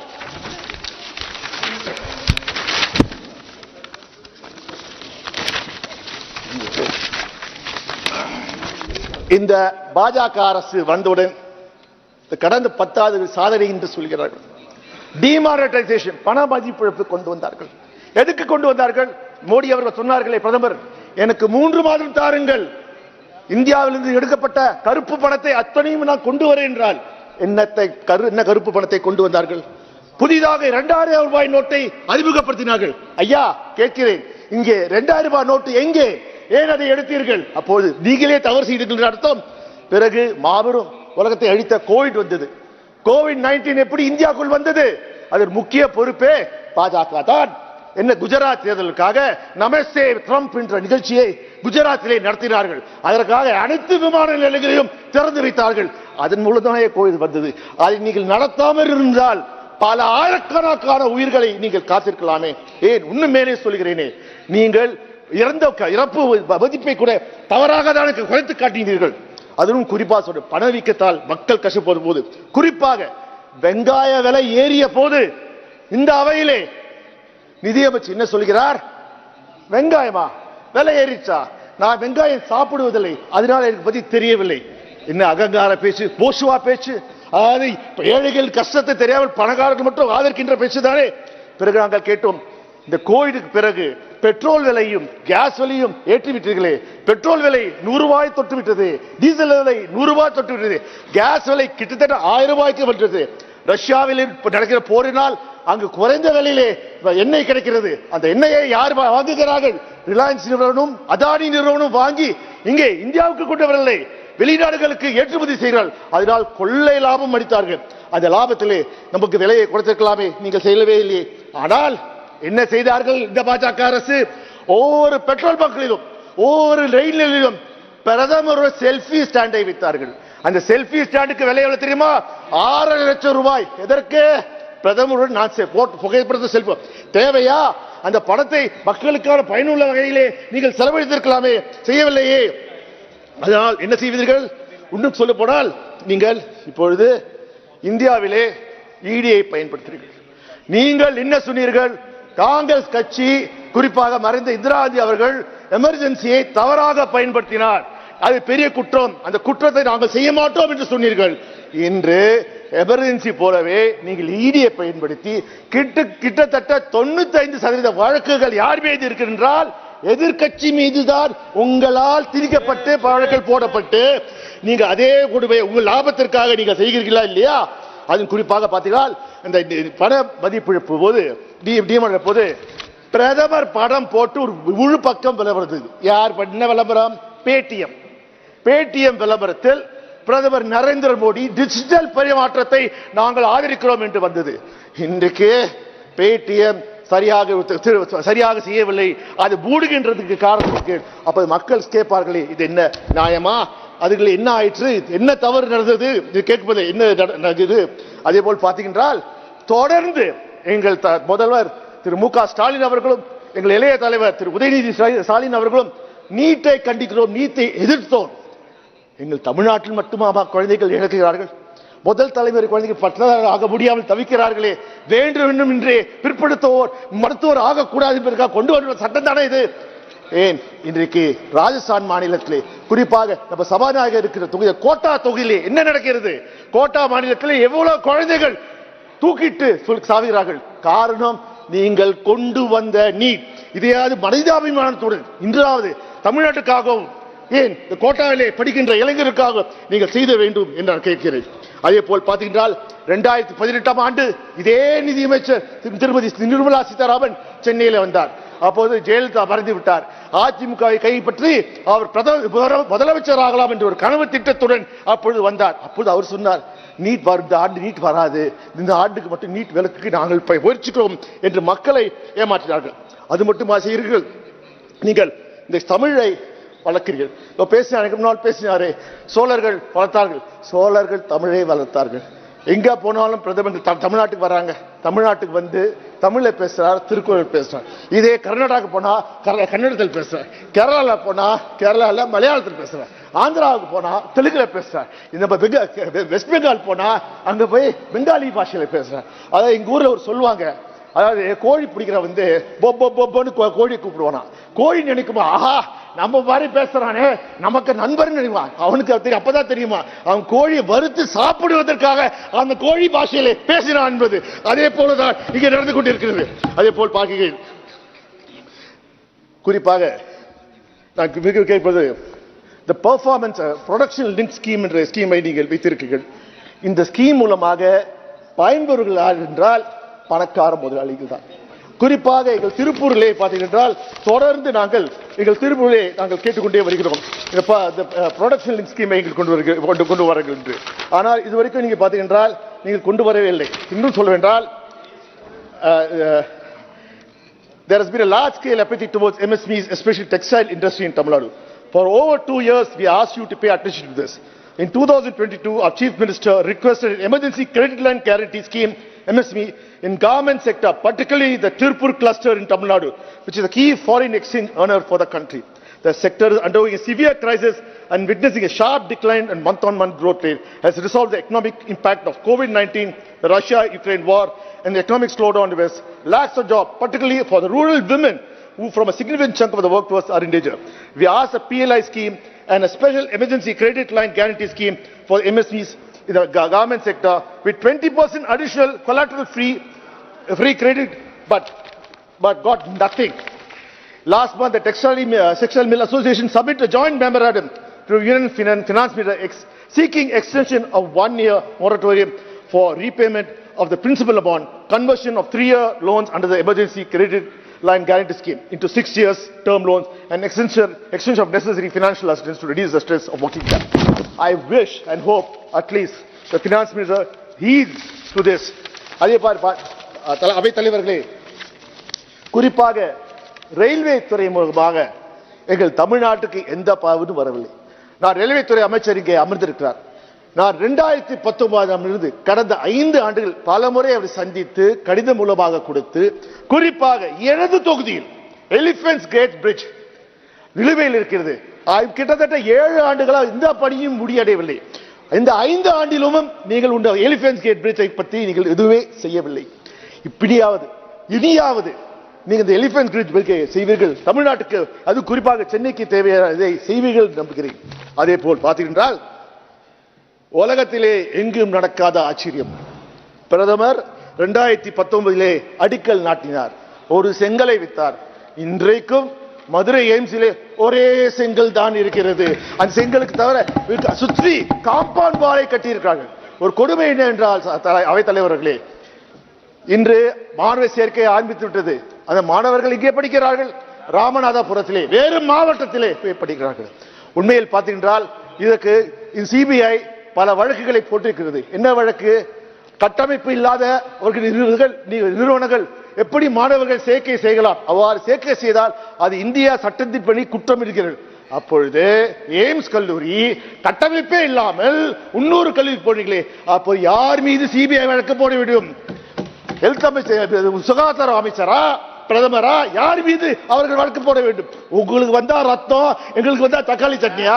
நான் கேட்கிறேன். இவ்வாறு தொடர்ந்து நீங்கள் தமிழ்நாட்டை புறக்கணிக்காதீர்கள். தமிழ்நாட்டுக்கு அது குறிப்பாக ஒன்று சொல்ல போனால் அறிஞர் அண்ணா சொல்வார்கள், வடக்கு வாழ்கிறது தெற்கு தேய்கிறது. இப்பொழுது என்னன்னா, தெற்கிலிருந்து வர நிதியிலிருந்து வடக்கு செழிக்கிறது, கொழுக்கிறது தான் சொல்லணும். இன்னும் பார்த்தீர்கள் என்றால் இன்றைக்கு அதாவது தமிழ்நாட்டில் நாங்கள் எங்கள் வரிப்பணத்தை நாங்கள் ஒன்றிய அரசு ₹1 கொடுத்தால் எங்களுக்கு வருவது 29 காசு. ஆனால் இது உத்தரப்பிரதேசத்துக்கு அவர் கொடுக்கின்ற ₹1 ₹2.73 காசு, பீகாருக்கு ₹7.06 நான் சொல்கிறேன், ஐயா, இந்தியா ஒட்டுமொத்தமாக வளர வேண்டும். ஒட்டுமொத்த வளர்ச்சியிலே நாங்கள் எதுவுமே நாங்கள் இல்லை. ஆனால் தமிழ்நாட்டை வஞ்சிக்காதீர்கள். அதே போல் எங்கள் தமிழை வளர்கள். இந்தியாவின் முதல் செம்மொழி தமிழ். நாங்கள் எந்த மொழிக்கும் எதிரானவர்கள், நாங்கள் அத்துணை மொழியும் ஆதரிப்பவர்கள், வரவேற்பவர்கள். ஆனால் மொழி திணிப்பு என்று வந்துவிட்டால் நாங்கள் எங்கள் மொழியை காப்பாற்ற தயங்க மாட்டோம், எங்கள் உயிரையும் கொடுக்க தயாராக இருப்போம். அவைத் தலைவர்களே, மீண்டும் ஒருமுறை உங்கள் நன்றியை தெரிவித்து, வாழ்க தமிழ், வாழ்க கலைஞர், வாழ்க தலைவர், வாழ்க தலைவர் மு க ஸ்டாலின் கூறி விடைபெறுகின்றேன். Thank you. Sri Saugata Roy. Sir, I rise to speak on the budget. Though this Ghamandia finance minister is not there to listen to our speech. No, that he word is the will Ghamandia finance minister of the Ghamandia Pradhan Mantri. They do not. You can do away with that word. They do not think it is necessary. It's not written. I'll speak about you, Mr. Vaishnav. Wait a little. The finance minister has given a statement which is provoking all the states. Sir, you know that Tamil Nadu has backed Kerala's suit in Supreme Court against centre's move to stifle states. Karnataka CM is leading a march to Delhi. West Bengal Chief Minister had a dharna for 2 days demanding money for NREGA. This government wants to finish the opposition-ruled state. That is why the budget is for the rich. It's an anti-poor budget. One example will make it clear. The best project for the poor in this country was the MGNREGA. Its allocation was 1,11,000 crore in 2021. Now it has come down to 86,000 crores. So for the poorest of the poor, there is no money. Not only that, the Pradhan Mantri Kisan Samman Nidhi, 10 crore landholding farmer families were getting 6,000 per year. There was expectation that it would be raised to about 9,000, but that has not been done. They believe they are already coming to government. I want to remind them in 2004, you were here in Parliament. They gave the slogan, India Shining. Vajpayee preponed the election. What happened? BJP lost. Do not take the people of the country for granted. अभी से बोल दिया कि हम जीतेंगे, ये it is not wise. And while on this, I want to tell the finance minister, you have given every day you are saying that opposition ruled states are not cooperating in railway projects. You had said that West Bengal does not seem interested in new railway projects. I totally condemn your statement. The metro projects, which were started in 2010 when Mamata Banerjee was railway minister, they have not been finished yet. And the railway minister is only interested in Vande Bharat trains, fast trains at high cost, denying the poor. Now, one Odia MP is talking to him. He is also from Odisha, so I won't disturb him anymore. So, this is my point against this government. Sir, if you see the budget speech, you are a very careful reader of the budget speech. You will not find certain words. Minority is not mentioned. Working class is not mentioned. And even artificial intelligence is not mentioned. Sir, in West Bengal, 21 lakh NREG workers were not being given their wages for 3 years. And then ultimately we went on a dharna, we met the Prime Minister, nothing happened. The West Bengal Chief Minister has promised that she will give their money by 21st February. So this is what the government is all about. Sir, now let me come to the budget. First, let me mention that one of the major jobs in a budget is to bring structural reforms in the economy. The government has lost the plot.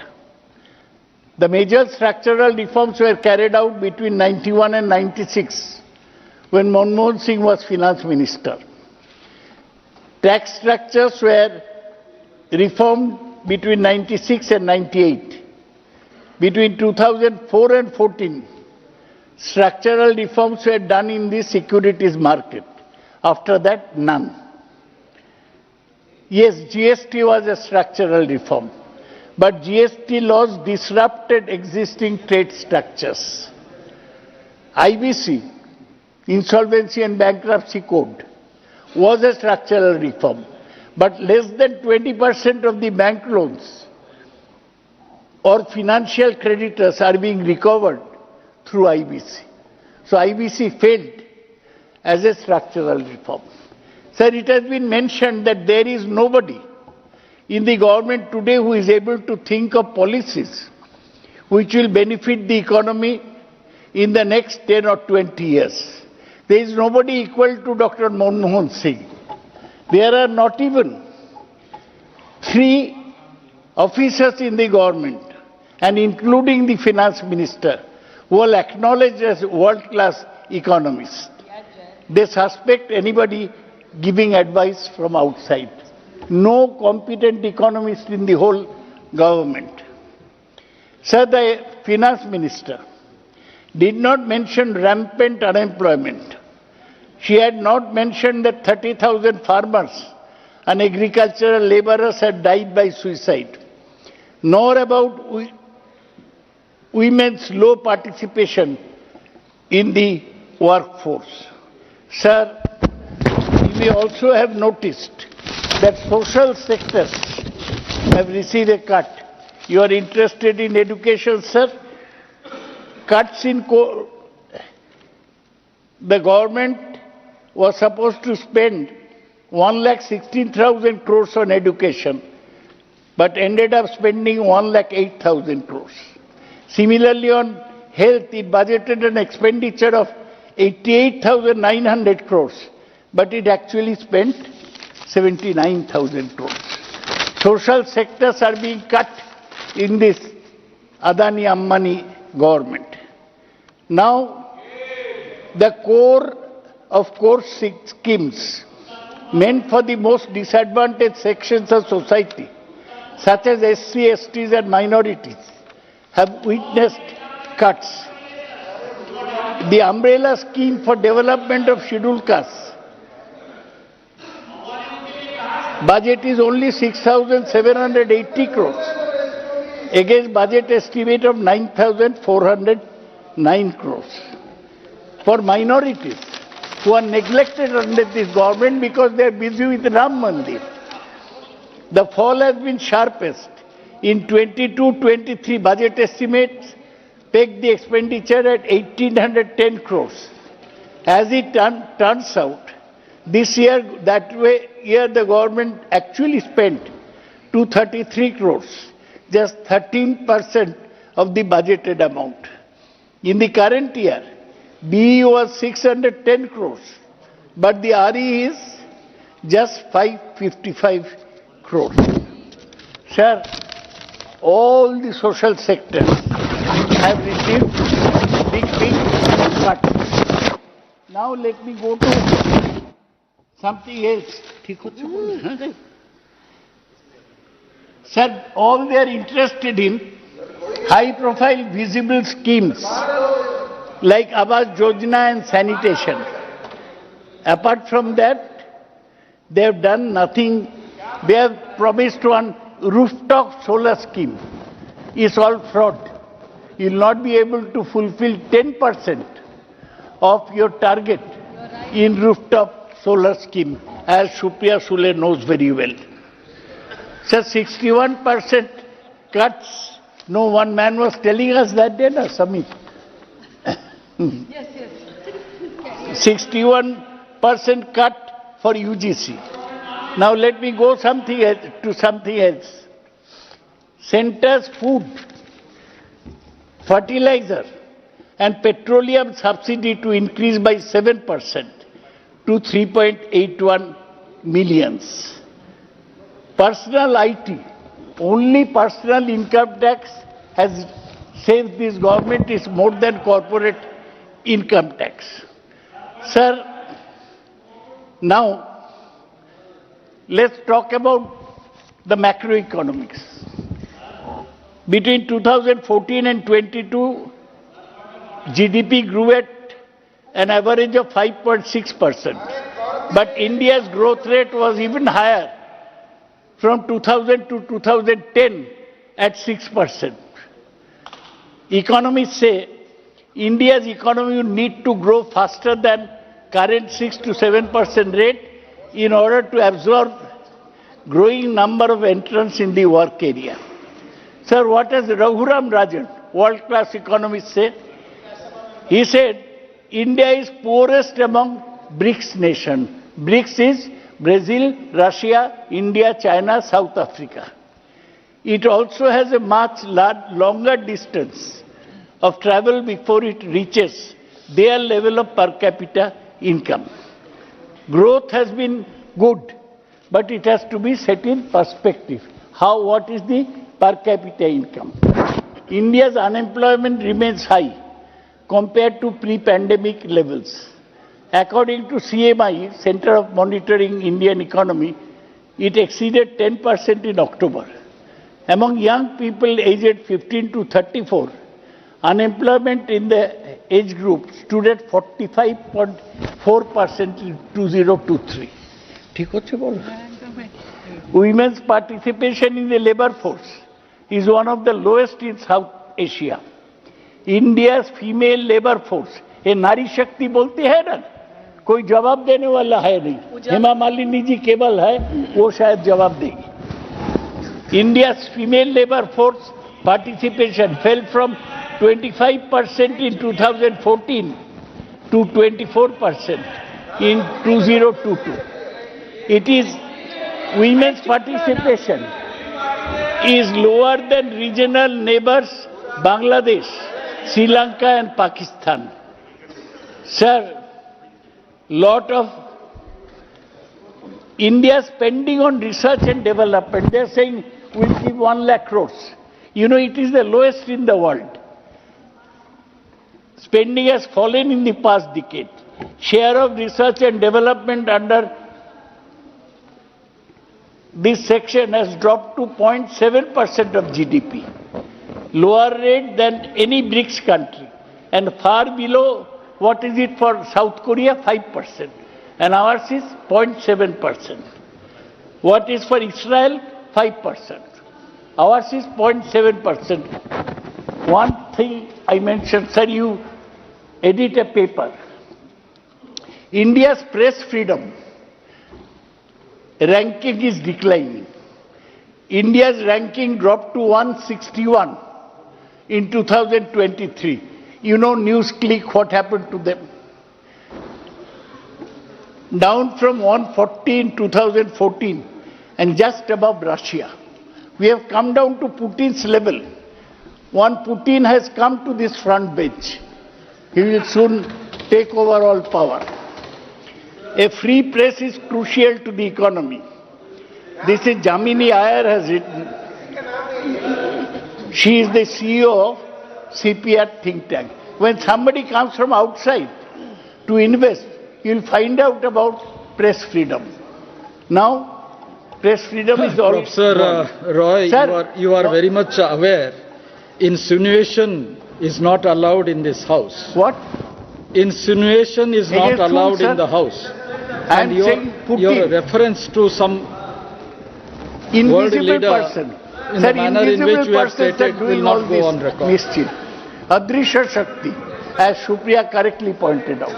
सब अदृश्य शक्ति चारों तरफ चल रहा है. Sir, you know of economist called Pranab Bardhan. He is in Berkeley. He is one of the reputed economists of the world. He said, India's data may be overstating the country's performance. ये इसमें भी घपला है. Sir, Raghuram Rajan said another thing. Alongside an emphasis on building physical capital, there has not been enough attention paid to creating human capital.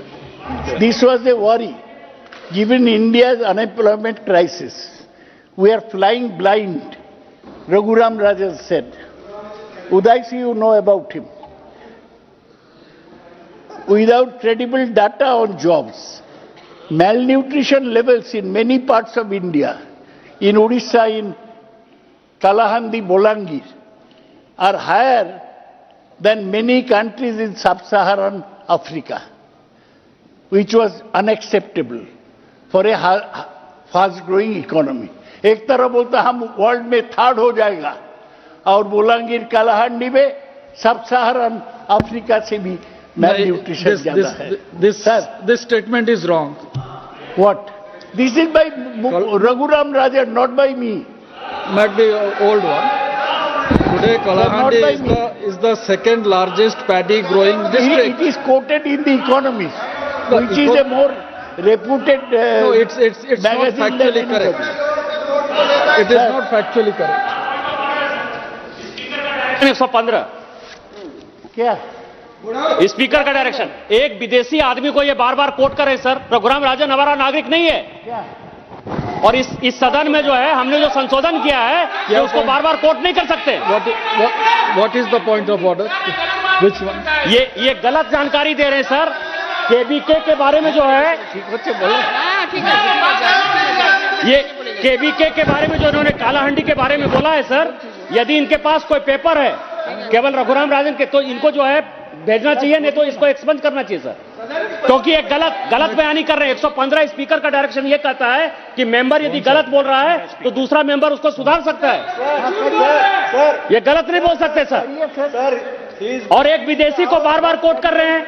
वो रघुराम राजन हमारे माँ पिता नहीं है sir. He is not my father. या यहाँ के इकोनॉमिस्ट नहीं है. वो मनमोहन सिंह जी नहीं है. आप उसे छोड़िए और आगे बढ़िए.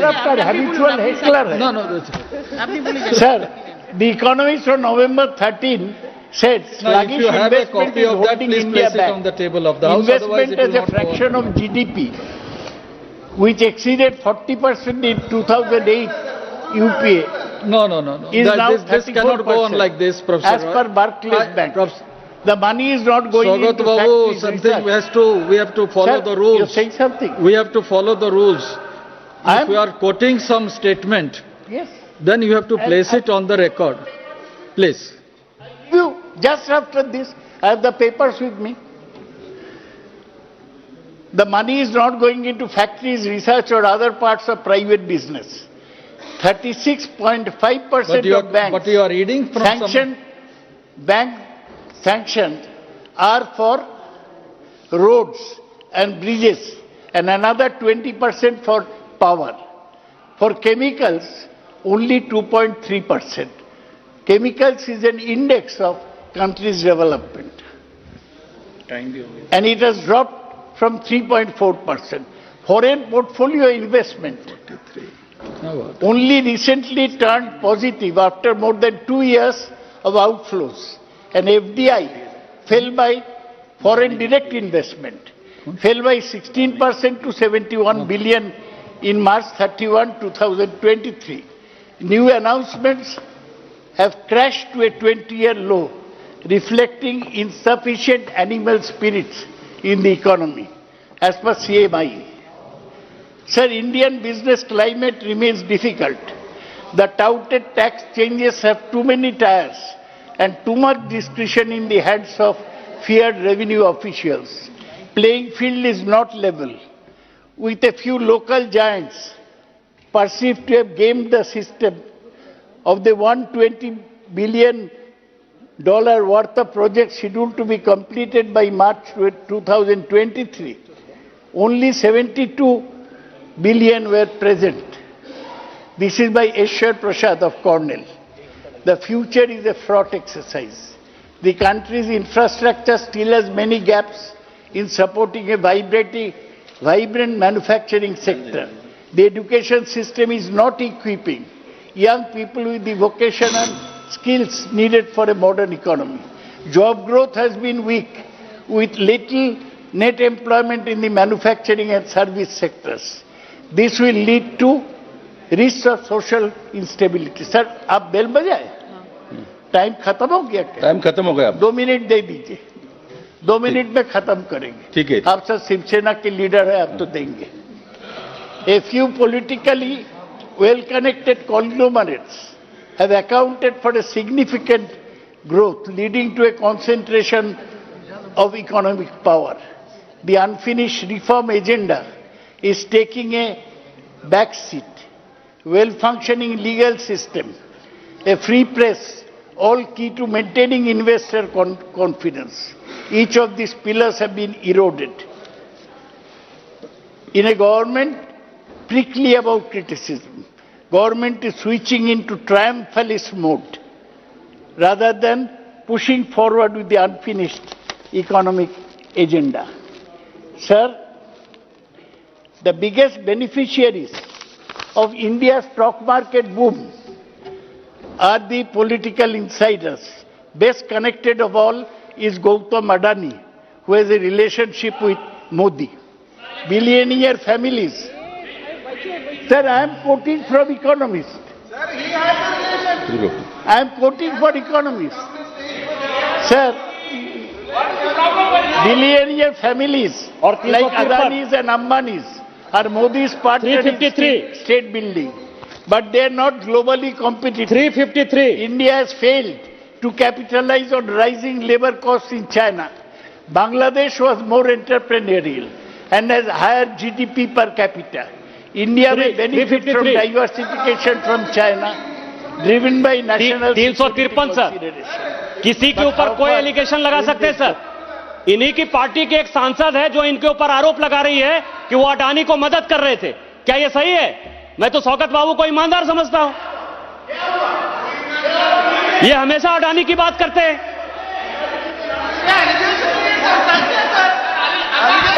इन्हीं की पार्टी की सांसद कहती है कि उन्होंने अडानी की मदद की। क्या ये सही है? जलते हैं। ये गलत है। आप अपनी बात खत्म कीजिए।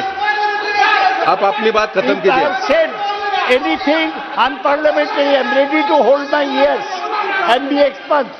But I shall not take this nonsense from the professional hecklers. Sir, World Bank, sir, ये सुनिए, World Bank's Human Capital Index, which measures countries' education and health outcomes on a scale of 0 to 1, India's score is 0.49. Below Nepal, Kenya, both poorer countries. China scored 0.65, on par with Chile and Slovakia, which have higher GDP per capita. India has hundreds of millions of underskilled youngsters. In 2019, less than half of India's 10-year-olds could lead a simple story, and compared to 80% of China's children and 96% of American children. India's path is neither that of China nor that of the West. India might become the forerunner दादा खत्म of कीजिए। हो गया sir, a 4 sentence, rather gloomy model for populous, low-income countries managed without a powerful, effective government apparatus or globally competitive manufacturing center. Political connection deliver easy credit. India's growth has been debt-fueled. In the current moment, there is a natural fit between the promoter model of capitalism, personified by Adani, and Modi's popularism. This is said by Ashoka Modi, one noted man, economist. He has written a book called India is Broken. Is India? Sir, इसलिए मैं कह रहा हूं, निर्मला सीतारमण का budget लोगों को साम्य नहीं दे रहा है, लोग आर्थिक स्थिति को आगे नहीं बढ़ा रहे हैं, केवल बोलना कि हम 3 नंबर हो जाएगा और आधा लोग गरीबी में रहेगा, वो कोई सलूशन नहीं है। इसलिए मैं ये बजट को विरोध करता हूं। M Gurumurthy ji. Thank you, Chairman, sir. Sir, I particularly appreciate the government vision of Vikasit Bharat, aligned with the Honorable President's emphasis on establishing this vision on the pillars of youth power, women power, farmers, and the poor. Sir, I want to mention that under the leadership of our Honorable Chief Minister Sri Y. Jagan Mohan Reddy Garu, the Andhra Pradesh state government has been successfully working on this for the past 56 months. As is clear in our name, YSR, which stands for Yojana Shramika Raitu, our party is founded on the principles of providing welfare and development of the youth, women, farmers, and the poor, which is the basis for Center's Vikasit Bharat, sir. Sir, in 2022, India grappled with agricultural challenges, witnessing reduced wheat and rice crop production due to heat waves and shifting of monsoon patterns, sir. Paddy farmers incurred losses from diminished grain quality, and situation worsened in 2023. Notably, in Andhra Pradesh, facing increased drought conditions impacting chili and cotton crops, sir. The International Food Policy Research Institute predicts a 16% decline in India's food production and a 23% increase in those at risk of hunger by 2030 due to climate change, sir. The Finance Minister discussed agriculture and food processing, emphasizing the intensified efforts for value addition in the agricultural sector and elevating farmers' income, sir. However, the upcoming year's allocation for this scheme is only 729 crores, sir, marking 21% decrease from last year's budget estimate, sir. Government should consider increasing the financial assistance allocated on this pivotal scheme, sir. Fertilizer Department actuals for financial year 2023-2022 are 2,51,369 crores. However, the interim budget only allocates 1,64,150 crores, sir. I request the central government to ensure that even if the fertilizer allocation is reduced on a national-wide scale, it must not be reduced for coastal regions that have suffered the brunt of cyclones, sir.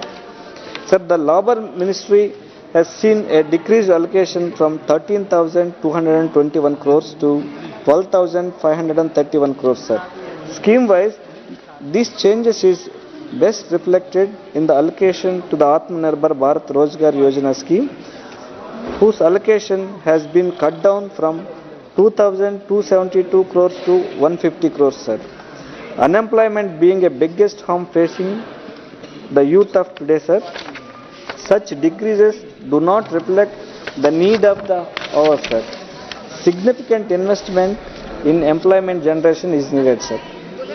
In this next context, the stagnant budget allocation of 538 crores for the upcoming year, sir, the same as last year, made to the center's capacity building and skill development scheme does not seem adequate, sir.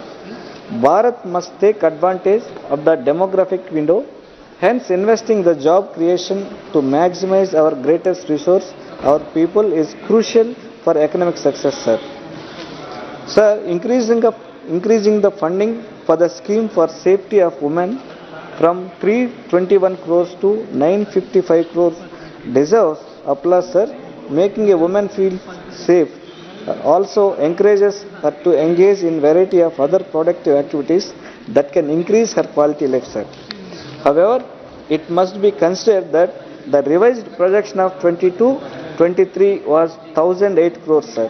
Hence, the increase in allocation could have been more considerable, keeping in view that these schemes are undoubtedly effectively using the financial allocation supplied and have provided to need even more allocation needed than provided in this interim budget, sir.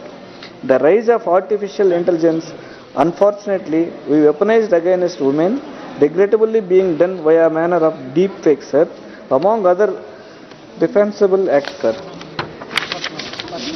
Sir, the Pradhan Mantri Awas Yojana has the second highest budget among all schemes, sir, 2024 and 25 at 80,671 crores, sir. This new allocation boost to PM Awas Yojana would also prove tremendously beneficial to women, since the initiative incentives women's ownership of houses, sir. The Andhra Pradesh government has previously submitted a proposal for about 4,000 crores to be disbursed under special assistance of capital investment, which would go on to benefit the women of our nation via schemes such as PM Awas Yojana and others, sir. And also, it contributes to the cause in states such as Andhra Pradesh, which have exhibited solid track record of fund usage in the past, sir.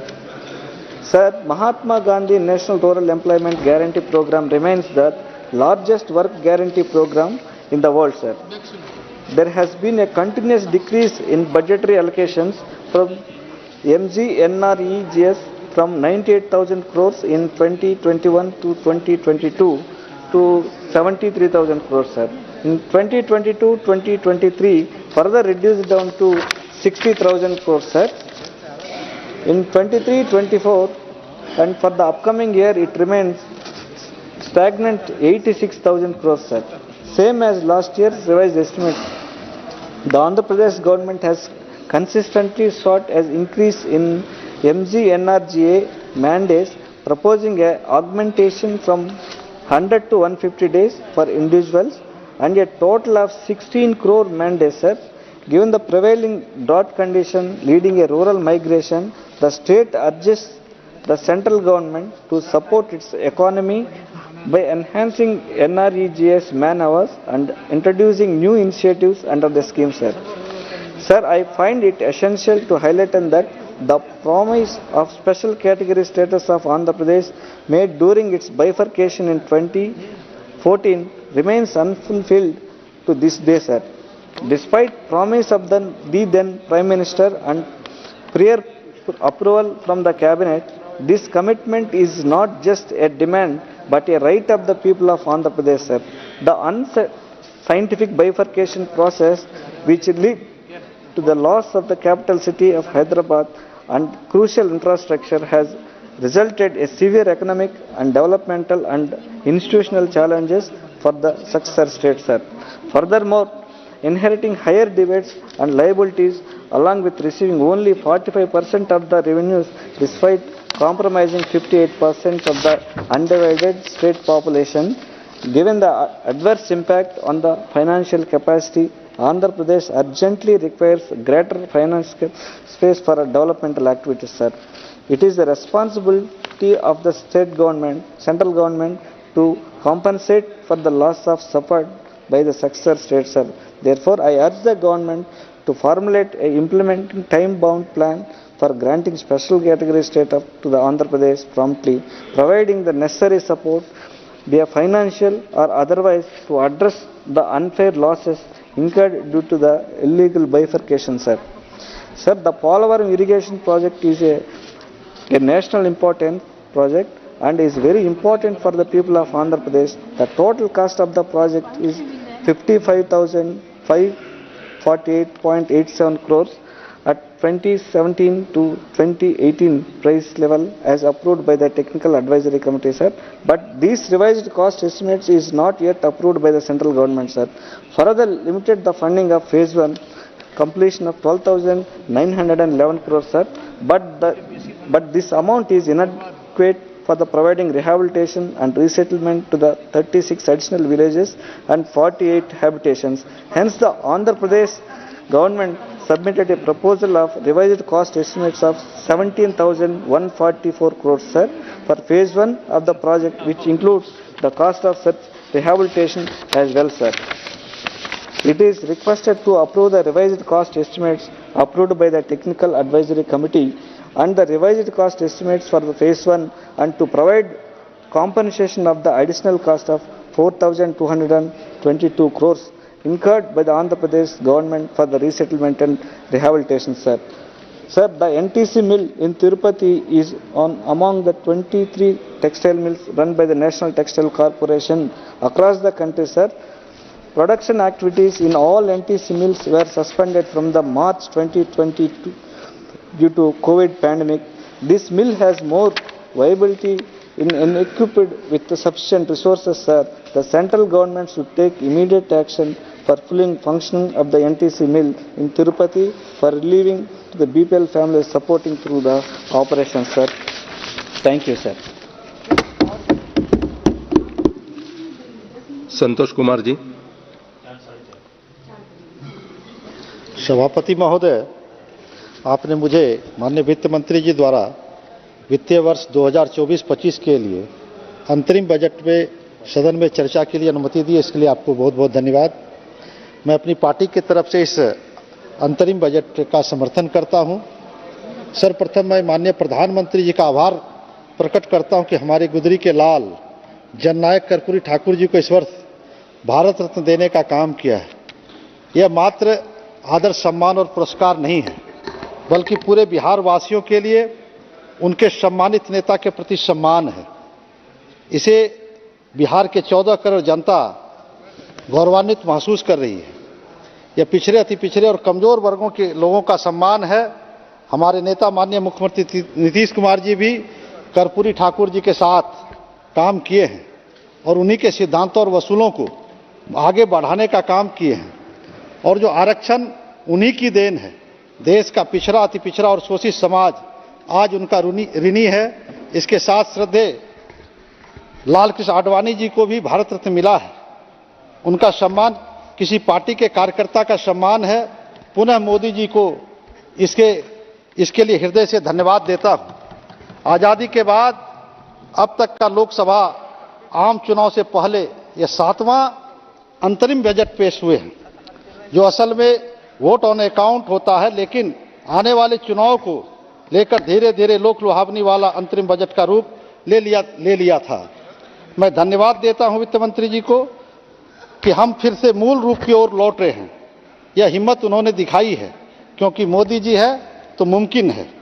महोदय, 2014 में जब मोदी जी के नेतृत्व में NDA की सरकार आई, उसके पहले भारत को फ्रेजल 5 में रखा जाता था।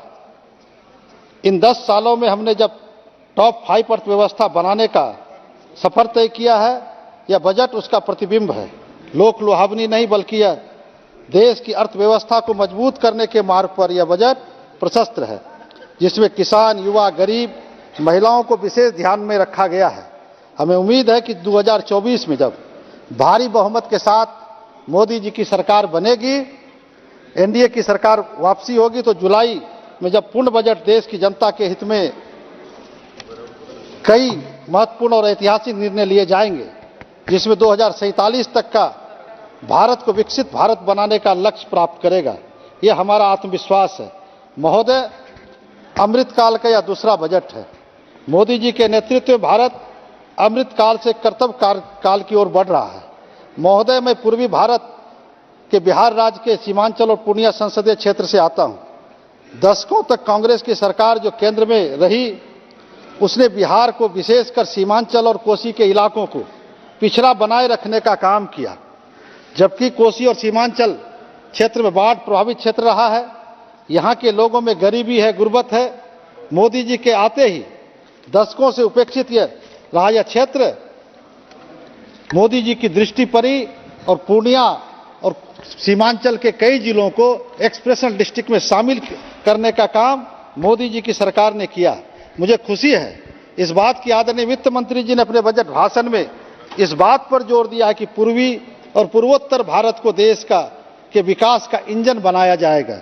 मैं श्रीमान, सीमांचल के इलाके में मक्का और मखाना की खेती बिहार में खेती सबसे अधिक होती है।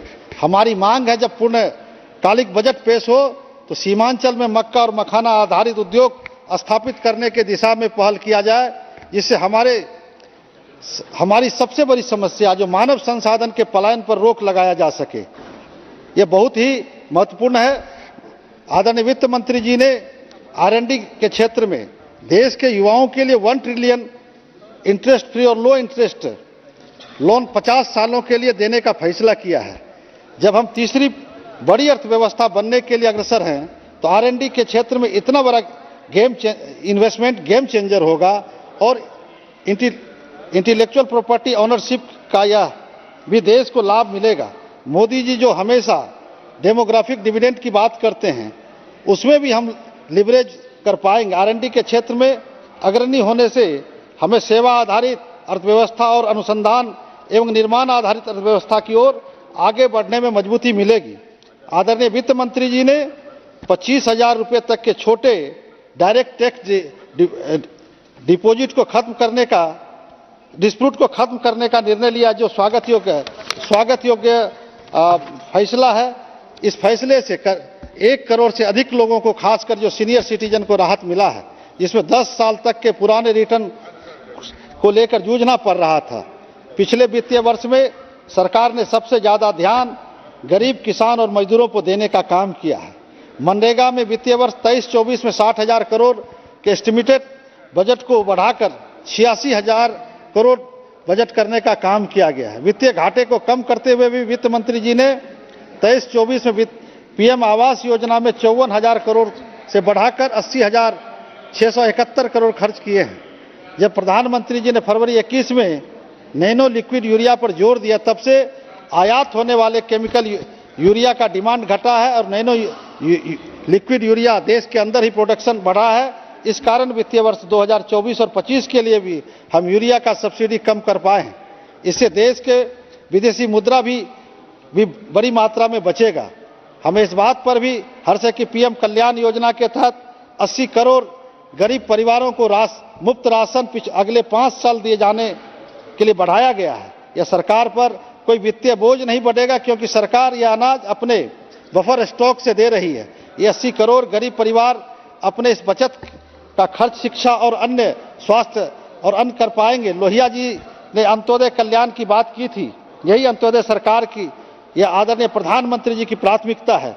वित्त मंत्री जी ने आशा और आंगनबाड़ी कार्यकर्ताओं को भी आयुष्मान भारत से जोड़ा है और सर्वाइकल कैंसर से पूरे विश्व में जितनी मृत्यु होती है उसका 1/4 केवल भारत में होता है। मुझे खुशी है कि वित्त मंत्री जी ने अपने बजट भाषण में इसकी चिंता व्यक्त की है और 9 से 14 वर्ष की किशोरियों के लिए वैक्सीन का प्रावधान किया है।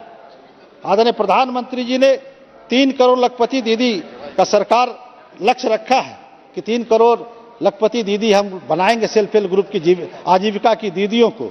इसके लिए बिहार में पहले से काम बिहार के माननीय मुख्यमंत्री जी ने जीविका के माध्यम से नारी सशक्तिकरण को मजबूत करने का काम पूर्व से करते आए हैं और केंद्र की सरकार ने, आज मोदी जी की सरकार ने 3 करोड़ महिलाओं को, हमारी मां बहनों को सशक्त करने के लिए लखपति दीदी बनाने का योजना रखा है। यह फ्लेक्सिबल इंक्लूजन और नारी सशक्तिकरण का मजबूत कदम है। माननीय वित्त मंत्री जी ने पीएम आवास के तहत 2 करोड़ पक्के मकान का फैसला लिया है और 1 करोड़ घरों में पीएम सूर्योदय सोलर ऊर्जा से आच्छादित किया जाएगा। यह सराहनीय कदम है। माननीय वित्त मंत्री जी ने 40,000 वंदे भारत कोच बनाने की घोषणा की, अच्छी बात है। यह मेरा आदरणीय रेल मंत्री जी से आग्रह होगा कि वंदे भारत का किराया मिडिल क्लास के अनुरूप हो, यह सुनिश्चित करने की कृपा करें। अंतरिम बजट में रेलवे के अपग्रेडेशन की बात कही गई है। हमारा पूर्णिया रेल के क्षेत्र के मामले में 2 भागों में बटा हुआ, पूर्वोत्तर सीमांत रेलवे और मध्य पूर्व रेलवे में बटा हुआ है। मेरी समझ में यही कारण है कि पूर्णिया संसदीय क्षेत्र जितना रेल सुविधाओं मिलनी चाहिए उतना नहीं मिल पा रहा है। हमारे क्षेत्र की 2 रेल परियोजनाएं लंबित है। काफी समय से हम सरकार से मांग करेंगे कि जब हम पूर्ण बजट में आएंगे तो दोनों परियोजनाओं को हमारा चालू कराया जाए, ताकि जो हमारा जलालगढ़ से किशनगंज रेलखंड परियोजना लंबित है, वहीं कुर्सेला बिहारीगंज रेलखंड परियोजना हमारी लंबित है, इसको पूरा कराने का काम जो पूर्ण बजट हो उसमें किया जाए। हमारा एक नेशनल हाईवे जो 4 लेन जो Vidupur Dalsingh Sarai Simri Bakhtiyarpur Purnia greenfield access road है, ये स्वीकृति के कगार पे है। इसको भी स्वीकृत करके आने वाले समय में अगले बजट में इसको लेके इस रोड का निर्माण कराया जाए। पूर्णिया खगड़िया 4 लेन सड़क हमारा वो अभी सुपर एक्सप्रेस है, उसको 4 लेन में परिवर्तित करके उसको बजट में प्रावधान किया जाए। हमारे साथी यहाँ पे कह रहे थे कि सीवान में शिवरन से सीवान शहर को जोड़ने वाले संपर्क संख्या 91 आरओबी का निर्माण वो लंबित है, उसको भी रेल मंत्री जी के माध्यम से उसको पूर्ण कराया जाए। स्वीकृत हो चुका है, क्योंकि हमारे साथी अभी कह रही थी इसको भी पूर्ण कराने का काम किया जाए। और पूर्णिया से रेल पटना के लिए कोई ट्रेन नहीं है, एक ट्रेन चलाने की कृपा किया जाए। कई योजनाएं हैं, मैं इसको लेकर देता हूं। माननीय सभापति महोदय, आपने इस बजट में बोलने का मौका दिया, इसके लिए आपको बहुत बहुत धन्यवाद। और इस रेल वित्त मंत्री जी के बजट का समर्थन करते हुए अपनी बात समाप्त करना चाहते, बहुत बहुत धन्यवाद। गिरीश चंद्र जी।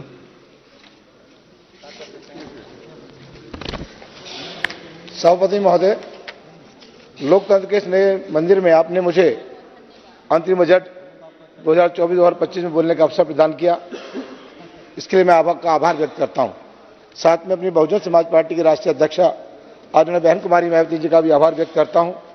सभापति महोदय, माननीय वित्त मंत्री जी ने अपने बजट के अभिभाषण के समय सामाजिक न्याय की कोरी परिक्रमा की है, जैसे सर्वांगीण, सर्वस्पर्शी, समावेशी, जिसका भाव यह है कि सभी लोगों का सभी क्षेत्रों में सबकी पहुंच में विकास का होना बताया गया है। ये जब तक किसी देश में सर्व समाज में शिक्षा का व्यापक प्रचार प्रसार सहित शिक्षित होना नहीं पाया जाएगा, तब तक किसी राष्ट्र का सर्वगुण विकास होना अनुचित है। सभापति महोदय, शिक्षा के क्षेत्र में अनुसूचित जाति, अनुसूचित जनजाति, ओबीसी के छात्रों को भी काशी हिंदू विश्वविद्यालय में आरक्षण के अधीन आने वाली रिक्तियों को उन वर्ग के अभ्यर्थियों के द्वारा न भरकर एक NFS का टैग लगाकर उन रिक्तियों को सामान्य वर्ग के अभ्यर्थियों से भरा जाना, यह दर्शाता है कि वर्तमान सरकार आरक्षण वर्ग में आने वाले अनुसूचित जाति, अनुसूचित जनजाति तथा ओबीसी के हितों के लिए कितना सार्थक पहल कर रही है। इसके लिए मैं सरकार से मांग करता हूं कि अधिक से अधिक मध्य सरकार शिक्षा के लिए इस विशेष प्रयोजन के लिए आवंटित करे। हाल ही में राज्यसभा में माननीय सांसद द्वारा पूछे गए प्रश्न के उत्तर में माननीय शिक्षा मंत्री जी ने बताया कि 32,000 छात्र छात्राएं उच्च शिक्षा के बीच में पढ़ाई को रोक दिया, जिसमें से 52% छात्र छात्राओं की संख्या अनुसूचित जाति, अनुसूचित जनजाति और ओबीसी श्रेणी में आते हैं। यह छात्र पोस्ट ग्रेजुएट और PhD, IIT, NIT, IIM इत्यादि हैं। यह बहुत ही गंभीर विषय है, बीच में ही वंचित वर्ग के छात्र छात्राओं को पढ़ाई छोड़ना आर्थिक रूप से पिछड़े वर्ग का परिचय है। जिस प्रकार उत्तर प्रदेश में बहन कुमारी मैत्री की सरकार उत्तर प्रदेश में थी, बहन कुमारी मैत्री की सरकार में SC ST OBC के छात्र छात्राओं को जीरो बैलेंस में शिक्षा ग्रहण कराने का काम किया, चाहे वो MBBS हो, M.Tech हो, B.Tech हो, GNM हो, ANM हो, जीरो बैलेंस में उनको शिक्षा ग्रहण कराकर उनको डिग्री देने का काम बहुजन समाज पार्टी की सरकार ने उत्तर प्रदेश में किया। तो मैं आपके माध्यम से सरकार से मेरी मांग है, जिस प्रकार से आदरणीय बहन कुमारी मैत्री ने उत्तर प्रदेश में जीरो बैलेंस पर शिक्षकों को छात्र छात्राओं को शिक्षा दिलाने का काम किया है, इसी प्रकार से मैं मांग रखता हूं कि आप भी पूरे देश में दलित शोषित पिछड़े कमजोर लोगों को पूरे देश में जीरो बैलेंस पर उनका एडमिशन कराकर उनको शिक्षित बनाने का काम करें। अगर आप लोगों ने दलित पिछड़े कमजोर लोगों को शिक्षा के क्षेत्र में जीरो बैलेंस पर शिक्षा देने का काम कर दिया तो निश्चित तौर पर यह भारत एक मजबूत देश बनने का काम करेगा, क्योंकि साथियों बिना शिक्षा के कोई देश मजबूत नहीं हो सकता। जहां तक बेरोजगार की बात यहां पर रखी गई थी, वर्तमान सरकार के कथानुसार मिशन मोड में लाखों युवाओं को सरकारी नौकरी दी है, लेकिन यह चुनावी जुमला बनकर रह गया है। केंद्र सरकार के मंत्रालयों और विभागों में लगभग 10 लाख पद खाली हैं, जिसमें मुख्य रूप से रेल मंत्रालय में 2,54,000 पद खाली हैं तथा रक्षा विभाग में 2,64,000 पद खाली हैं। गृह मंत्रालय में 1.4 लाख पद खाली हैं और डाक विभाग में करीब 90,000 रिक्त हैं। 1 मार्च 2021 तक 40.35 लाख स्वीकृति पदों के मुकाबले मात्र 30,55,000 कर्मचारियों को कार्यरत हैं। इस रिक्त स्थानों को सरकार शीघ्र अतिशीघ्र भरने का उपाय करे और बेरोजगारों को रोजगार प्रदान करे।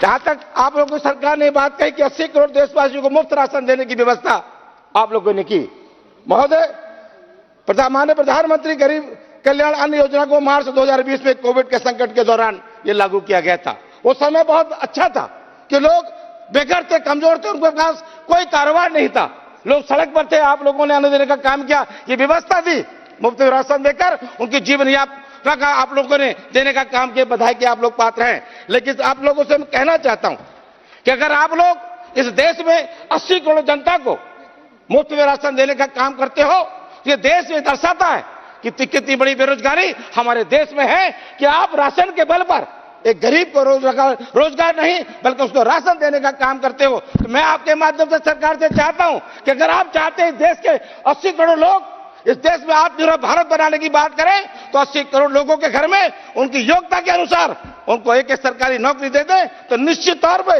यह देश आत्मनिर्भर जो भारत का कल्पना आप लोग करते हैं, निश्चित तौर पर देश आत्मनिर्भर बनने का काम करेगा। प्रधानमंत्री आवास योजना की बात यहां पर बड़ी कही, मैं प्रधानमंत्री आवास योजना को आप लोगों लाए।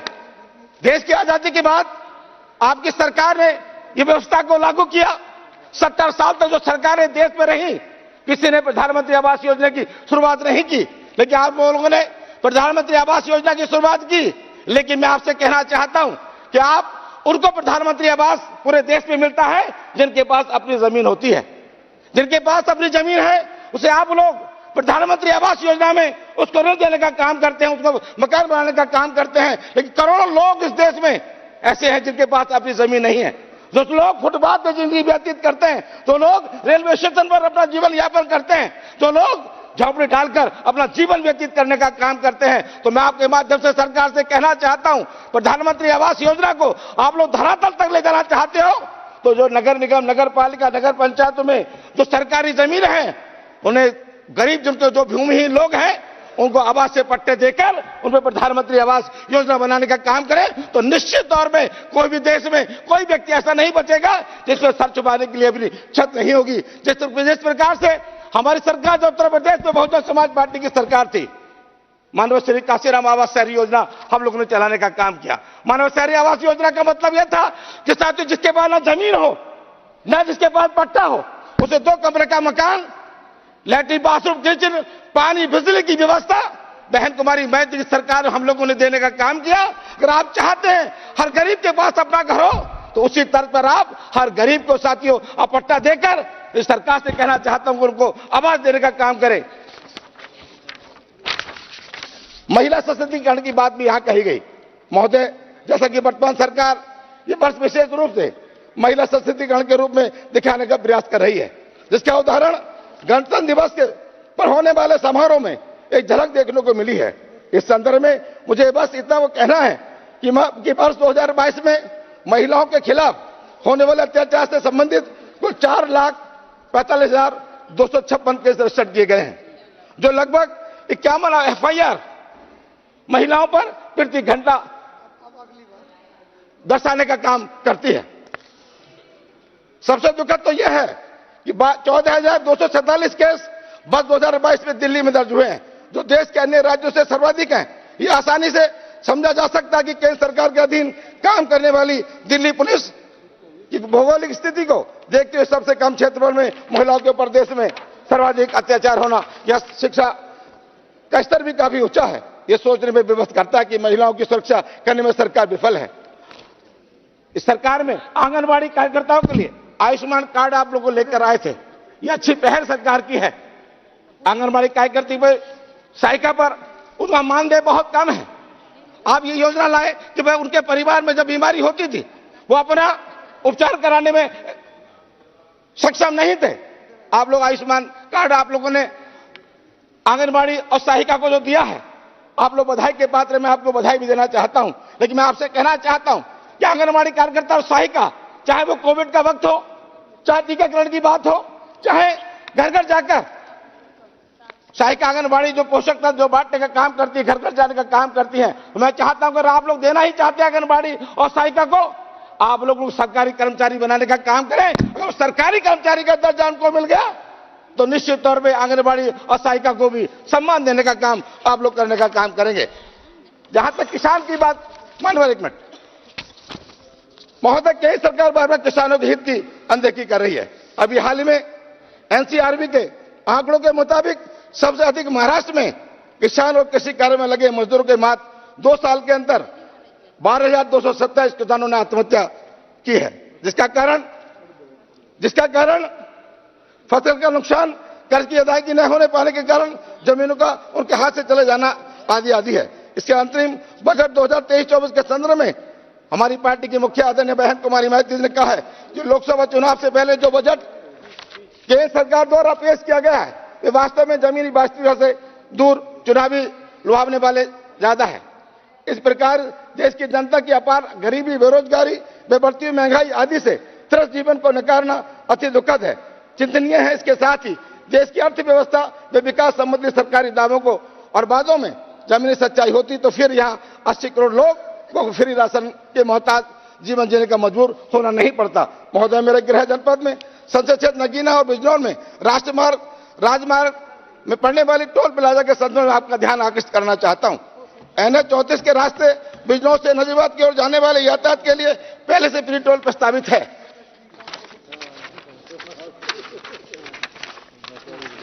NH 734 और NH 790 AD के माध्यम से बिजनौर से धामपुर की ओर यातायात कोतवाली से धामपुर के बीच पहले से टोल संचालित है। ये सड़क 2 लेन वाली सड़क है, जिसका अधिकतम उपयोगकर्ता क्षेत्र के किसान और स्थानीय निवासी करते हैं। कोई भी वाणिज्य वाहन इस सड़क पर उपयोग नहीं करता। NHAI नीति के अनुसार 10 किलोमीटर के दायरे में सभी स्थानीय निवासियों को टोल शुल्क में से छूट दी गई है। फिर भी सरकार बिजनौर कोतवाली रोड के बीच टोल प्लाजा के निर्माण पर पैसे क्यों बर्बाद कर रही है। विदित हो कि NHAI अधिकारी जानबूझकर किसानों और स्थानीय निवासियों से अवैध टोल वसूलना चाहते हैं, जिससे किसानों की आय प्रभावित होगी। इस छोटी सी सड़क पर टोल की व्यवस्था नहीं है। अतः आपसे अनुरोध है कि बिजनौर से कोतवाली के बीच बन रहे टोल प्लाजा का निर्माण किसानों व स्थानीय निवासियों के हित में अमल निर्माण रुकवाने की कृपा करें। आपका बहुत बहुत धन्यवाद। भावना गवळी जी, एक मिनट। भावना जी, मंत्री जी। हाँ, सरकारों को आदेश संवाद किया गया है कि जो भूमिहीन किसान गरीब हैं उनको जमीन उपलब्ध करा करके 20/25 करवाएं, आवास उनको दिया जाएगा। मंत्री जी ने अच्छी बात कही। संसद महोदय, संसद आपने सुना नहीं? मंत्री जी ने रिप्लाई दिया है, सुनो। आपने जो मुद्दा उठाया था, मंत्री जी ने आपकी बात कह दी।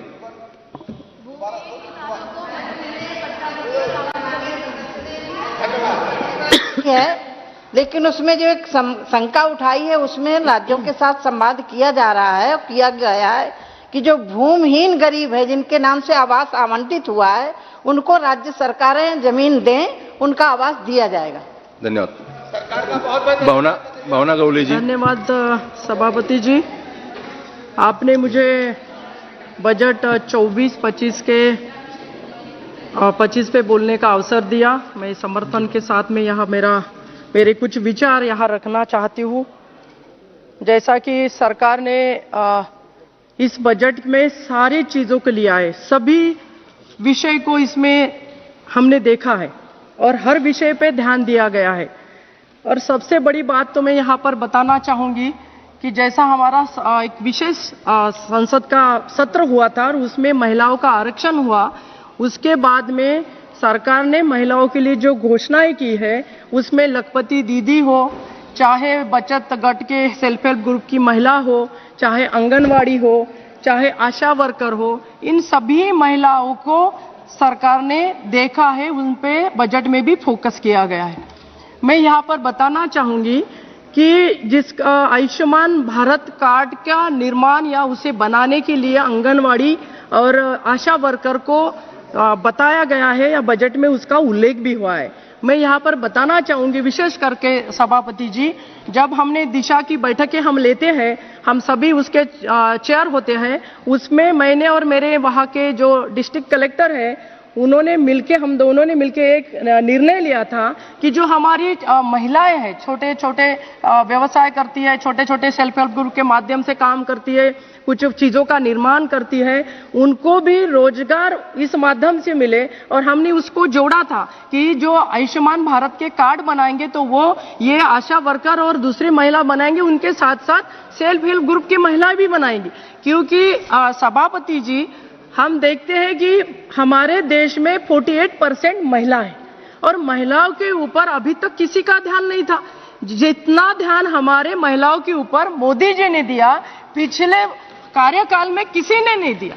और मैं फिर से धन्यवाद देना चाहूंगी मोदी जी साहब का, हमारे प्रधानमंत्री जी का, कि उन्होंने महिलाओं के ऊपर विशेष लक्ष्य दिया है। यहाँ पर मैं बताना चाहती हूँ कि लखपति दीदी का भी उल्लेख किया गया है, उसको 3 करोड़ तक बढ़ाने का उद्देश्य भी रखा है।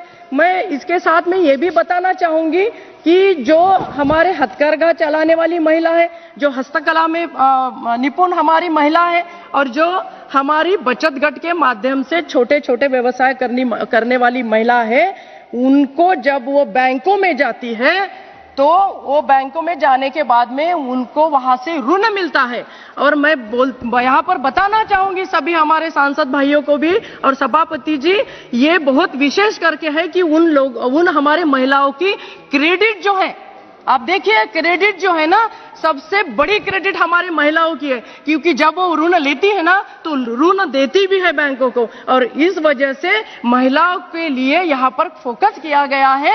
और महिलाओं को अगर हम और सपोर्ट करेंगे, और इस बजट में तो दिया है, इससे आगे अगर हम करते हैं तो मैं समझती हूँ कि घर घर में उद्योग होगा, घर घर की महिला उद्योग करेगी और इस देश को सक्षमता के तरफ ले जाने के लिए पूरे जोर शोर से देश के प्रगति में अपनी हिस्सेदारी भी देगी। और मैं चाहती हूँ एक क्रांति के मिशन, एक क्रांति जैसा मिशन यहाँ पर बने, एक मिशन के रूप में महिलाओं के ऊपर और फोकस हो और वो देश को आगे बढ़ाए। इस प्रकार से आगे के बजट में भी महिलाओं के लिए और अच्छे तरीके से, ये तो दिया ही है लेकिन अभी आप देने जा रहे हैं तो और दीजिए। मैं हमारे प्राइम मिनिस्टर सर से भी विनती करती हूँ, प्रधानमंत्री जी से भी विनती करती हूँ, मोदी साहब से भी विनती करती हूँ कि महिलाओं को आपने दिया है और वो सक्षम है, वो करने जैसे हमारी भारत की नारी और सब पे भारी, ऐसे स्थिति में आज महिला हमारी भारतवर्ष की काम कर रही है। तो मैं यहाँ पर बताना चाहूंगी कि जिस प्रकार से हमें यहाँ पर मिला है उसको बजट में और थोड़ा 3 करोड़ नहीं, मैं तो समझती हूँ लखपति दीदी 10 करोड़ तक हमने उसको बढ़ाना चाहिए। सभापति जी, दूसरी चीज मैं यहाँ पर बताना चाहूंगी कि जो हमारे किसान हैं, किसानों के ऊपर, उस किसानों के लिए भी करीबन 6,000 रुपए हमारे किसानों को दी जाते हैं प्रधानमंत्री जी के ये योजना के तहत। और मैं ये भी बताना चाहूंगी कि बहुत सारे मत्स्य उद्योग है, डेयरी उद्योग है, उसके ऊपर भी बहुत अच्छा फोकस किया है, उसमें भी प्रोजेक्ट हम बढ़ाने जा रहे हैं, बजट भी हमने बढ़ाया है।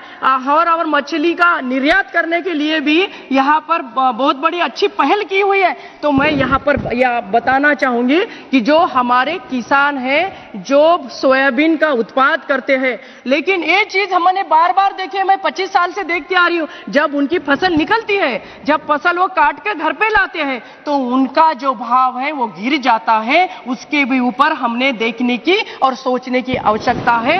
दूसरी बात यह है कि मेरा क्षेत्र है, कर्नाटक है, महाराष्ट्र है, मध्य प्रदेश है, ऐसे कुछ राज्य है, तेलंगाना है, ऐसे कुछ राज्य है जहां पर किसान कपास का निर्माण करती है। और बहुत बार ये भी देखा गया है कि बीटी कॉटन को हमारे यहाँ लागू नहीं किया है, उसे हमने ये नहीं दिया हुआ है। तो मैं यहाँ पर बताना चाहती हूँ कि बीटी कॉटन को भी मान्यता मिले और किसान चुपके चोरी से वो कॉटन ना लगे, बीज ना लगाए, वो कॉटन का बीज लगाए और अच्छी फसल भी ले। इसलिए हमें उसके ऊपर भी सोचना पड़ेगा। 2004 से हमारा ये बीटी कॉटन के ऊपर एक रिट पिटीशन हुआ है सुप्रीम कोर्ट में, वो पेंडिंग है, उसके तरफ भी देखने की बहुत आवश्यकता है। जो ऑर्गेनिक करना चाहते किसान वो ऑर्गेनिक खेती करे, कपास निकाले, और जो हमारा बेटी का उपयोग करना चाहते हैं वो बेटी का उपयोग करे, क्योंकि मैं एक किसान की बेटी हूं और यहाँ पर ये बताना बहुत जरूरी मैं समझती हूँ। और उसी के साथ साथ मैं यहाँ पर एक बात बताना चाहूंगी कि जिस प्रकार से हमारे प्रधानमंत्री जी ने हर लक्ष्य को तय किया है, जैसा अर्जुन का लक्ष्य, आपको पता है महाभारत में हमने देखा है कि मछली आपको कैसी दिख रही है, ऐसा पूछने के बाद में अर्जुन ने यह बताया था कि मुझे मछली नहीं दिख रही है, मुझे मछली का आग दिख रहा है। उसी प्रकार से हमारे जो प्रधानमंत्री जी है उनको मछली की खाली आग दिखती है, विकास दिखता है, लोगों की सेवा करना उनके प्राथमिकता है। और उसी सेवा का नतीजा यहाँ हम देखते हैं कि ये 10 साल में इतना परिवर्तन हुआ है कि पिछले जो 70 साल की बात कर रहे हैं वो लोग भूल गए 70 साल वाले लोगों को। अब ये लोग बोलते हैं कि मोदी जी है तो सब मुमकिन है, और ये मुमकिन होती हुए हम सब लोग देख रहे हैं, हम साक्षीदार हैं इस चीज के। और मैं यहाँ पर बताना चाहूंगी कि जिस प्रकार से मेडिकल एजुकेशन में भी ओबीसी के बच्चों को 27% का आरक्षण यहाँ दिया गया, ये हमारे लिए बहुत बड़ी बात है। उसी के साथ साथ मैं यहाँ पर रेलवे की तरफ आना चाहूंगी। मेरे क्षेत्र में वर्धा, नांदेड़, यवतमाल, ये रेलवे को 3,500 करोड़ रुपए मिले हैं सभापति जी। ये बहुत बड़ा प्रोजेक्ट होने जा रहा है। विदर्भ से मराठवाड़ा को जोड़ने के लिए ये प्रोजेक्ट हो रहा है और उसका 40 किलोमीटर का काम पूरा होकर वहां पर रेलवे भी अगले कुछ दिनों में, मंत्री जी से भी मैंने बात किया है, अगर प्रधानमंत्री जी भी उसका उद्घाटन करें तो वो हमारे लिए सौभाग्य की बात होगी और वो प्रकल्प भी पूरे होने के कगार पर है। और 750 करोड़ रुपए इस बजट में हमें मिले हैं, उसके लिए भी मैं रेलवे मंत्री जी का और फाइनेंस मंत्री जी का धन्यवाद करना चाहती हूं। लेकिन निशिकांत जी, एक बात मैं यहां बताना चाहती हूं, उस सदन में भी, पुराने वाले सदन में भी मैं हमेशा यही बात उठाती थी कि मेरी शकुंतला रेलवे, जिसको 2005 से मैं उसके पीछे पड़ी हूं कि ये 2005 से मेरे रेलवे को सैंक्शन मिले, उसका सर्वेक्षण तो होता है, उसके लिए तो पैसा आ जाता है, पर उसको स्वीकृति नहीं मिलती है। तो मैं यहाँ पर बताना चाहती हूँ कि मेरा जो आकांक्षित डिस्ट्रिक्ट, एक डिस्ट्रिक्ट मेरा है वाशिम और दूसरा है मेरा यवतमाल, तो वो आकांक्षित डिस्ट्रिक्ट है ना, उसके लिए ये रेलवे होना मुझे लगता है बहुत जरूरी है। और इस प्रकार से वो रेलवे के ऊपर भी सरकार ने ध्यान देने की आवश्यकता है, वो दे, ये मैं मांग करती हूँ। और उसी के साथ साथ एक चीज मुझे यहाँ पर मैं बताना चाहूंगी सभापति जी, जैसा 22 तारीख को राम मंदिर में हमारे राम जी प्रतिष्ठापना उनकी की गई और सारे भारतवर्ष में पूरा दिवाली के जैसा माहौल था, हर मंदिर पे लाइटिंग थी, हर घर पे रंगोली थी, हर जगह पताका थी, और इस प्रकार से हमने ये दिवाली के जैसा ये 22 तारीख का दिन यहाँ पर मनाया है। उसी को लेके मैं ये बताना चाहती हूँ कि जितने भी बड़े मंदिर है वो बड़ी मंदिर छोटे मंदिरों का देख रेख करे, उनके पुजारी है, उनके भविष्य का, उनके बच्चों का भविष्य का सोचे और बड़े मंदिर छोटे मंदिर को देखे। क्योंकि हमारे यहाँ कुल जो हम बोलते हैं ना, जो बच्चों को पढ़ाने के लिए हमने गुरुकुल हमारे यहाँ चाहिए, तो वह गुरुकुल भी बने, क्योंकि गुरुकुल बनेंगे तो बच्चों के ऊपर संस्कार होंगे और संस्कार होंगे तो संस्कारी बच्चे आगे बढ़ेंगे तो देश आगे बढ़ेगा। तो इसके ऊपर भी देखने की सोचने की बात है और उस पर भी बजट में कुछ आना चाहिए अगले बार में, मैं ये समझती हूँ। और मैं यहाँ पर मोदी जी का धन्यवाद करती हूँ कि जिस प्रकार से उन्होंने हमारे सभी तबके के लोगों के लिए काम किया, आवास के लिए किया है, 2 करोड़ के आवास यहाँ पर बनाने का उद्देश्य भी रखा है। मंत्री जी ने अभी बताया है कि राज्य सरकारें हमें वहां पर जमीन उपलब्ध कराए तो हम दूसरे गरीबों को भी वहां पर ये जो बनाने के लिए मकान बनाने के लिए भी स्वीकृति देंगे। इस प्रकार से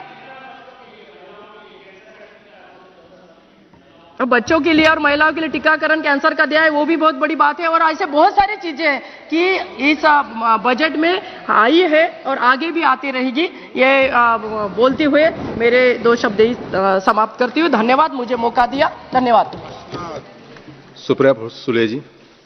Thank you. On behalf of my party to speak on the budget, I would thank and congratulate Nirmala ji. Probably this is her fourth budget and a woman leading from the front. After Indira Gandhi ji, this is the first time we've had a woman leading the budget. So I compliment her on her achievement since we are all going into elections this year. It's been an extraordinary, wonderful relationship with her. We have many disagreements on the budget, but she's been very kind and indulgent to all of us when she has spoken and replied to many of our questions. So I compliment Nirmala ji for all the efforts that she had done, right or wrong, but she has done something. So I compliment her for the good and a few suggestions for improvement in the larger interest of the nation. Sir, there are 4 engines to growth. One is private consumption, second is private investment, exports and government expenditure. Unfortunately, in the way this government has worked, the entire focus is on government expenditure. I will come back to that point, but I would like to highlight a few points that this government is harping about in this. ये आप कहते हैं कि आपकी 4 जातियां हैं, किसान, महिला, गरीब और युवा। तो एक-एक का संक्षेप में मैं आपको पूछना चाहती हूँ कुछ सवाल कि आप कहते हैं कि ये किसानों की सरकार है, तो किसान का सबसे ज्यादा नुकसान सर आप और मेरे निर्वाचन क्षेत्र से में सीमित है, वो है प्याज का। आपके यहाँ भी प्याज की दिक्कत है, मेरे यहाँ भी है। ये पहली सरकार है इस देश के इतिहास में जिसने एक्सपोर्ट पे बैन लाया है। किसान के प्रोडक्ट पे इनको पाकिस्तान का किसान को 2 पैसा ज्यादा मिले चलता है, लेकिन उनको भारत के किसान को 2 पैसा नहीं देना है।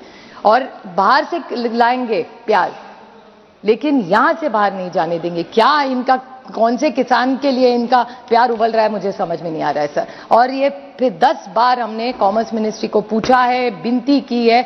यहाँ आज भारती ताई नहीं है, शायद वो भी खुद गई है, लेकिन महाराष्ट्र के बाकी के कोई सांसद ने एक बार भी उन्होंने रिक्वेस्ट नहीं किया। और महाराष्ट्र सरकार, पता नहीं आप ही की सरकार है सर, आपको थोड़ा सा इन्फ्लुएंस लगाइए आपका। और ये जो प्याज का जो किया है गड़बड़ इस सरकार ने, तो वो बोलिए कि एक्सपोर्ट खोल दे। और ये सिर्फ प्याज का भी नहीं है। अभी ताई आपकी पार्टी की बोल रही थी कि सोयाबीन की क्या दिक्कत है, अच्छा हुआ आपके घर से ही आपको मिला है gift.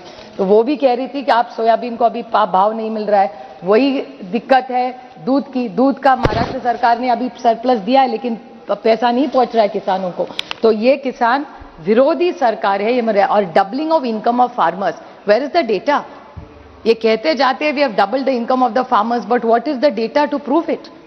Yes, this is one of that जुमलेबाजी कि हाँ डबल करेंगे करेंगे, आजकल वो कहते भी नहीं है। And if you ask this entire data which shows of this government, I'm purely going by data which is available in the government of India. In commodities, if you go by paddy, if you compare UPA and NDA, 10 साल में 138% we have increased the price, while in their 10 years only 60.5. Same thing with urad, tur, wheat, chana, cotton. सबका है sir. I would like to table this data. I won't take the time of this house. And I would urge this government. Maharashtra का किसान आज दिक्कत में है, कई जगह पानी भी नहीं है, तो महाराष्ट्र और देश में जहां जहां किसान आज अड़चन में है उसका ऋण माफ किया जाए। जैसे यूपीए की डॉक्टर मनमोहन सिंह जी की सरकार ने कर्जा माफ किया था, वही बड़ा दिल मोदी जी दिखाए और इस देश के किसानों का कर्जा माफ करे। ये मैं इनके विनती करती हूँ, अगर ये सरकार उनको सचमुच में सोचती है उनके बारे में। दूसरा, ये गरीबों की सरकारें बोलते हैं सर, अच्छी बात है, हर सरकार करती है। गवर्नेंस इज कंटिन्यूटी, कोई ऐसी सरकार नहीं इस देश में जो गरीबों के खिलाफ होती है। लेकिन इनका डेटा ऐसा कहता है the total wealth of this country is in the top 1%। बाकी के सब 1%। सर कैन यू इमेजिन 40%, 40% देश की जो वेल्थ है वो 1% में है सर। तो how are they supporting the wealth and how many people they keep saying, एक जगह कहते हैं कि हम सब ने गरीबी हटाई है, तो फिर 80 करोड़ को जो जनता को खाना देते वो नंबर क्यों नहीं कम हो रहा है? It's a contradiction. मैं पिछली बार भी यही सवाल था, लेकिन मुझे किसी तो जवाब नहीं दिया सर, इसलिए मैं फिर पूछ रही हूं कि अगर आप गरीबी कम कर रहे हैं तो how is that impact not showing in the numbers? So this is something the government must reply to us. And गरीबों के लिए इन्होंने जनधन योजना जो चिदम्बरम साहब ने शुरू की थी, और ये गरीबों के लिए, शोषित, वंचित, पीड़ित के लिए बहुत अच्छी बात है, लेकिन जनधन योजना में जो अकाउंट है 50 करोड़ से ज्यादा अकाउंट्स है, उसमें से 20% से ज्यादा नॉन ऑपरेटिव है, उसमें से महिला के भी क्यों ना ये सरकार उन गरीबों का जो पैसा प्रॉफिट में दिखाती है इनकी बैंक के साथ, सारी इनकी नहीं, जो भी पब्लिक सेक्टर की बैंक है, उन गरीबों को, उन शोषित और वंचित और पीड़ितों को क्यों ना 3 से 5% आप उनको interest they they? Sir it's a suggestion I am giving you. ये जो जनधन योजना का आप इतना बोलते हैं गरीबों के लिए, उनका जो पैसा है उसके इंटरेस्ट देके उनको क्यों नहीं पैसा देते? बैंक प्रॉफिट दे रही है, गरीबों में बांटिए ना, बैंक को क्यों चाहिए इतना प्रॉफिट? आप सोचिए, एक सुझाव दे रही हो आपको। आप अगर ये गरीबों की सरकार है तो जनधन अकाउंट जिनके पास पैसा है उनको 3 से 5%, 3 दे दिए, 4 दीजिए, कुछ तो दीजिए, उनका ही तो पैसा है, वो आपको तो है नहीं। तो आप अगर गरीब की सरकार है, प्लीज आप इस बारे में सोचिए, और मेरी आशा है और अपेक्षा है कि आप इस बारे में कुछ तो जवाब देंगे। उसके बाद आप गरीबों के लिए बोल रहे हैं, शोषित के लिए बोल रहे हैं, ये जो एक इशू है यूथ का, युवा पीढ़ी का, आप सर देख रहे हैं, युवा का डेटा तो आप सब जानते हैं। मेरे निर्वाचन क्षेत्र का उदाहरण दूं सर, हिंजेवाड़ी मेरे निर्वाचन क्षेत्र में आता है, इनके ही सर के ही बगल में है, वहां 25 जूनियर डेवलपर की पोजीशंस थी, वहां 3000 बच्चों ने एप्लीकेशन किया है सर। उसके बाद central jobs 7.22 lakhs got jobs, how many applicants पता है? 22 crore sir, I repeat this number, 7.7 मोटा मोटा पकड़ लिए, 7.5 लाख नौकरियों के लिए 22 करोड़ बच्चों ने, आप ही का डेटा है सर, मेरा सारा भाषण आपके रिप्लाई से मैं करती हूँ, होमवर्क करके भाषण करती हूँ। तो unemployment is one of the biggest challenges. Same thing with police department, 62 telephone messenger post, 93,000, और कौन कौन है यूजी, पीजी और पीएचडी वाले बच्चे आज पुलिस डिपार्टमेंट में टेलीफोन मैसेंजर का काम करेंगे सर। तो अनएम्प्लॉयमेंट तो है ही, तो उसके बारे में आपकी सरकार यूथ के लिए इतना सारा कर रही है, तो उसके बारे में नौकरियां तो हो नहीं रही है, आर्टिफिशियल इंटेलिजेंस होने वाला है, it is going to disrupt our lives, jobs are going to change already. अगर आप थोड़ा सा होमवर्क करें सर, आपको पता होगा कि व्हेन पुराने जमाने में 10 साल पहले जब इतनी टेक्नोलॉजी थी नहीं, तब अनएम्प्लॉयमेंट का जब रेशो हुआ करता था, अगर आप 1000 करोड़ अगर इन्वेस्ट करें ना सर, तो उसमें I give you the exact number, when you invested 1 crore it led to 33 jobs in 1994 which fell further. तो 1 करोड़ को 1994 में 33 जॉब्स हुआ करते थे, इन 2015 8 जॉब्स, 8 ही है, because technology has change our life. So what is this government's plan for unemployment if you are such a youth progressive government? महिलाओं के बारे में बहुत अच्छा भावना जी भी बोली, महिलाओं के लिए बहुत करना चाहिए, अच्छी सुझाव दी। I just have 2 small questions about this to ask this government, कि आप उज्ज्वला योजना के बारे में इतना कहते हैं, तो रिफिल्स 50% से भी ज्यादा नहीं है, so how are you calling it your flagship program? People don't afford it. आप कई आशा और आंगनवाड़ी सेविका को मिली है सर जाके, उनका दुख आपको पता है। मेरे तो क्षेत्र में पूरी महाराष्ट्र में आंगनवाड़ी और आशा वर्कर का आंदोलन चल रहा है, वो पगार बढ़ाना मांग रही है सर, 4,000, 5,000, 10,000 भी उनको पैसा नहीं है। तो अगर आप महिलाओं के लिए कुछ करना चाहते हैं तो हमारी आंगनवाड़ी और आशा वर्कर का पगार बढ़ाइए, परमानेंट करिए और उनको पेंशन भी दीजिए। इसके बारे में सोचिए, अगर आप सचमुच महिलाओं को कुछ उनके लिए कुछ करना चाहते हैं। उसके बाद इन्फ्लेशन, महंगाई तो सबको पता है सर, महंगाई के बाद खिलाफ ही जब हमारी सरकार की थी, हमारे खिलाफ बोल बोल के ये सरकार में आए, लेकिन आप घर में जाके भाभी को पूछिए क्या सस्ता हुआ है आज, किसी के भी घर में जाए सब, भैया आप भी घर जाके भाभी को पूछिए आज कुछ सस्ता नहीं हो रहा है। फूड इन हाँ वो नहीं, बाहर जाना पड़ेगा यार, रेंज नहीं आता है। सुप्रिया जी, आप अपनी बात जल्दी खत्म कीजिए। 2 minutes, just 2 minutes। आपके पार्टी से सुनील तटकरे जी भी है। तो मैं बैठ जाऊं? नहीं, आप जल्दी खत्म कीजिए आपको। EPS 95 का शब्द, ये तो अरुण जी हम सबके नेता थे, भले बीजेपी में थे लेकिन मैं भी उनको नेता मानती थी। सुषमा जी और अरुण जी से हम सब ने बहुत सीखा है, लेकिन उन्होंने जब ऑपोजिशन में थे तब EPS 95 इनके लिए आपने कहा था कि इनको पैसा आप दे देंगे। आज EPS 95 में बहुत सारे सीनियर सिटीजन्स ऐसे हैं जिनको आज पैसा नहीं मिल रहा है, 1000 रुपया से कम मिलता है। अगर उनको बच्चों को कुछ गिफ्ट देना हो, बहू को कुछ देना हो, तो उनके खिस्से में आज पैसा नहीं है, लेकिन उनके हक का पैसा है। तो ये EPS 95 का पैसा गया कहां और गया होगा तो यू आर अकाउंटेबल। इस देश का पैसा है, इस सीनियर सिटीजन जिनके कारण हम खड़े हैं, इस देश के जो बुजुर्ग हैं उनका पैसा है, वो आपके पास है, लेकिन कहाँ है किसी को पता नहीं, आप दे नहीं रहे। फिर रह गया डिमोनेटाइजेशन और करप्शन। निशिकांत जी भी बहुत अच्छा बोल रहे थे उनके स्टेट का इशू। मैं उनको पूछने वाली हूं कि मैं भी तंग रह गई जब वो करप्शन और भ्रष्टाचार के बारे में। अच्छा है, भ्रष्टाचार देश मुक्त होगा तो मैं आपके साथ खड़ी रहूंगी। एक बार करके तो दिखाएं आप। जिस पे आरोप करेंगे उसके एक्शन लेना पड़ेगा, अब सिलेक्टिव एक्शन नहीं हो सकता। तो ये जब आप करेंगे तब मैं उनको याद दिलाना चाहती थी कि ये जो पेटीएम स्टोरी है सर 2-3 मिनट लूंगी, मैं खत्म कर दूं, मैं बजट पे ही बोल रही हूँ सिर्फ। ये पेटीएम का स्टोरी है, मुझे याद है जब डीमोनेटाइजेशन हुआ था तब डीमोनेटाइजेशन के बाद सबसे ज्यादा बड़े एड्स किसके आए थे, तो पेटीएम के आए थे। और आज पेटीएम के खिलाफ सबसे ज्यादा कौन लड़ रहा है, तो ये सरकार लड़ी है। और ये सरकार कह रही है कि सबसे ज्यादा मनी लॉन्ड्रिंग कहां हुआ है, तो वो पेटीएम में हुआ है। तो आपकी सरकार इतने साल कर क्या रही थी? फिर डिमोनेटाइजेशन करना गलत था कि पेटीएम गलत था या टेक्नोलॉजी गलत है? और फिर निशिकांत जी कह रहे इतना पैसा मिल रहा है, कैश मिल रहा है, तो इतना कैश इन सर्कुलेशन आया कैसे?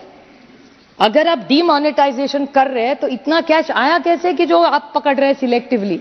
इसका तो जवाब सरकार को देना पड़ेगा। और करप्शन इंडेक्स में देश में कोई सुधार नहीं हो रहा है। और सर आपको डर लगेगा, हम दोनों जिस राज्य से आते, परसों मैंने टीवी पे देखा, टीवी पे एक आदमी था, इनका ही एमएलए था, वो दूसरे आदमी को गोली मार रहा है, और वो भी पुलिस स्टेशन में सर, उल्लासनगर में, और कह रहा है कि पैसा मेरा लूटा लिया। अभी आप होती है ये करप्शन नहीं है तो क्या, आप तो इंक्वायरी लगाना चाहिए आपने कि बीजेपी का विधायक एक अपने फ्रेंडली पार्टी पे गोली चलाता है, वो भी पुलिस स्टेशन में चलाता है, और आरोप करता है कि वो हो। नहीं, मैं करप्शन की बात, वो झारखंड का कह रहे थे, मैं महाराष्ट्र का कह रही हूं। तो जैसे वहां हो रहा है वैसे यहां भी हो रहा है। तो ये करप्शन, जो पैसा कहां से आ रही है, आरोप कैसे आ रहे हैं सर? अगर ये भ्रष्टाचार मुक्त करना तो मैं भी वही चाहती हूं ना सर। तो वो बोल दे, वो कुछ एक्शन इसी पे ले ले, फिर साथ मिलकर भ्रष्टाचार इस देश से अब निकाल देंगे हम लोग। जब क्रिप्टो करेंसी की बात थी, मुझे याद है हम सब ने, मेरे दोस्त और ये उदासी जी नहीं है, चाहे दुबे जी भी उस पर बोले थे, हम सब एक आवाज में क्रिप्टो करेंसी के खिलाफ बोल रहे थे कि उसको आप कुछ उसके बारे में करिए। लेकिन क्रिप्टो के बारे में फिर हाँ ना, फिर उस पर टैक्स लगा दिया। There is no clarity of policy in this government for crypto currency, and the same problem you are going to have in algorithm Sensex trading. It's a good thing which is happening, but technology, please, I'm reading this out, it makes technology more efficient, but it's a potential and an opportunity for making manipulation possible, an unfair advantage to large institutes and hurt the smaller investments. So this is something very, very important, sir. I'm just wrapping up. Just one small point I will ask. Now I'm purely speaking on the budget questions. I expect you to indulge me by answering. Fiscal deficit 2013 में 4.5 था, आज 5.8 है. And I'll quote Arun Jaitley ji. He used to say, fiscal prudence to me is a paramount importance because of considerations of intergenerational equity. We cannot leave behind the legacy of debt for our future generations. We cannot go on spending today which should be financed by taxation in further date. Total debt. What was the total debt in 2013, 2014 जब हमारी सरकार थी? 56.51 lakh crores. What is the debt today? 168.72 lakh crores. Public debt of GDP ratio UPA के time में 85 था, फिर 68 आ गया, it's back to 85. Per capita income increased, UPA की सरकार में 232% increase हुआ था, आप में only 115 हुआ है. पर tax matter disputes, Arun ji का ही स्टेटमेंट है कि डिस्प्यूट्स मस्ट बी रिड्यूस्ड. आज क्या है? 5.61 lakh cases of values of 29 lakh crore of tax matters are now pending. आपने 25,000 का किया, बहुत अच्छी बात है, मैं स्वागत करती हूँ, लेकिन इसका आप क्या करेंगे? So these are many questions, and that I go back to the beginning of my speech, that 4 engines of growth. private consumption, private investment, exports is not doing well. उसमें तो हमारा प्याज को भी मार दिया आप ये सरकार ने एक्सपोर्ट में. So government expenditure, they talk about cooperative federalism. Devolution of tax में 15th Finance Commission has said 41%. आज already अभी सिर्फ 30 और 35. Last literally half a point, not even one. Asking, and the governments are asking for 50%. They are giving 30 to 35, and Finance Commission and confirm 41%. Cess and charges. मैं तो 15 साल से 10 साल से मैं थक गई पूछ के कि ये सेस और चार्ज जाता कहाँ है. जब पहली की सरकार थी, it was 88.16%. Now the gross revenues are 28.08%. So where is this cess and surcharges going?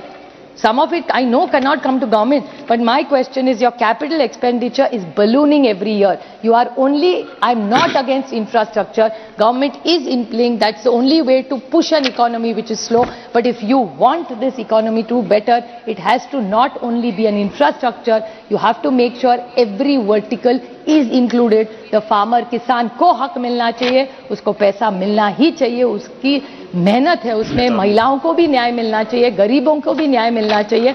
और it is not a inclusive budget. Again, I request this government, if you keep putting money into infrastructure and only into government expenditure, it's not a sustainable model. So please look at a holistic view when you have a budget. Thank you. B. Mehtab ji.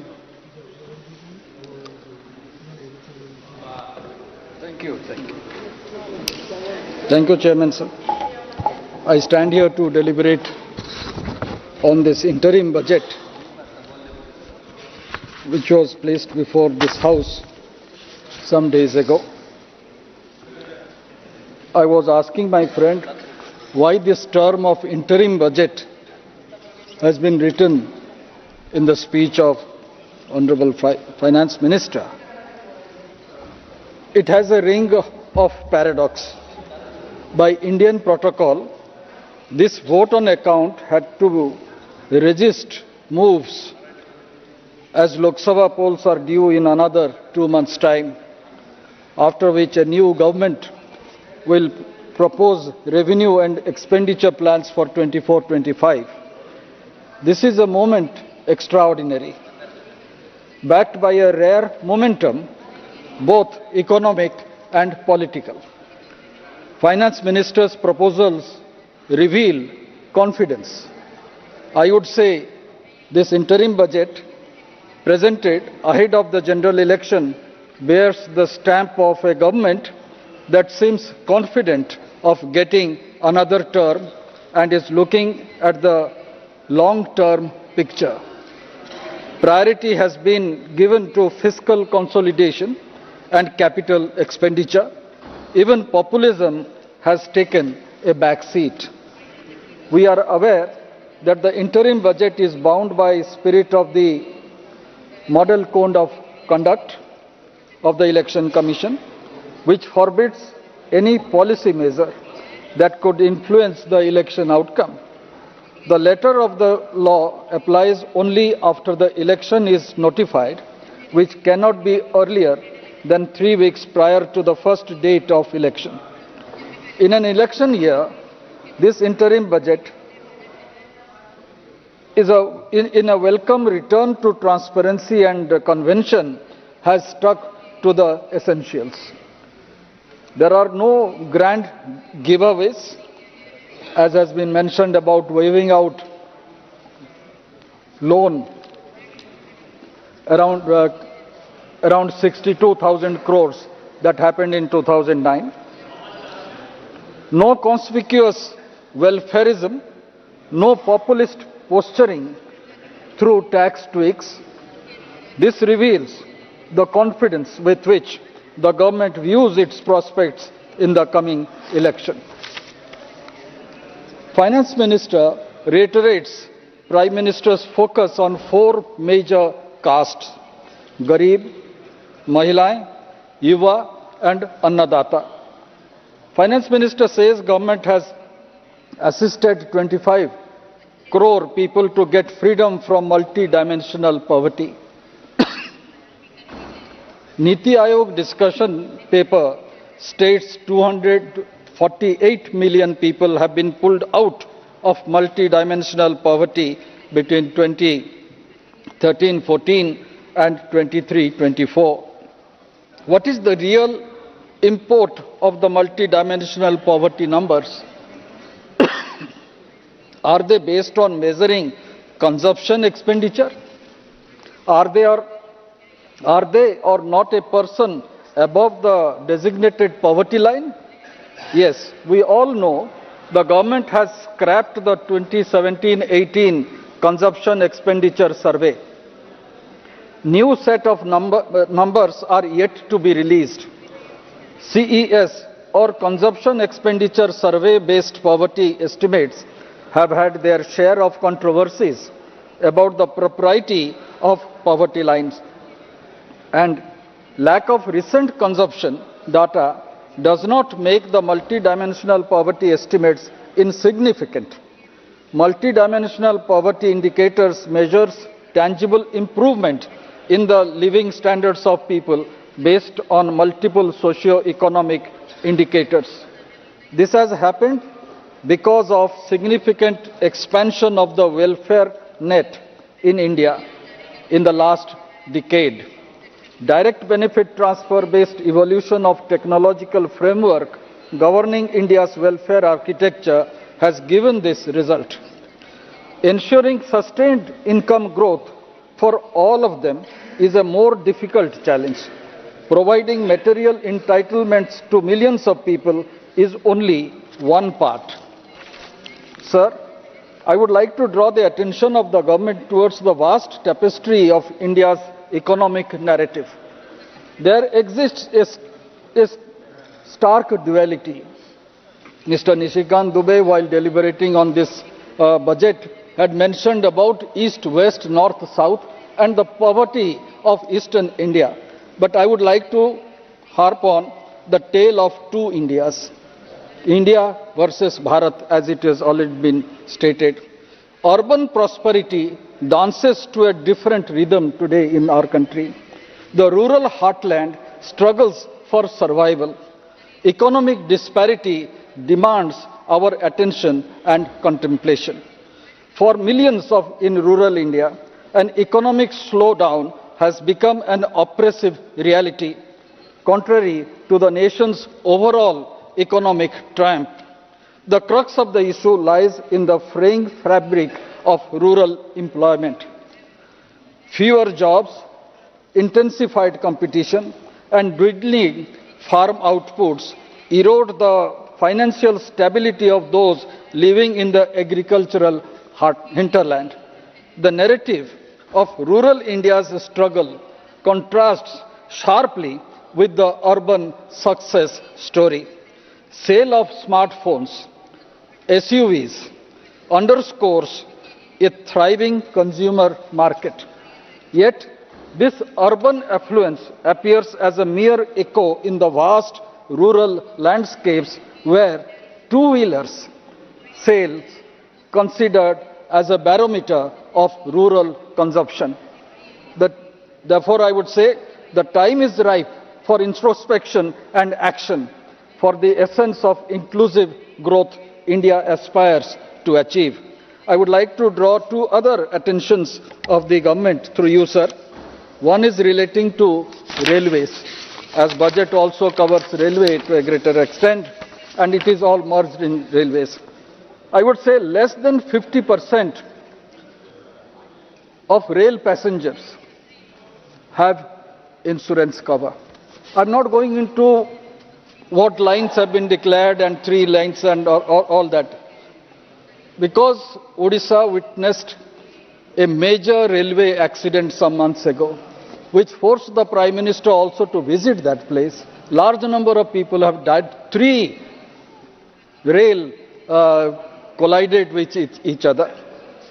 The deadly Odisha train tragedy that claimed 288 lives and left over 920 injured has brought to the fore a serious issue of train journey not being covered by insurance unless opted for on the online booking of tickets.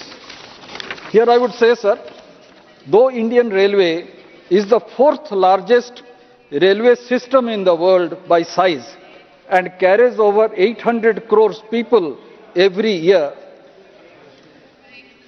experts wondered, it's a time to wonder why all passengers cannot be insured.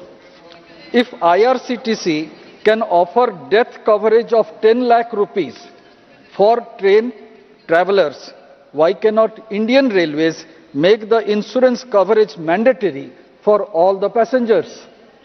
They can seek a premium from the passengers like IRCTC does and insures the traveler as the corporation does through insurance companies.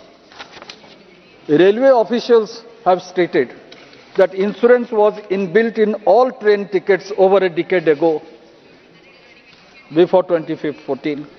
But it was stopped after insurance companies backed out, citing huge losses due to high incidence of train accidents in those years.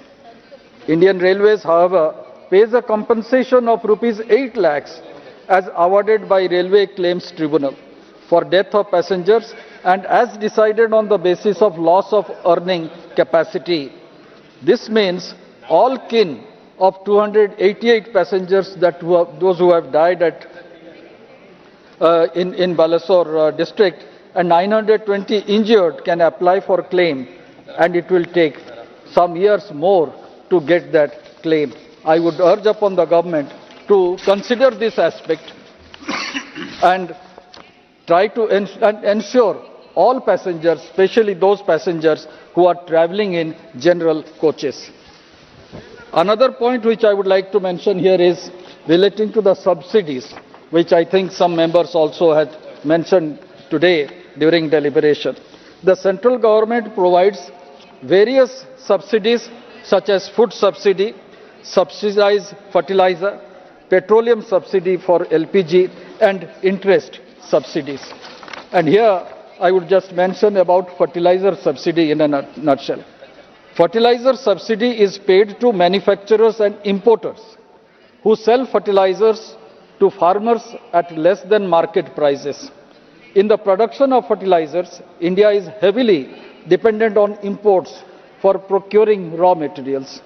The 15th Finance Commission had noted that such dependence makes India vulnerable to international prices and makes fertilizer subsidies unsustainable. In the past, the central government has resorted to off-budget financing to defer payment of fertilizer subsidy. The Standing Committee of Parliament on Chemicals and Fertilizers in 2020 had observed that several fertilizer plants operate with very old technology.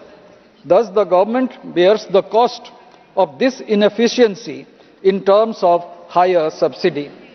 It has recommended that farmers should receive fertilizer subsidy directly in their bank accounts, while manufacturers should be free to produce and sell fertilizers as per their own system. I think this is the best suggestion which the Standing Committee has given relating to subsidy component, and I believe the government should consider it as early as possible.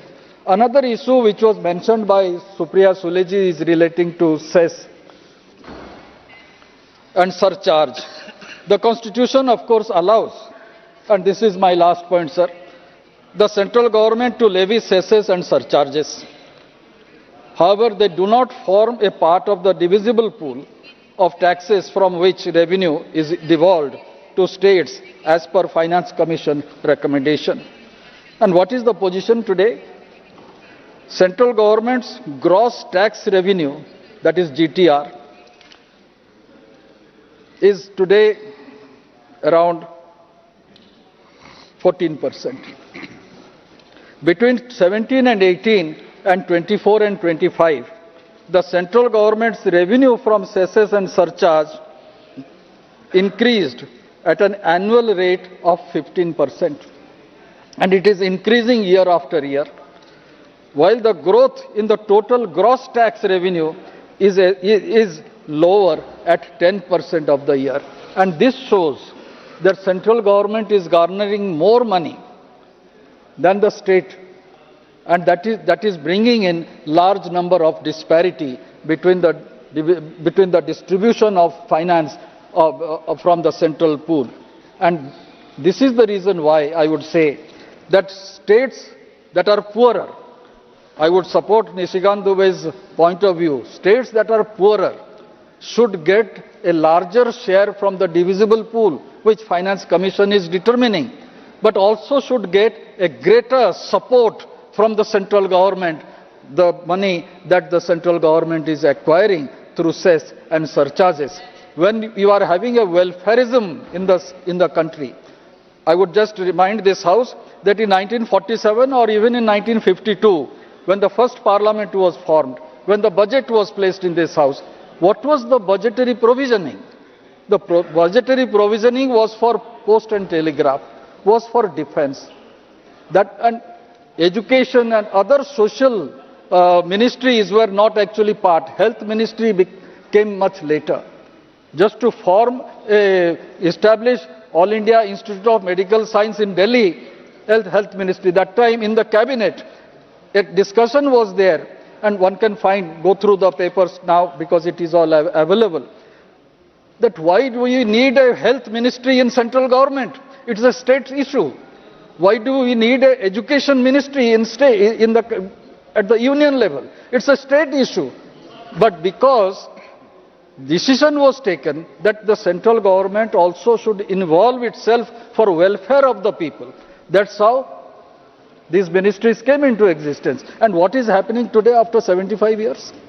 It is welfare which is the main focus of the union government, and states are being deprived of the welfare of the money that should be invested by the state. And I would conclude by saying it is an interim budget. Elections are due, and I would believe when the next government is formed in month of June or July, we will get a better understanding of the thinking of the then government. Thank you, sir. Jyoti Mani ji.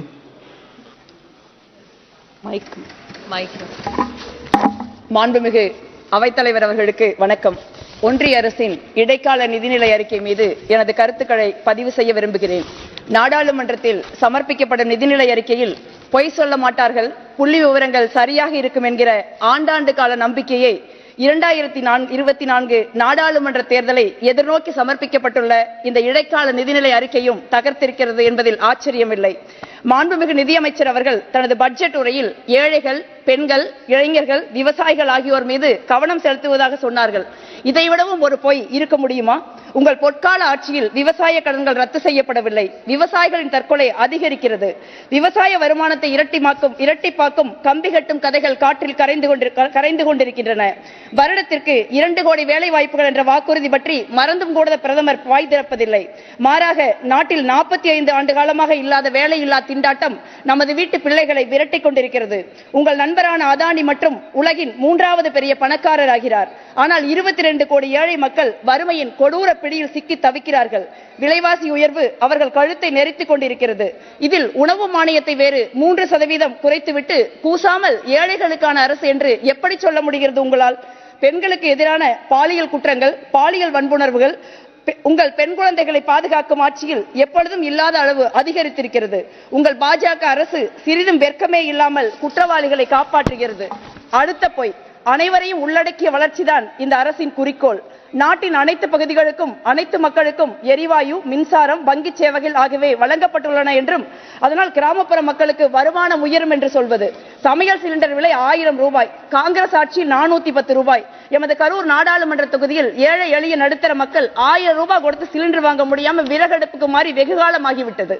Indira காந்தியால் தேசியமயமாக்கப்பட்டு ராஜீவ்காந்தியால் நவீன தொழில்நுட்பம் புகுத்தப்பட்டு மன்மோகன் சிங் ஆட்சியில் ஏழை எளிய நடுத்தர மக்களுக்கும் சிறு குறு நடுத்தர தொழில்களுக்கும் சேவையாற்றி வந்த வங்கிகள் இன்று நிரவ் மோடி போன்ற உங்கள் நண்பர்களின் கொள்ளைக்காடாகிவிட்டன. வங்கி கொள்ளையர்களை பாதுகாப்பாக வெளிநாடு அனுப்பி வைக்கும் வெட்கமற்ற அரசு உலகிலேயே உங்கள் பாஜக அரசு மட்டும்தான். உங்களின் ஆசையோடு வெளிநாட்டில் இருந்து குறைவான விலைக்கு நிலக்கரி இறக்குமதி செய்கிறார் உங்கள் நண்பர் அதானி. நிலக்கரி நடுக்கடலுக்கு வந்தவுடன் பல மடங்கு விலையேறி இந்தியாவில் கரை சேர்கிற அதிசயம் உங்கள் பாஜக ஆட்சியில் நடக்கும் மேஜிக்குகளில் ஒன்று. பிறகு மின்சார கட்டணம் ஏறாமல் என்ன செய்யும்?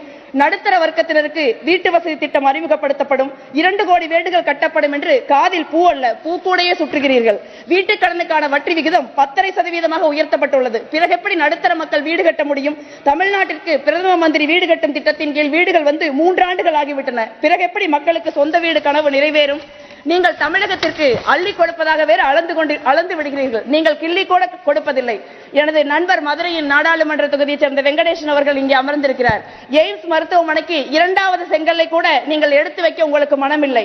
தமிழ்நாடு பெருமழை, பேரழிவை உள்ளடக்கி உருவாக்கிய வெள்ளம், புயல் என்று இயற்கை பேரிடரில் சிக்கி தவித்தது. நூற்றுக்கணக்கானவர்கள் உயிரிழந்தார்கள், ஆயிரக்கணக்கானவர்கள் உடைமைகளை இழந்தார்கள். வீடுகள், சாலைகள், பாலங்கள் என்று தமிழகத்தின் உள்கட்டமைப்பு சிதைந்து கிடக்கிறது. ஆனால் தமிழ்நாடு அரசு கேட்ட 30,000 கோடி ரூபாய் இழப்பீட்டை ஒன்றிய பாஜக அரசு இன்று வரை தர மறுக்கிறது. முதலமைச்சர் நேரில் வந்து பிரதமரை சந்தித்தார். தமிழக எம்பிக்கள் உள்துறை அமைச்சரை சந்தித்தோம். ஆனால் இழப்பீடுதான் இன்னும் எங்களை எட்டவில்லை. உங்களுக்கும் எங்களுக்கும் இடையே அவ்வளவு தூரம். தமிழ்நாடு உங்களை மடியேந்தி பிச்சை கேட்கவில்லை. நாங்கள் இரவு பகலாக உழைத்து உங்களுக்கு கட்டிய வரியில் எங்கள் உரிமையை கேட்கிறோம். அதை தருவது உங்கள் கடமை என்பதை நீங்கள் நினைவில் கொள்ளுங்கள். எம் தமிழ்நாட்டு மக்கள் தத்தளித்த போது, கண்ணீரும் துயரத்திலும் மூழ்கி கிடந்த போது எங்களை எட்டி கூட பார்க்காத இந்தியாவின் மாண்புமிகு பிரதமர் இப்பொழுது வாரத்திற்கு 2 முறை தமிழ்நாடு வருகிறார். பிரதமர் வாரத்திற்கு 7 முறை வந்தால் கூட உங்களை தமிழ்நாடு தலைநிமிர்ந்து பார்க்காது. உங்கள் விருப்பின் விதை எமது தமிழ் மண்ணில் முளைக்காது. அது அன்பின் நிலம், சுயமரியாதையின், சமூக நீதியின் களம். இதை வருகிற நாடாளுமன்ற தேர்தல் உங்களுக்கு உணர்த்தும். எங்களுக்கு தான் ஒன்றும் தரவில்லை. எதிர்க்கட்சிகள் ஆளும் மாநிலங்களில் இடி, சிபிஐ, வருமான வரித்துறை போன்ற சுதந்திரமான அமைப்புகள் உங்களுக்காக 2004 நாடாளுமன்ற தேர்தலுக்காக தீயாக வேலை செய்து கொண்டிருக்கின்றன. அவர்களுக்காவது ஏதாவது கொஞ்சம் பார்த்து செய்யுங்கள். அவர்கள் தமிழ்நாட்டில் வந்து லஞ்சம் வாங்கி காவல்துறையின் கையில் அகப்பட்டுக் கொள்கிறார்கள் என்று அன்போடு கேட்டுக்கொள்கிறேன். இந்தியாவிலேயே முதல் முறையாக பெருந்தலைவர் காமராசர் தமிழ்நாட்டின் அனைத்து அரசு பள்ளிகளிலும் மதிய உணவு கொடுத்தார். தெருவெங்கும் பள்ளிகள் திறக்கப்பட்டன. தமிழகம் கல்வியில் தனித்துவமான மாநிலமாக விளங்க அதுவே அடித்தளமிட்டது. இன்று இந்தியாவில் முதல் முறையாக தமிழ்நாட்டின் மாண்புமிகு முதலமைச்சர் மு க ஸ்டாலின் அவர்கள் அரசு துவக்க பள்ளிகளில் காலை உணவு திட்டத்தை துவங்கி இருக்கிறார். இது தமிழகத்தின் கல்வி மற்றும் சமூக நீதி வரலாற்றில் இன்னொரு மைல்கல். இப்படி ஒரு சிறப்பான திட்டத்தை, ஒரே ஒரு சிறப்பான திட்டத்தையாவது உங்களால் 10 ஆண்டுகளில் உருவாக்க முடிந்திருக்கிறதா? 2004, 2014 10 ஆண்டுகளில் காங்கிரஸ் அரசாங்கம் இந்தியாவில் 23 கோடி மக்களை வறுமையில் இருந்து காப்பாற்றியது. உலக வரலாற்றிலேயே முதல் முறையாக 100 நாள் வேலைவாய்ப்பு திட்டம் என்று அழைக்கப்படும் மகாத்மா காந்தி ஊரக வேலைவாய்ப்பு உறுதியளிப்பு சட்டம் உருவானது. ஆனால் 12 வாரங்களுக்கு உழைத்த மக்களுக்கு ஊதியம் கொடுக்காமல் இன்று அந்த 100 நாள் வேலைவாய்ப்பு திட்டத்தை நீங்கள் அழித்துக் கொண்டிருக்கிறீர்கள். உழைக்கும் மக்கள் வயிற்றில் அடிக்கிறீர்கள். அனைவருக்கும் கல்வி திட்டம், தகவல் அறியும் உரிமை சட்டம், உணவு பாதுகாப்பு சட்டம், கோடிக்கணக்கான மாணவர்களுக்கு கல்வி கடன், வேலைவாய்ப்பு, இப்படி ஒன்றையாவது இந்த 10 ஆண்டுகளில் உங்களால் உருவாக்க முடிந்திருக்கிறதா? மாறாக அவற்றையெல்லாம் அழித்தொழிக்கிறீர்கள். ஊழலை ஒழிக்க கொண்டு வரப்பட்ட தகவல் அறிவு உரிமை சட்டத்தை கொஞ்சம் கொஞ்சமாக கொன்றுவிட்டீர்கள். சாமானிய மக்கள் கையில் காங்கிரஸ் கொடுத்த அதிகாரம் உங்களால் பறிக்கப்பட்டு விட்டது. இப்பொழுது 9ஆம் தேதி முடிய வேண்டிய நாடாளுமன்ற கூட்டத்தொடரை ஒரு நாள் நீட்டித்து வெள்ளை அறிக்கை சமர்ப்பிப்பதாக சொல்கிறீர்கள். என்ன வெள்ளை அறிக்கை நீங்கள் சமர்ப்பிக்க போகிறீர்கள்? நீங்கள் சமர்ப்பிக்கின்ற அறிக்கைகள் எல்லாமே பொய்தானே. 2004 2014 வரை காங்கிரஸ் அரசாங்கம் ஒன்றுமே செய்யவில்லை. 70 ஆண்டுகளாக இந்தியா ஒரு நாடே இல்லை. 2014 பிறகுதான் 2024 வரை தான் இந்தியா என்று ஒரு நாடாக இருந்தது என்று வழக்கம் போல வடிகட்டிய பொய்யை சொல்ல போகிறீர்கள். ஆனால் நீங்கள் எவ்வளவு வடிகட்டிய பொய்களை சொன்னாலும் 2004 முதல் 2014 வரை இருந்த காங்கிரஸ் தலைமையிலான யூபிஏ அரசு ஒரு வரலாற்றின் சாதனை காலம், வரலாற்றின் பொற்காலம். 2014 இருந்து 2024 வரை இருந்த பாஜகவின் நரேந்திர மோடி அரசு வரலாற்றின் ஒரு வேதனை காலம், இருண்ட காலம் என்பதுதான் உண்மை என்பதை நினைவில் கொள்ளுங்கள். நன்றி, வணக்கம். जयंत सिन्हा जी। आदरणीय सभापति महोदय जी, मैं आपको, परम आदरणीय प्रधानमंत्री जी को, माननीय वित्त मंत्री जी को और विशेष हजारीबाग और रामगढ़ की जनता को इस महत्वपूर्ण इंटरिम बजट के समर्थन में बोलने के अवसर पे बहुत बहुत धन्यवाद देना चाहता हूं, अपना आभार व्यक्त करना चाहता हूं। सभापति महोदय, अभी हम लोग 22 जनवरी को एक ऐतिहासिक क्षण का हम लोग सब साक्षी बने। वो एक ऐतिहासिक क्षण था। 500 वर्षों के बाद प्रभु श्री राम अपने घर अयोध्या आए और हम लोगों ने वहां एक बहुत ही भव्य और दिव्य मंदिर की हम लोगों ने प्राण प्रतिष्ठा की और एक आस्था का मंदिर इस देश में वहां बनने लगा। और जैसे देश में ये आस्था का मंदिर बन रहा है, उसी प्रकार से 2014 से आस्था का मंदिर क्या, हम लोग एक देश को एक विकास का मंदिर भी बना रहे हैं। इस विकास के मंदिर की भी हम लोग स्थापना कर रहे हैं। और जब हम लोगों ने सभापति महोदय इस विकास के मंदिर के निर्माण का शुभ आरंभ किया 2014 में, तो दुखद बात तो यह है, विपक्ष के मेरे सब साथी यहां बैठे हैं, मैं उन्हें याद दिलाना चाहूंगा कि इस भूमि पे, जिस भूमि पे हम लोग ये विकास का मंदिर बनाना चाहते थे, उस भूमि में सिर्फ जैसे माननीय प्रधानमंत्री जी ने कहा, गड्ढे ही गड्ढे थे, सिर्फ गड्ढे हम लोगों को उनसे मिले। गड्ढे कैसे थे? विकास का दर, जीडीपी का ग्रोथ रेट 5% पे था, फिस्कल डेफिसिट 5% पे था, महंगाई चरम पे थी, 10% की महंगाई चल रही थी, रुपए पे एक संकट आया हुआ था, बैलेंस ऑफ पेमेंट्स का क्राइसिस आया हुआ था, जो हमारे बैंक्स थे, हमारा फाइनेंशियल सिस्टम था, उसकी जर्जर हालत हुई पड़ी थी। फोन बैंकिंग के कारण एनपीएस 10% पे थे, निवेशक सब देश से बाहर भाग रहे थे और हमें फ्रेजाइल 5 की गिनती में रखा गया था। ये गड्ढे हम लोगों को यूपीए सरकार ने सौंपा, इसको हम लोगों ने लिया और अब जो व्हाइट पेपर आ रहा है, इसको हम लोग स्पष्टीकरण करेंगे और पूरी तरीके से बताएंगे कि क्या क्या उस समय स्थिति थी। मेरा वो सौभाग्य था कि माननीय वित्त मंत्री जी वर्तमान श्री अरुण जेटली जी के साथ काम करने का, और हम लोगों ने इस स्थिति को संभाला, इस स्थिति को हम लोगों ने संभाला। और हमारे जो पहले कार्यकाल में 2014 से लेकर 2009 तक 19 तक माननीय सभापति जी, हम लोगों ने इन गड्ढों को भरा। और जो पहले गड्ढे को हम लोगों ने भरा, जो इन्होंने काम आरंभ किया था लेकिन उसको अधूरा छोड़ दिया, वो जीएसटी का काम है। और जीएसटी के बारे में मैं आपको बता दूं कि पूरे विश्व में माना जाता है कि जिस प्रकार से सबसे कॉम्प्लेक्स टैक्स रिफॉर्म किसी अगर देश ने किया, जो हम लोगों ने सेंटर में भी किया, हम लोगों ने राज्यों में भी किया, पूरे फेडरल ढांचे को हम लोगों ने पूरा एक नया पब्लिक फाइनेंस की रूपरेखा दी। पूरे विश्व में ये जीएसटी जो है, इस प्रकार का कभी नहीं किसी ने अमल किया था। वो हमारी सरकार ने 2014 से लेकर 2019 हम लोगों ने इसको अमल किया।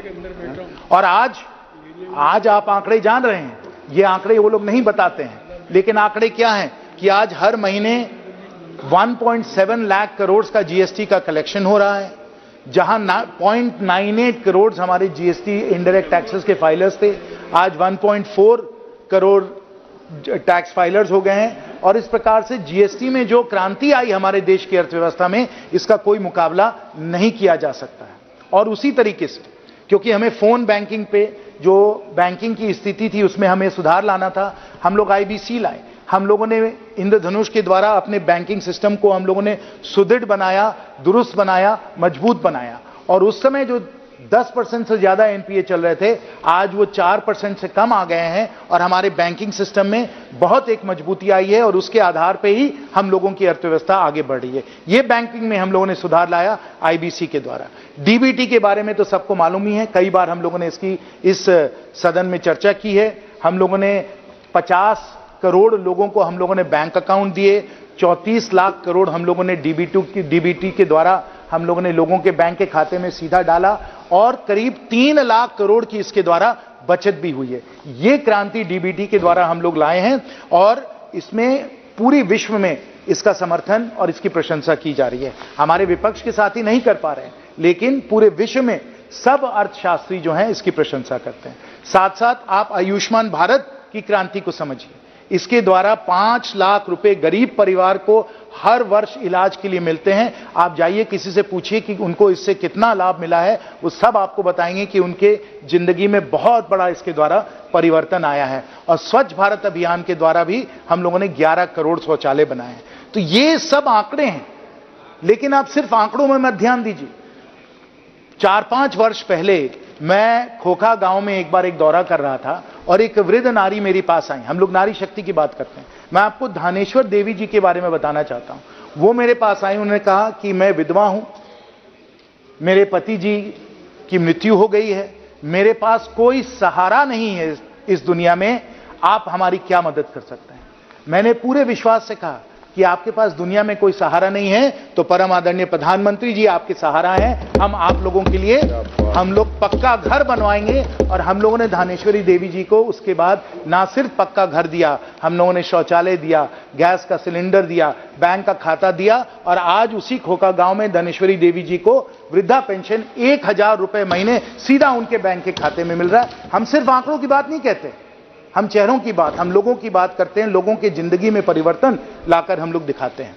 और मैं ये भी एक बात कहना चाहता हूं, क्योंकि हम लोग गरीबों की बात कर रहे हैं, शशि थरूर जी और अभी सुप्रिया जी ने कई आंकड़े उन्होंने प्रस्तुत किए। उन्होंने विदेश की कई संस्थाएं हैं, उनकी डेटा जो है उसको चेरी पिक करके हम लोगों के बारे में बताया। लेकिन उन्होंने जो नीति आयोग का जो काम किया गया है मल्टी डिमेंशनल पॉवर्टी इंडेक्स पे, उसके बारे में कोई जिक्र नहीं की, उसको दरकिनार कर दिया, उसकी आलोचना की। लेकिन वास्तव में क्या है, मैं माननीय सदस्यों को बताना चाहता हूं सभापति महोदय, कि अगर इस आप मल्टी डिमेंशनल पॉवर्टी इंडेक्स को देखें तो ये कोई ऐसा कोई गलत सलत काम नहीं है। ये बहुत अध्ययन करके विश्व में सबसे बेहतर जो संस्थाएं हैं उनकी सलाह लेकर इसको तैयार किया गया। Let me quote, the multi dimensional poverty index measures simultaneous deprivations across the 3 dimensions of health and nutrition, education and standard of living.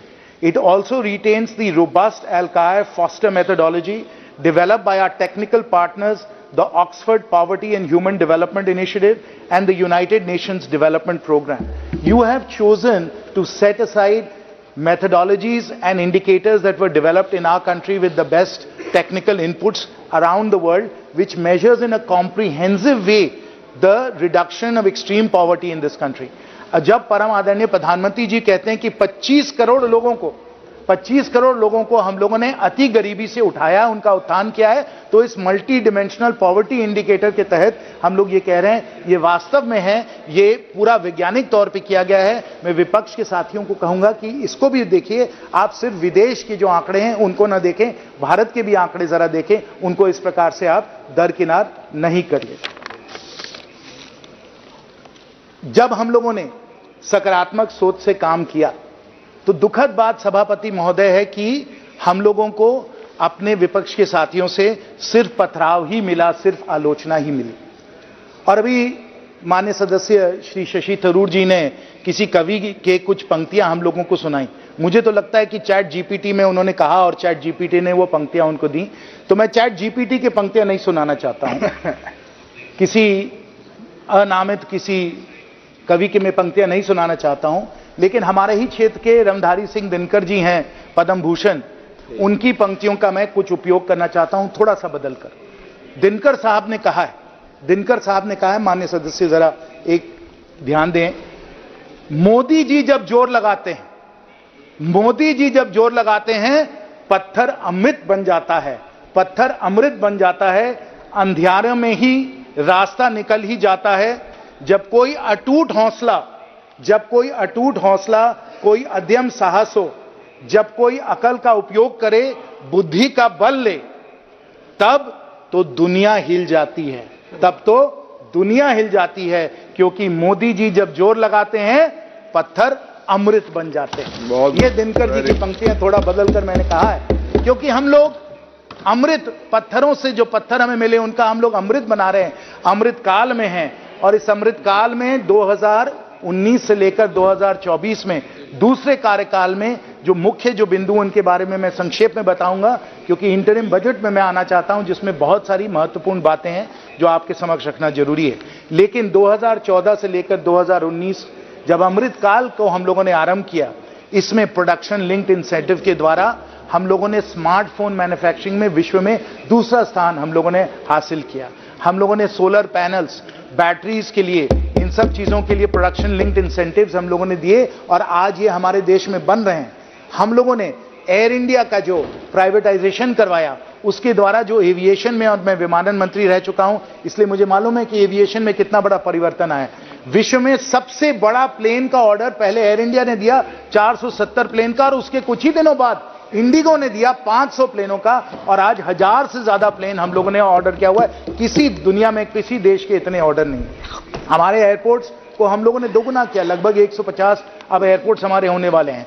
और उड़ान के द्वारा हवाई चप्पल वालों को हम लोगों ने हवाई जहाज में बैठाया, ये करके हम लोगों ने दिखाया। और आज इस देश के युवा हम लोगों को धन्यवाद दे रहे हैं कि जहां वो 36 घंटे 48 घंटे ट्रेन में बैठा करते थे, अगर उनको बैंगलोर से रांची आना होता था 36 घंटे लगते, अब 3 फ्लाइटें हैं बैंगलोर से रांची, आप 1.5-2 घंटे में बैंगलोर से रांची पहुंच सकते हैं। ये हम लोगों ने इस कार्यकाल में एविएशन सेक्टर में किया है।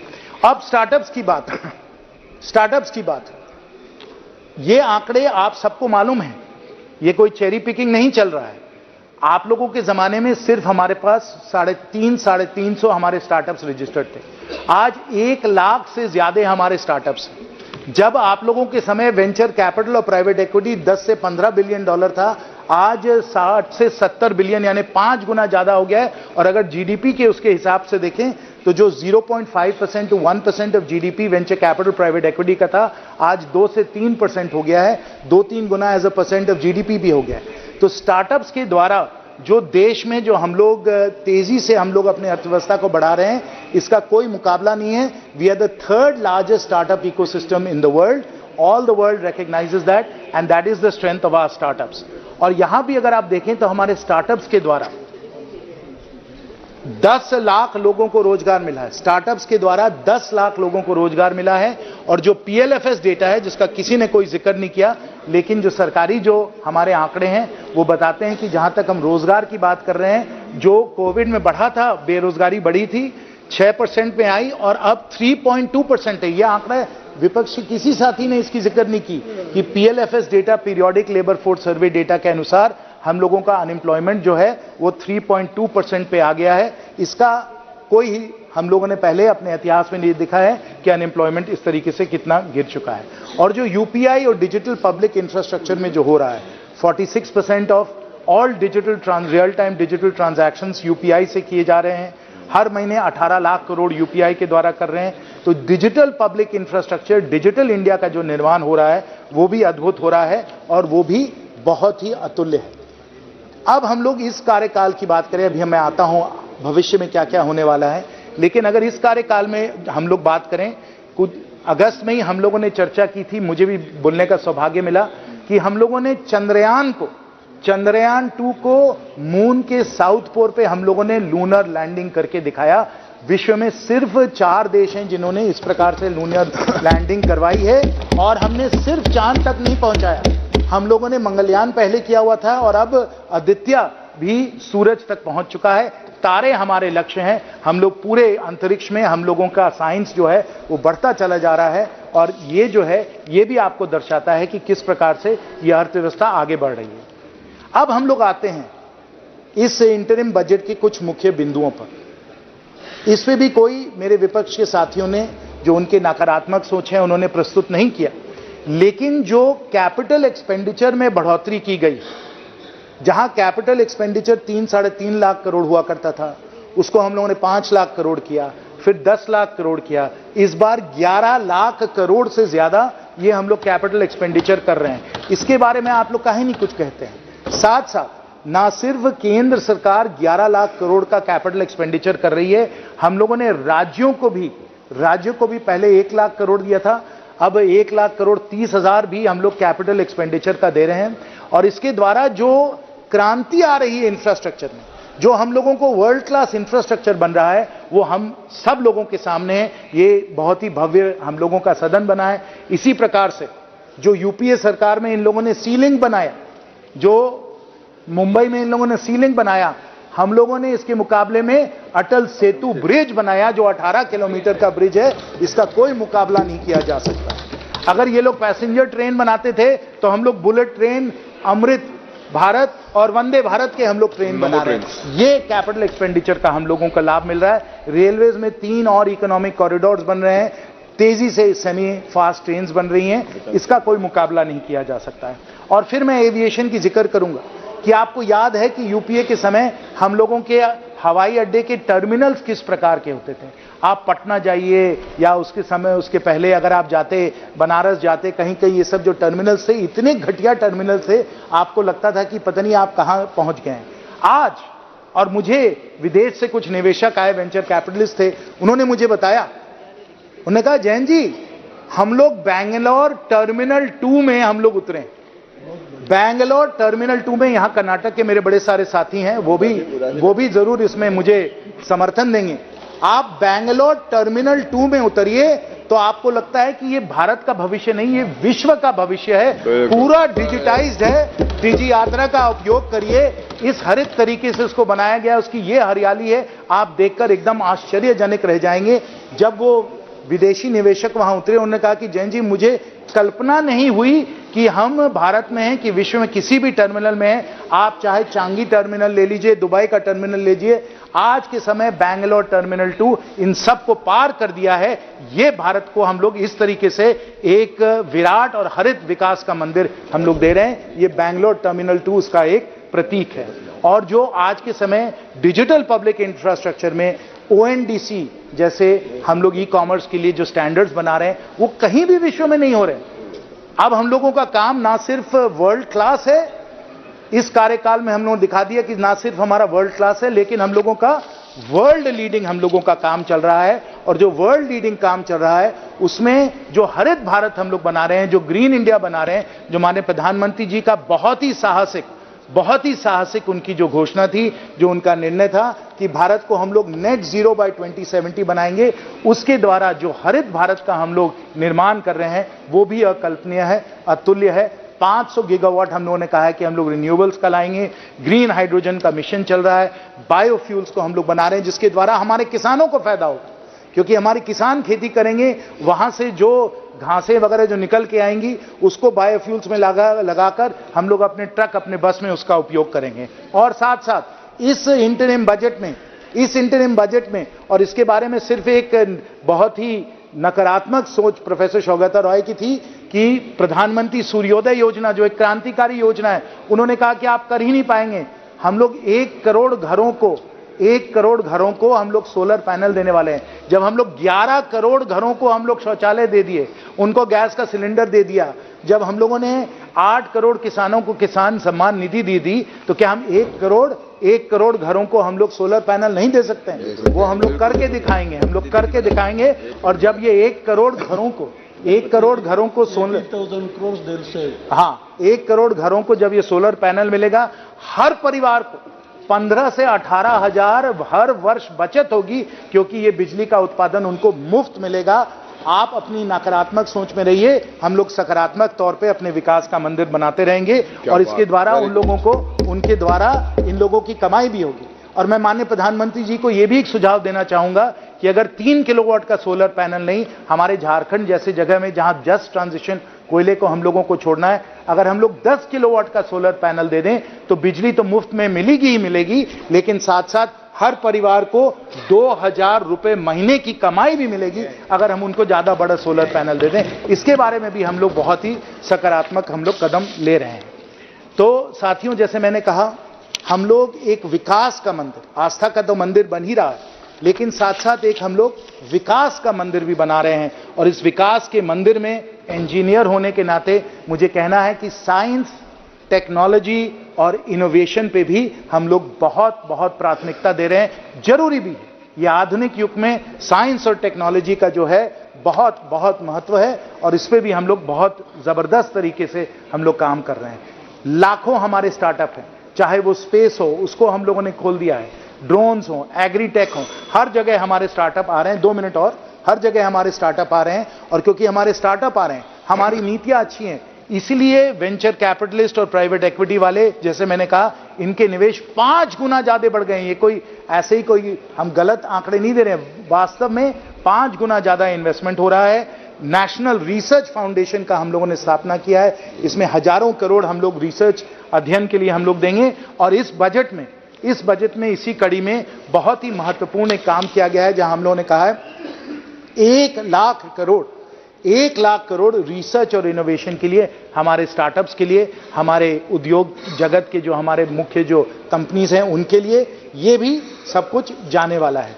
तो साथियों, अंत में माननीय सदस्यों, मैं यही कहना चाहूंगा, चुनाव आ रहे हैं। मुझे तो लगता है कि हमारे विपक्ष के जो साथी हैं वो अभी भी एक बहुत ही नकारात्मक सोच में लगे हुए हैं। मैं उनसे निवेदन करूंगा, विनम्र प्रार्थना करूंगा कि आप भी सकारात्मक सोच के साथ इस विकास के मंदिर के निर्माण में आप भी लग जाइए। नहीं तो कुछ और पंक्तियां, नहीं तो ना समझोगे तो मिट जाओगे, ना समझोगे तो मिट जाओगे। चुनाव आ रहे हैं विपक्ष वालों, तुम्हारी दास्ता भी नहीं रहेगी दास्ताओं में।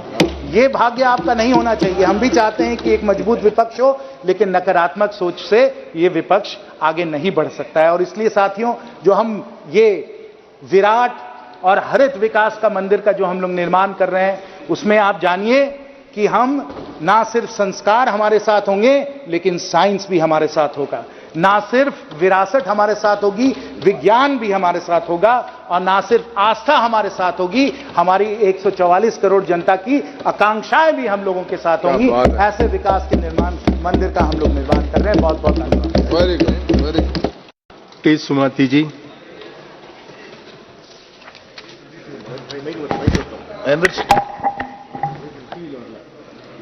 பேரவைத் தலைவர் அவர்களே, இந்த இடைக்கால நிதிநிலை அறிக்கையின் மீது என்னுடைய தாய் தமிழில் இனத்தை செய்தது மொழிதான், மொழியின் மனத்தை செய்தது என் தமிழ்தான் என்கின்ற பெருமையோடு பேசுவதில் மகிழ்ச்சி அடைகின்றேன்.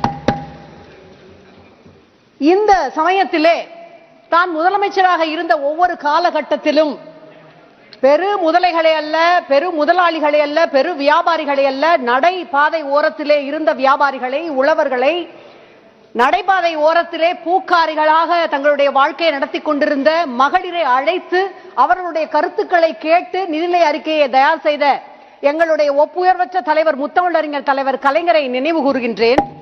தான் ஆட்சி பொறுப்பேற்ற இந்த 3 ஆண்டு காலமும் சமூக நீதி கொள்கையினுடைய அடிப்படையில் அனைவருக்கும் அனைத்தும் என்கின்ற அந்த கொள்கையோடு, திராவிட மாடல் இயக்க ஆட்சியை நடத்துகின்ற அந்த கொள்கையோடு நிதிநிலை அறிக்கை எப்படி தயாரிக்க வேண்டும் என்று வழிகாட்டிக் கொண்டிருக்கின்ற எங்களுடைய மாநிலத்தின் மாண்புமிகு முதலமைச்சர் தளபதி MK ஸ்டாலின் அவர்களை என்னுடைய நெஞ்சிலே நிறுத்துகின்றேன்.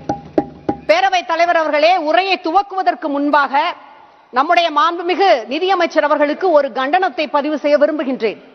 மாண்புமை நிதியமைச்சர் அவர்கள் இந்திய நாட்டினுடைய இந்த நிதிநிலை அறிக்கையிலே, இந்த நிதிநிலை அறிக்கை மகளிர், ஏழைகள், உழவர்கள், இளைஞர்கள் இந்த 4 பேருக்கும் 4 பிரிவினருக்கும் முக்கியத்துவம் கொடுக்கின்ற வகையிலே அமைக்கப்பட்டிருக்கும் என்று சொல்கின்ற அந்த வேளையிலே இந்த 4 பிரிவினரையும் 4 சாதிகள் என்று குறிப்பிட்டிருக்கின்றார்.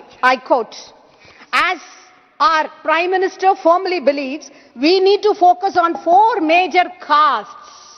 They are Garib poor, Magalyan women, Yuva youth, Annadata farmer, unquote. இந்திய அரசினால் தயாரிக்கப்படுகின்ற சோசியலிசம், செக்யூலரிசம் என்பதை நம்முடைய அரசியல் சாசனத்தின் அடிப்படையிலே வைத்திருக்கின்ற இந்த அரசினுடைய இடைக்கால நிதி அறிக்கையிலே மிக பிற்போக்குத்தனமான, கண்டிக்கத்தக்க, வர்ணாசிரம அந்த இதனை சுட்டுகின்ற சாதி என்கின்ற அந்த சொல் இருப்பது கண்டனத்திற்கு உரியது. உங்கள் வாயிலாக நிதி அமைச்சருக்கு இதனை தெரிவித்து அவர் இதனை மாற்றுவார் என்று நான் உறுதியாக நம்புகின்றேன். இந்த நிதிநிலை அறிக்கை வெளியானவுடன் சில பத்திரிகைகள் வெகுவாக புகழ்ந்தன.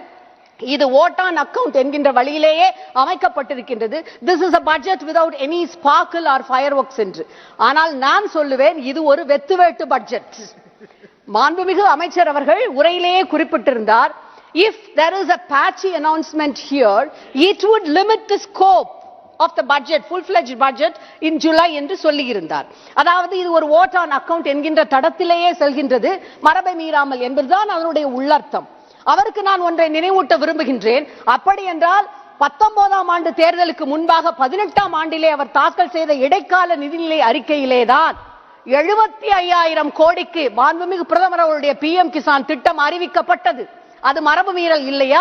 அதுபோல வருமான வரம்பு உச்ச வரம்பிலே நிறைய தளர்வுகள் அறிவிக்கப்பட்டன. ஆகவேதான் சாமானியர்கள், சாதாரண மக்கள் இந்த இடைக்கால நிதிநிலை அறிக்கையை எதிர்நோக்கி காத்திருந்தார்கள். சாமானிய மக்கள் விண்ணை முட்டுகின்ற பெட்ரோல், டீசல், கேஸ் இவற்றினுடைய விலை குறைக்கப்படும் என்று எதிர்பார்த்திருந்தார்கள். இல்லை. உழவர்கள், அவர்கள் சேற்றிலே கால் வைத்தால் தான் நாங்கள் சோற்றிலே கை வைக்க முடியும் என்கின்ற பெருமையுடைய உழவர்கள் அடிப்படை ஆதார விலையாவது குறைக்கப்படும் என்று காத்திருந்தார்கள், ஏமாற்றப்பட்டார்கள். இல்லை, அவர்களுக்கும் ஏமாற்றம் தான். பண வீக்கம் குறைக்கப்படும் என்று மத்தியதர வர்க்கத்து மக்கள் அல்லது வருமான வரம்பு உச்ச வரம்பில் ஏதாவது தளர்வு இருக்கலாம் என்று அவர்களும் காத்திருந்தார்கள், ஏமாற்றப்பட்டார்கள். இப்படி ஏகப்பட்ட இல்லைகள் இருப்பதால் தான் இந்த நிதிநிலை அறிக்கையை எங்களுடைய மாண்புமிகு முதலமைச்சர் அவர்கள் இல்லா நிலை நிதிநிலை அறிக்கை, இல்லா நிலை பட்ஜெட் என்று மிக செறிவாக குறிப்பிடுகின்றார். பேரவைத் தலைவர் அவர்களே, மாண்புமிகு நிதிநிலை அமைச்சர் அவர்கள் இந்த அறிக்கையிலே பெண்கள் குறித்து பேசி இருக்கின்றார். ஆனால் பெண்களுக்கு எதிராக நாடெங்கிலும் தொடர்ந்து நடைபெறுகின்ற வன்கொடுமை குறித்து பேசி இருக்கின்றாரா? குறிப்பாக மணிப்பூரிலே இருக்கின்ற பெண்கள், அவர்களுக்கு அளிக்கப்பட்ட அந்த அநீதி, நீதிமன்றம் தான் உதவிக்கு வந்ததை ஒழிய ஒன்றிய அரசு அவருடைய வாழ்வாதாரம் பாதிக்கப்பட்டதற்கு எந்த நிதியை வழங்கி இருக்கின்றது? இளைஞர்கள் குறித்து பேசி இருக்கின்றார். ஆனால் நிலவுகின்ற வேலையில்லா திண்டாட்டம் குறித்து பேசி இருக்கின்றாரா? ஆட்சிக்கு வந்தவுடன் 2 கோடி பேருக்கு வேலை வாய்ப்பை வழங்குவோம் என்று பொய்யான வாக்குறுதிகள் அளித்தார்கள், அது குறித்து பேசி இருக்கின்றாரா? உழவர்கள் குறித்து மென்மேலும் அக்கறையோடு பேசி இருக்கின்றார். ஆண்டொன்றிற்கு இந்த 10 ஆண்டுகளில் கிட்டத்தட்ட 1.5 லட்சம் உழவர்கள் தற்கொலை செய்து கொண்டு இறந்திருக்கிறார்கள் என்பது குறித்து அவர் பேசி இருக்கின்றாரா? அதுபோலத்தான் கொடுத்த வாக்குறுதிகள் எத்தனையோ காற்றில் பறக்க விட்டாலும் இந்தியா முழுவதும் 15 மாநிலங்களில் எய்ம்ஸ் மருத்துவமனைகளை கொண்டு வந்து விட்டோம் என்று அந்த மருத்துவமனைகளுக்கு அளிக்கப்பட்ட நிதி உதவியை பட்டியலிட்டு பெருமையோடு பேசி இருக்கின்றார். அப்படி என்றால் 15 அறிவிக்கப்பட்டு 19ஆம் ஆண்டிலே மாண்புமிகு இந்திய பிரதமர் அவர்களால் அடிக்கல் நாட்டப்பட்டு 2வது செங்கலை கூட எடுத்து வைக்காமல் இருக்கின்ற மதுரை எய்ம்ஸிற்கு ஏன் இன்னமும் கட்டுமான பணிகளுக்கான நிதிகள் ஒதுக்கப்படவில்லை? அதற்காகத்தான் நாங்கள் கேட்கின்றோம், எங்கள் தமிழக மக்கள், தமிழ்நாட்டு மக்கள் மீது ஏன் இந்த ஓரவஞ்சனை, ஏன் இந்த நயவஞ்சகம் என்று. அனைத்திற்கும் ஒன்றிய அரசே நிதி வழங்குமாம். ஆனால் மதுரைக்கு மட்டும் ஜப்பானிலே இருக்கின்ற சர்வதேச ஒப்புதல் நிறுவனத்திடம் இருந்து கடனை வாங்கி இவர்கள் கட்டுவார்களாம். காலநிலை மாற்றத்திற்காக மிகப்பெரிய திட்டங்கள் கொண்டு வரப்படும் என்று அறிவித்திருக்கின்றார். காலநிலை மாற்றத்தால் சென்னையிலே 49 ஆண்டுகளுக்கு பின்பு 2 நாட்கள் தொடர்ச்சியாக 26% அந்த சென்டிமீட்டர் அளவில் மழை பெய்து பெரும் வெள்ளம் வந்தது. 4 தென் தமிழக மாநிலங்கள், தூத்துக்குடி, தென்காசி, திருநெல்வேலி, நாகர்கோயில் 149 வருடங்களுக்கு பின்பான மிகப்பெரிய வெள்ளத்தை சந்தித்தது. என்ன செய்தார் மாண்புமிகு எங்களுடைய பாரத பிரதமர் அவர்கள்? குஜராத்திலே சைக்ளோன் என்றவுடன் ஹெலிகாப்டரிலே சென்று பார்வையிட்டு 1000 கோடி ரூபாயை ஒதுக்க தெரிந்த இந்திய பிரதமருக்கு உங்களுடைய நாட்டிலே இருக்கின்ற தமிழ் மீது நீங்கள் எப்பொழுதும் காதலோடு சொல்லுகின்ற திருவள்ளுவரை, பாரதியாரை தந்த தமிழ்நாட்டு மக்களிடம் கருணை இல்லையா?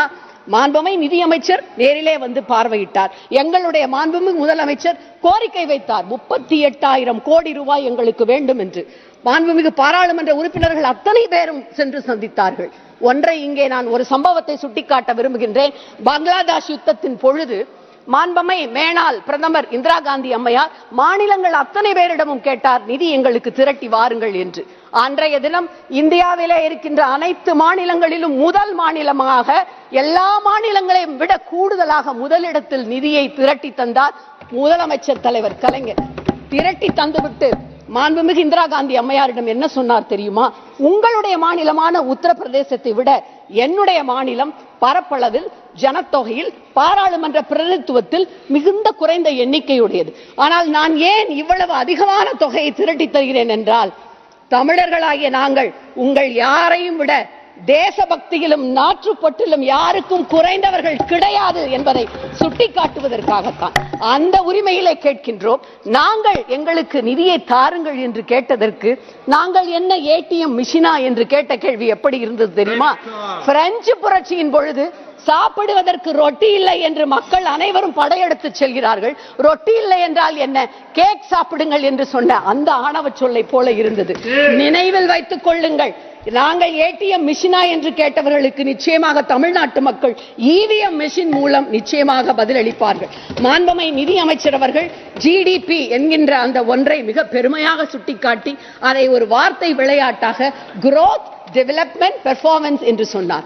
நான் அதனை சொல்லுவேன், ஜிடிபி என்றால் 1930 நிலவிய உலகளாவிய பொருளாதார வீழ்ச்சிமயமான சூழலை குறிக்கின்ற கிரேட் டிப்ரெஷன் பீரியட் என்றுதான் அதனை நான் சொல்லுவேன்.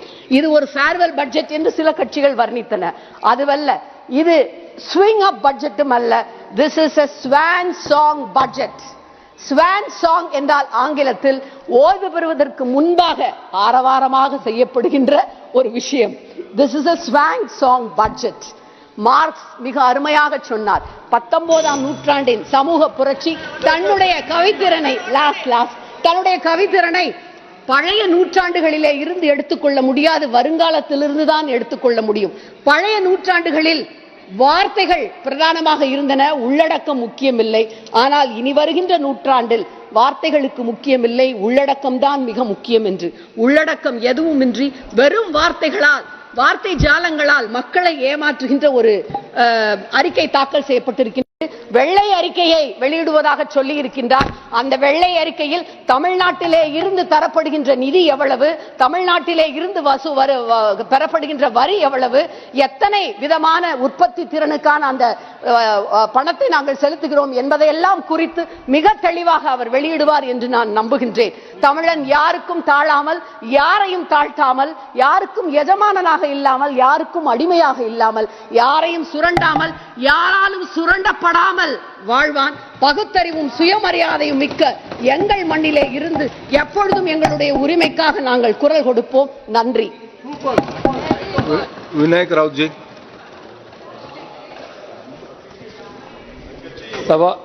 धन्यवाद सभापती महोदय. अनेक नवनवीन शब्दांचा वापर करून देशवासियांना भूलभुलैया करणारा अर्थसंकल्प या देशाच्या अर्थमंत्री महोदयांनी सादर केला. त्याच्यावर माझे विचार व्यक्त करण्यासाठी मी उभा आहे. सभापती महोदय, या अर्थसंकल्पाचं वैशिष्ट्य काय तर अनेक नवीन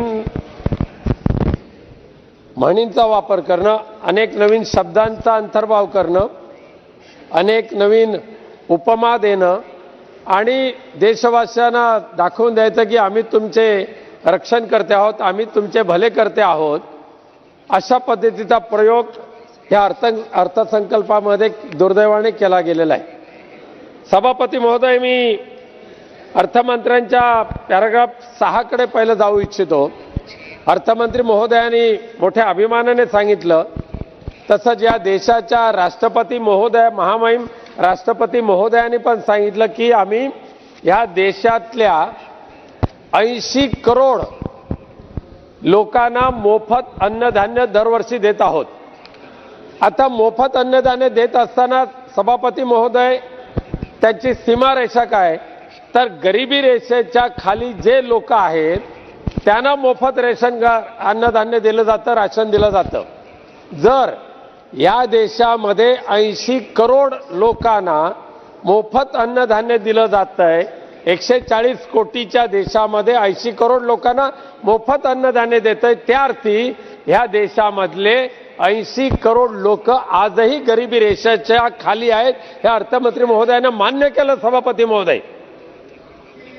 मग आम्ही काही वर्षापूर्वी या अर्थमंत्री महोदयांनी सांगितलं होतं की या देशाची अर्थव्यवस्था $5 ट्रिलियन कडे आम्ही घेऊन जाणार आहोत. आज देशाची अर्थव्यवस्था किती ट्रिलियन डॉलरपर्यंत पोहोचली त्याचा इथे उल्लेख नाही, पण अर्थमंत्री महोदयाने एक प्रकारे मान्य केलेलं आहे की देशामध्ये आजही 80 करोड लोक गरीब आहेत. हे खऱ्या अर्थाने शोभा देणार नाही आपल्या देशाला. एकीकडे अर्थमंत्री महोदयांनी ट्रिपल म्हणजे जो टॅक्स कलेक्शन होतो तो त्याच्यामध्ये तिप्पटीने वाढ झाल्याचं सांगितलंय, तिप्पट. मग एकीकडे टॅक्स कलेक्शन करताना तिप्पट वाढ होते, देशाच्या अर्थव्यवस्थेमध्ये वाढ होते, देशाच्या गंगाजळीमध्ये वाढ होते, पण दुसरीकडे मात्र या देशातली गरिबी दूर होत नाही. हे कशाचं होतं काय सभापती महोदय?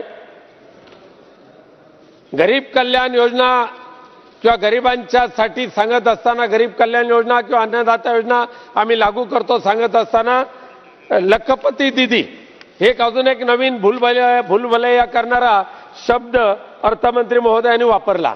आता लखपती दीदीमध्ये नेमकं त्या गरीब कुटुंबातल्या म्हणजे 80 कोटी गरीबातल्या किती दीदींना या लखपती दीदीचा फायदा कशा प्रकारे होणार आहे त्यांना लखपती करताना योजना नेमकी कोणती आहे, त्यांना कसं फायदा आर्थिक ते सक्षम कसं होणार आहेत हे मात्र स्पष्ट या अर्थसंकल्पाच्या भाषणामध्ये झालेलं नाहीये.